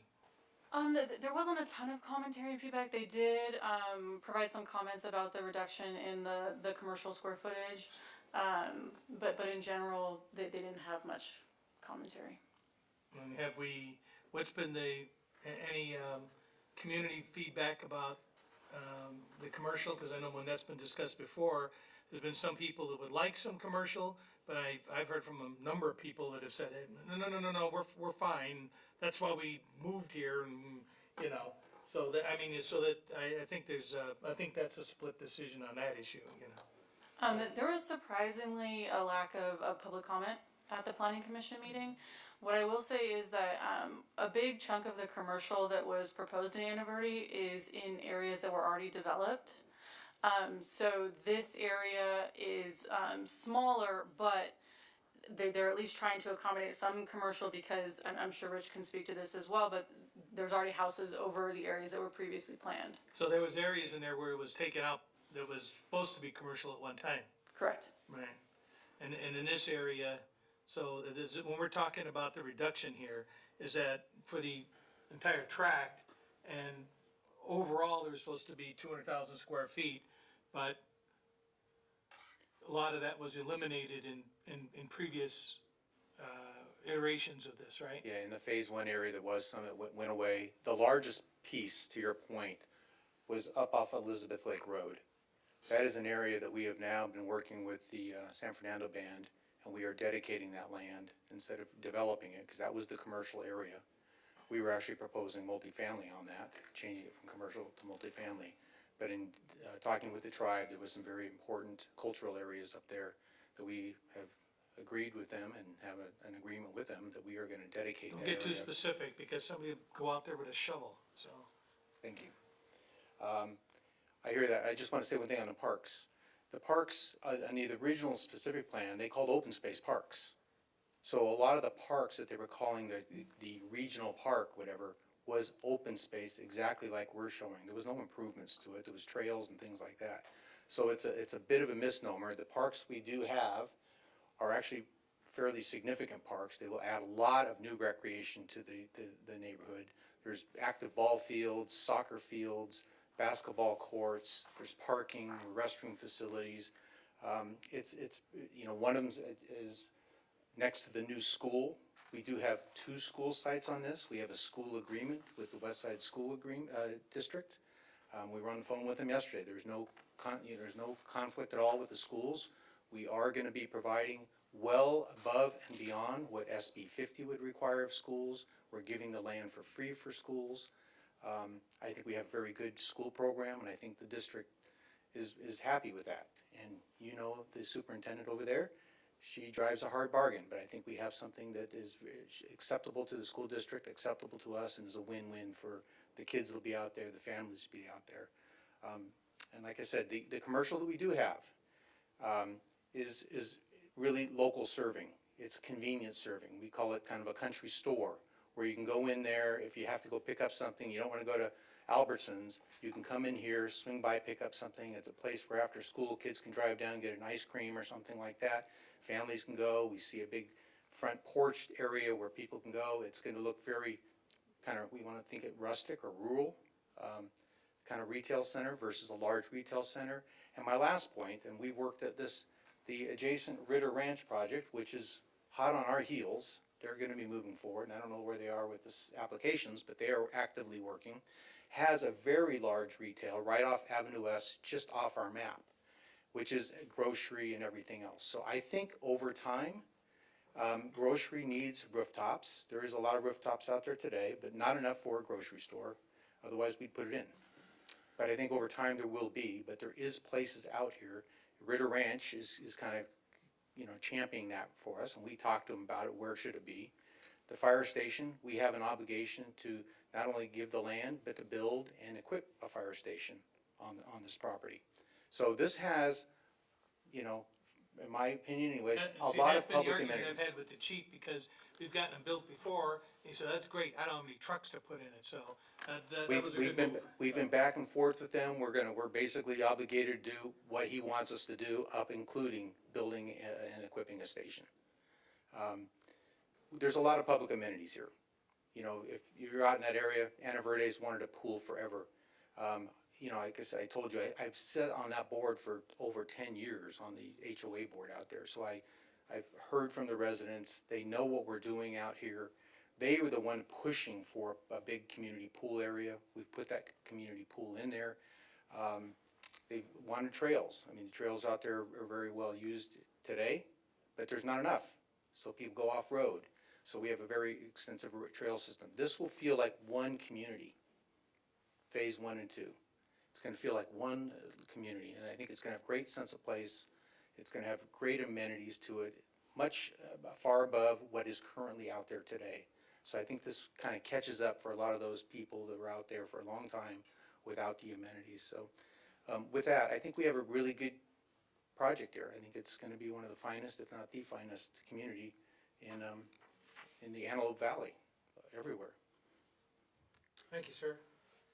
All right, Will there be a willingness on your part to lower the number of senior housing, over 1,000 units, and look at providing some multifamily, non-age restricted?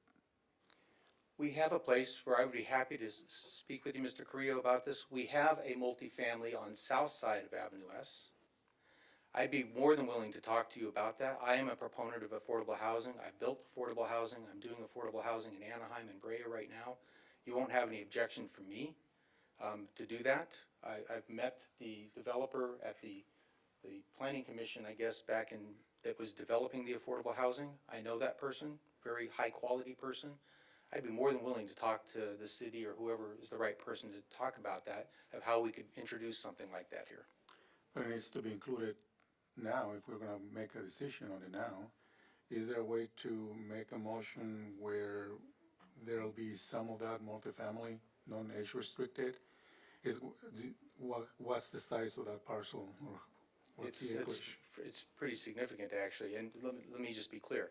It's a multifamily project. It's not designated as affordable right now, but it is a multifamily parcel.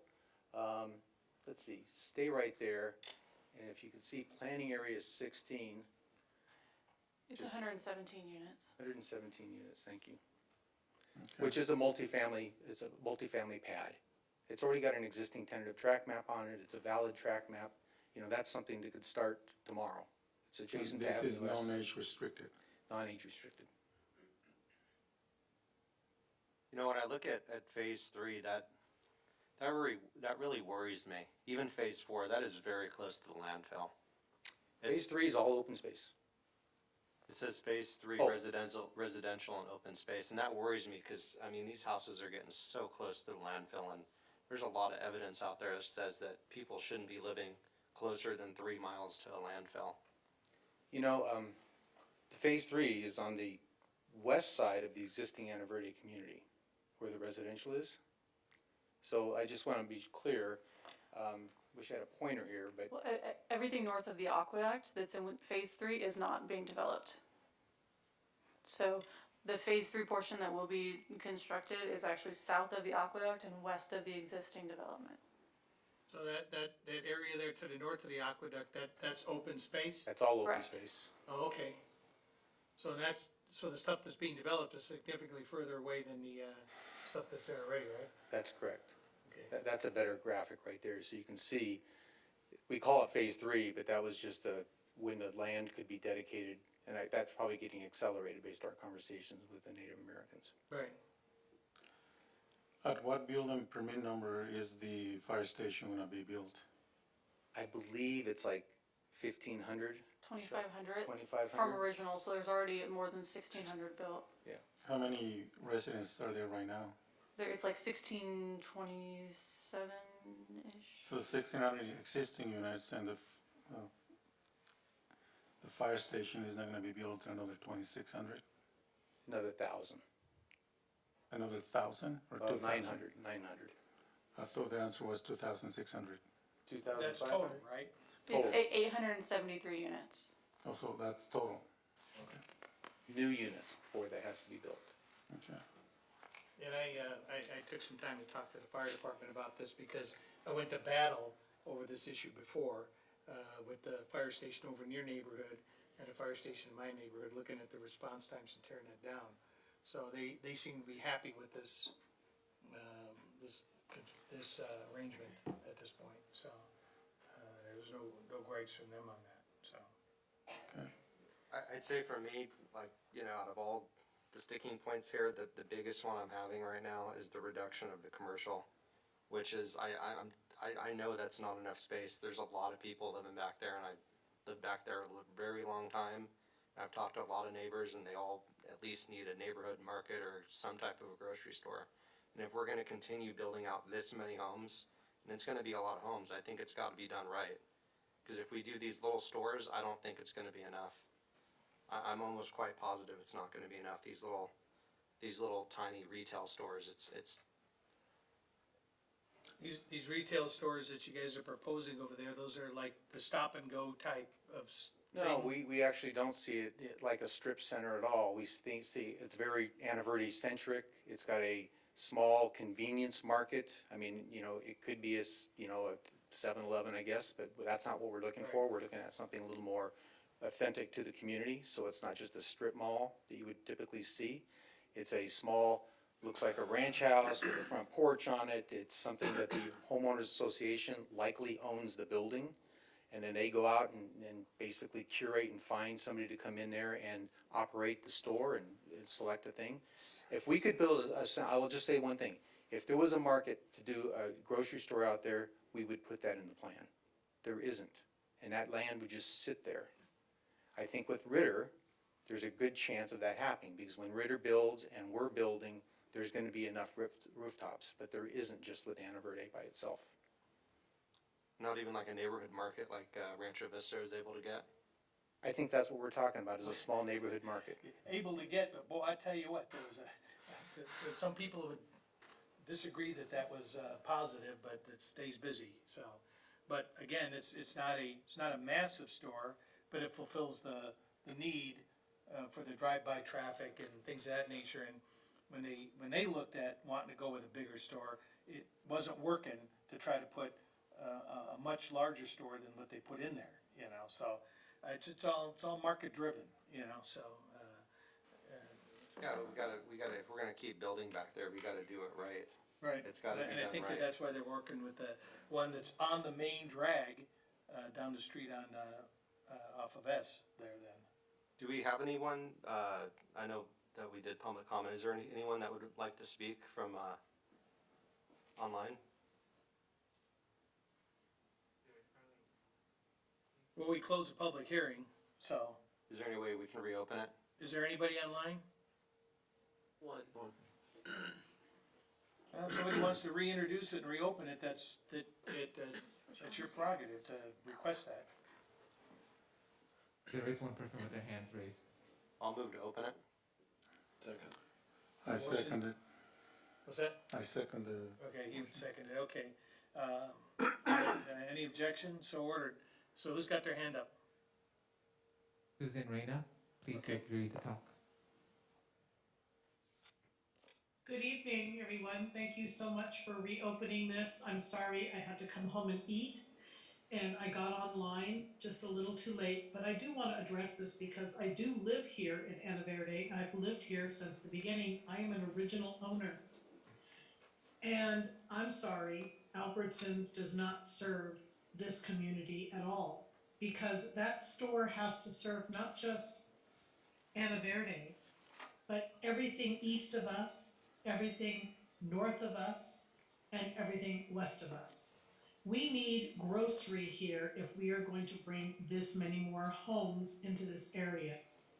Also, we need to make sure that we have parks for our kids and people to enjoy, because outdoor luxuries are not easy to come by anymore in our area.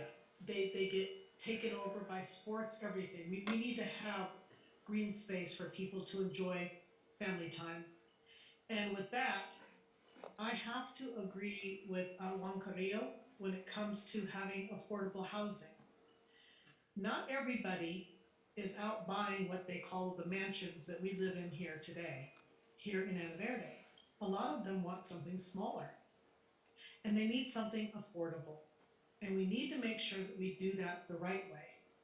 Because if we do it the wrong way, it's just gonna bite us later on. And I don't think we want that. So, you know, if you're gonna bring something like the Walmart that's over there off of Rancho Vista, that's sufficeable for now, but we need to have something here for the people. Because, like I said, everybody uses that Albertsons, and you walk in there and there's nothing on the shelf sometimes, because we don't have enough grocery stores in the Antelope Valley to serve all the people that are coming here. With that, I thank you so much for letting me speak. As for the golf course, I'm glad we're not gonna do the golf course, really. I think that there are better things that we can utilize this land for when it comes to housing for people. I think that's more important than playing golf. Thank you and have a good night. Thank you, ma'am. Okay, Move to close the public hearing? okay, I got a motion to close the public hearing again. Second? Motion and a second, all in favor? Aye. Anybody opposed? So ordered. Okay, what's the council's, So is there, could I ask you, given the testimony that we heard tonight and opinions, on the issue of commercial, and, I guess you were talking, Mr. Correa was talking about maybe adding in some, affordable housing. Are those things you can work on and bring this back? Well, we have commercial. You know, if we designated commercial, we would have land sitting out there. I can tell you that. We've looked at the market numerous times on it. There's not the market. I know if you live out there and you're driving far away to get to it, you feel like you should have one right there. But you wouldn't get a user coming in to build a grocery store. It's just not ready for that yet. There will be a day when there is.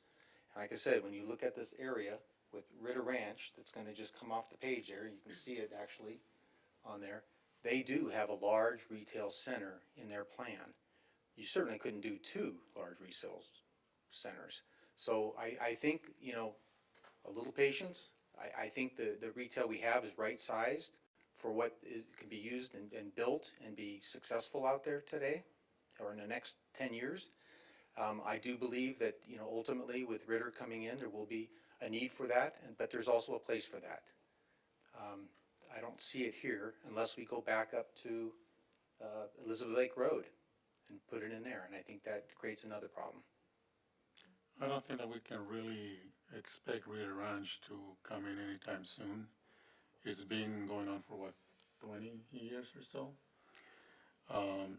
And just hoping that Ritter comes in with the adequate commercial land use, I think it doesn't serve the residents that are there now in Ana Verde and those future residents in Ana Verde Nuevo. so what's up, is there a number on the rooftops? I know you guys have fairly complex studies, but at what point does a full-fledged regional commercial center end up become justified? Oh, it's something north of 10,000 units. Yeah, I was told by a handful of developers it's somewhere 8,000 to 10,000 units, and right now I think we have 4,000 units, give or take, and then we're adding an additional 3,900 units. You mean in plan for or to build? Well, the plan to build. No. We have, you know, the 1,600 units that are built today, right, in Ana Verde Phase 1, includes the neighborhood that's up off of Elizabeth Lake Road. See at the very top? Mm-hmm. So you take those, there's several hundred, 300 homes up there. So we're somewhere today out there about 1,300 homes that have been built along Avenue S. And then the balance of the community for us is about, I should know off the top of my head, but it's on my paper there, is about 2,700 2,700, is that correct about, Megan? Yeah. 25 to 2,700 future homes that would be built along Avenue S in Anna Verde. If you take a look at, using your example of the Rancho Vista neighborhood market, that took almost as long as the park to get that over there. That's how many had to be filled in, rooftops they needed before that place penciled out for those guys. So, I don't know, it seems like planning and the developer will have to find that sweet spot as far as the numbers, and,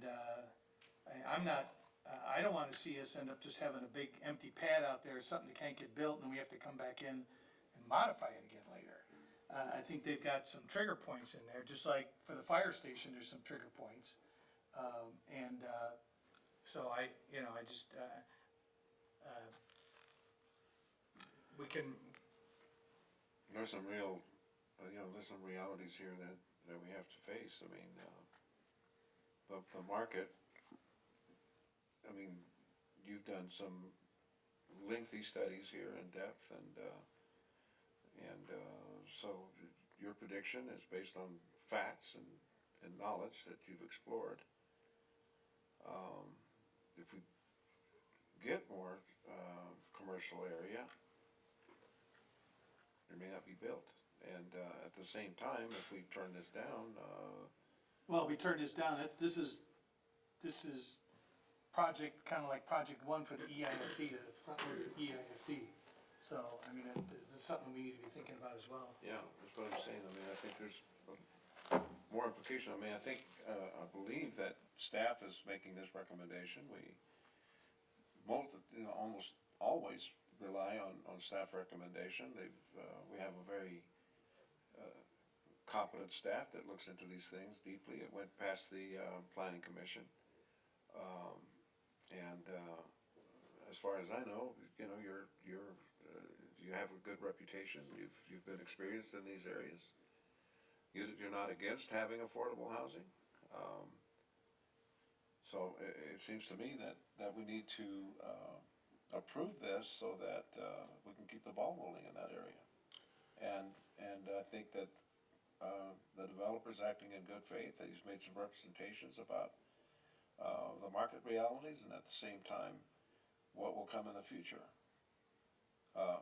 I shop at that Albertsons too, and I agree with you. I mean, I live right around the corner from that. It's Long time. burdened, but it's not Anna Verde that's just doing that, it's Anna Verde, it's Manzanita Heights, it's Palmdale Heights, both of them over there off of Fifth Street, it's probably Desert View Highlands, but I think that goes to the issue that you need those rooftops to make that work, that's the point I'm trying to make. So, I mean, we sat there for I 20, agree. I don't wanna stop. about 23 years waiting for a grocery store.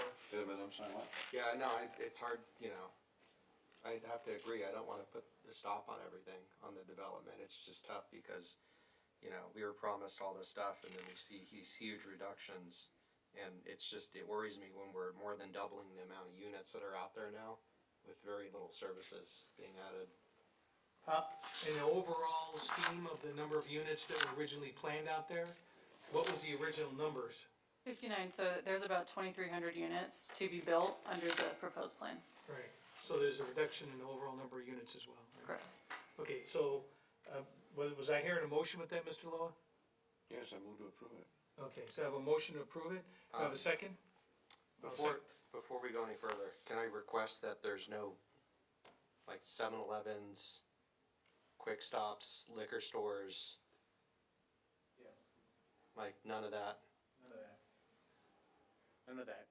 If we did, I would agree to a condition that we can't do any of those type of uses unless we come back to the commission or the council to get it approved. And if that was the only choice, but we're not worried about that now. I think we have a plan going forward that makes a lot of sense and is feasible. But I would commit to not putting a 7-Eleven or a Quick Stop on the Okay, property. what kind of retail did you envision going in there? Well, it would serve the same kind of services, minus the gas that Right. might be there. But it would be a different kind of building. It would be more, mom and pop. It would be there versus a chain. Okay. Okay. Would you be okay, since we already have to actually move to approve with the amendment included, right? That term being added to the, Sure.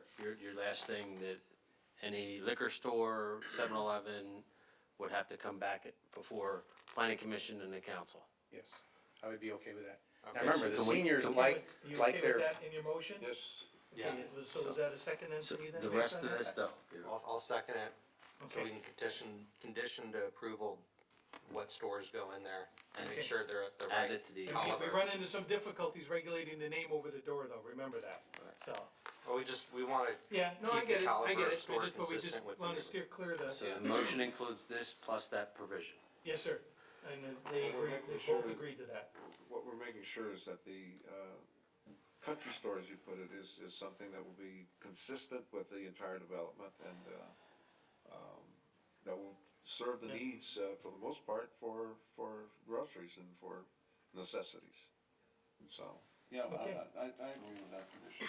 Okay, so I have a motion and a second. City clerk, can you call the roll on this item, please? Does the city attorney have the right language on that? Okay. You're good? Okay. Councilmember Carrillo, Yes. Councilmember Loa, Yes. Councilmember Bishop, Yes. and Mayor Hoffbauer.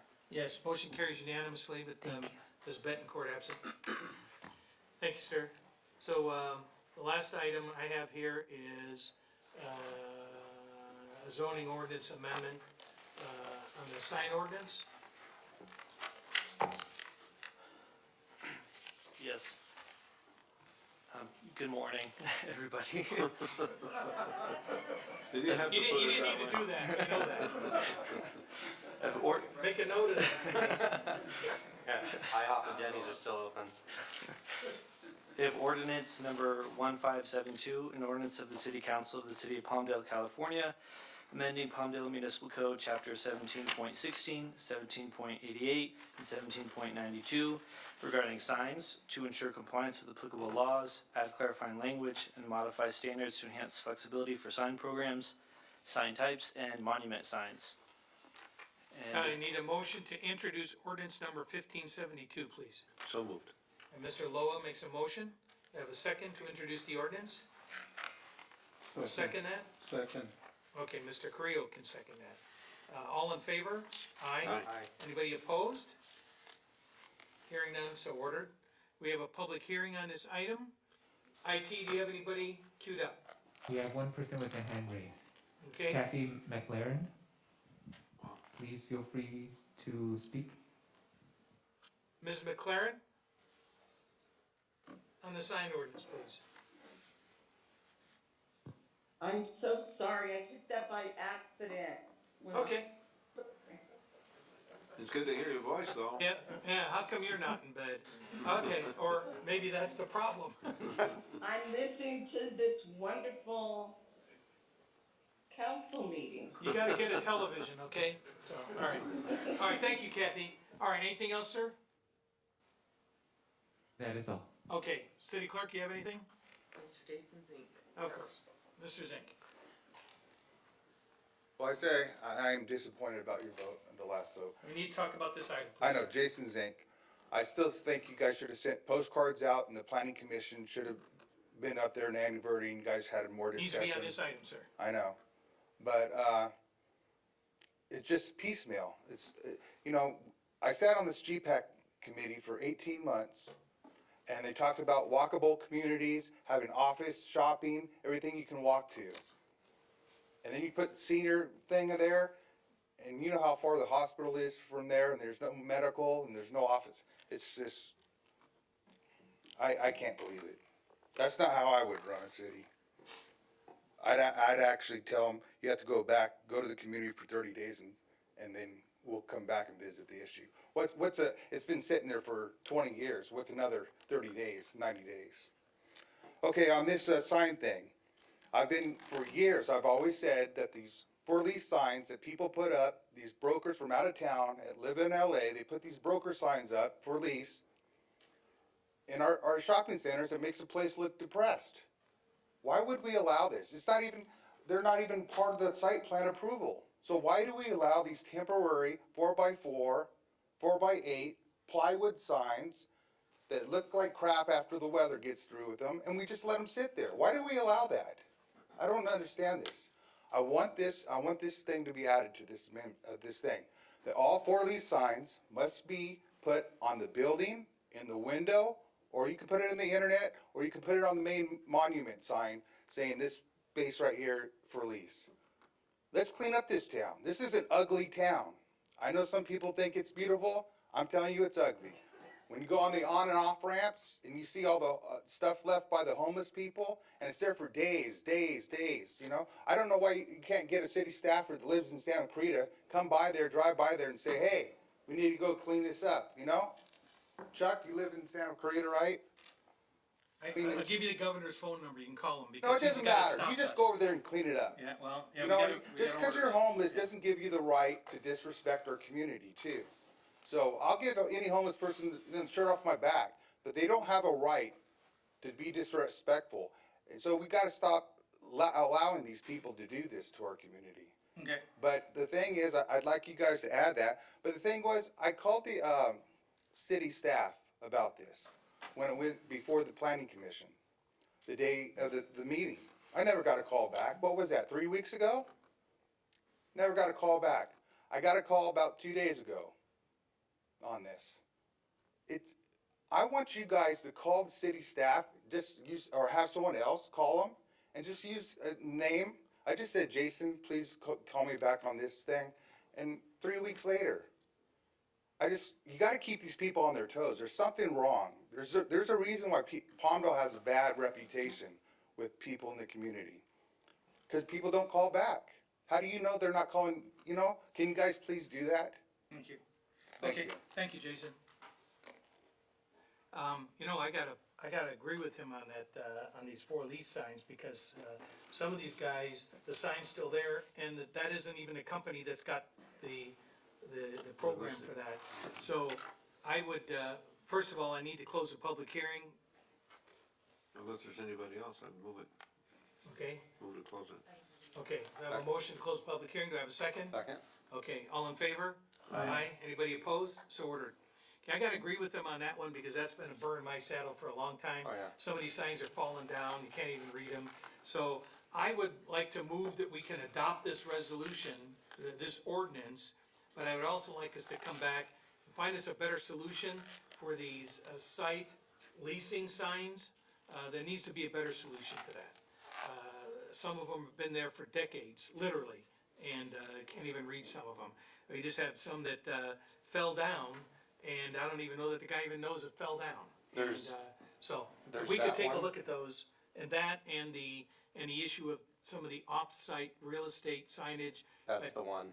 Because guys, there's some corners that are just clogged up with them, and they're sticking them in our landscape maintenance districts, and we don't wanna be the sign police, but you know what? They're gonna break a pipe, and then they're gonna, you know, it's gonna disappear. It's turning into almost every major corner. Yeah. Every major corner has multiple real estate signs on it, and it has nothing to do with the actual property it's on. Right. And the complaints I get on those are from other brokers, because they're playing by the rules and these guys aren't. So I'd like to make a motion, we adopt that ordinance with the direction of staff to come back and take a look at the leasing signage and the off-site signage, rules, please. So that's my motion. Second. I have a motion and a second. Any further discussion on this item? So, City Clerk, please call the roll. Councilmember Carrillo, Yes. Councilmember Loa, Yes. Councilmember Bishop, Yes. and Mayor Hoffbauer. Yes. Thank you. Motion carries, 4-0 with, Ms. Betancourt, absent. These, on new business, 17.1, is there a desire that we continue, to have that discussion now, or to continue this item? It's, I think- 17 minutes before 1 o'clock in the morning, Yeah. Okay. so I think we should move it to another date. Yeah, I don't want staff here till 1 in the morning when they have to work tomorrow morning at 7 Okay, a.m. so I will entertain a motion to continue items 17, 18, 19, and 20, and to go to item number 21 to adjourn. That's a motion. Okay, that was my Second. motion. We need, Do I have a second? hold on, Mayor. Cal Choice. Yeah, the power purchase agreement is timely. What's that? 17.2 is timely, it's the power purchase agreement. And I would just say 17.1 Okay, is the $1.5 Oh, okay. million nonprofit. so, all right, so I will make, well, let's go to 17.2. And there's resolution number 2021-104, on the, for Palmdale's independent choice, authorizing Cal Choice Energy Authority to enter into long-term resource energy agreement with Calpine on behalf of Epic for a period of 8 years. Mr. Heffernan and Ms. Glidden are still awake here, and Ben is here. Yeah. But do we need any further staff discussion? I think we are aware of timeline issues, and this is a step in the process. So unless someone wants further discussion, report on it, or do we want a motion? Move to approve it. Okay, Mr. Lowe, is that a motion to Yes, approve? move to approve. Okay, do I have a second on the item?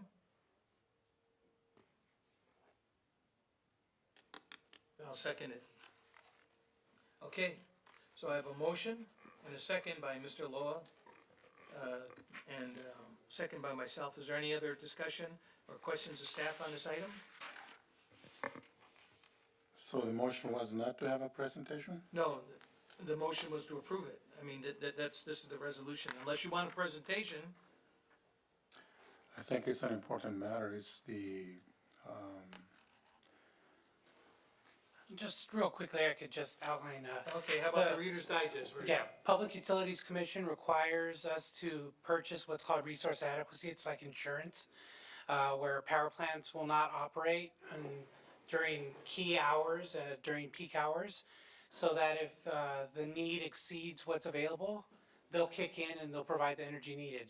So CalChoice is looking to purchase this resource adequacy on behalf of us and other members of their JPA.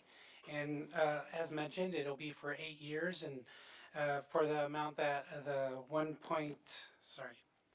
little over $1,050,000 over that 8-year period. And it's calculated into the rates. This is an anticipated cost to the program. are we still on schedule to go with this in October of 22? Yes, we've already made it clear we're launching in October, and there's no wiggle room with that. We're moving forward with that, and it'll launch for residential and municipal accounts in October of 2022. Okay. Excellent. Any other questions of staff? Okay, as a motion and a second on the table, City Clerk, please call the roll. Councilmember Carrillo, Yes. Councilmember Loa, Yes. Councilmember Bishop, Yes. and Mayor Hoffbauer. Yes, motion carries 4-0. Councilmember Mayor Pro Tem Betancourt absent. Okay, so my motion will be revised to continue the rest of these items. 17.1, And adjourn 18, it. 19, and 20. So motion to adjourn, continue these rest of the items. Second.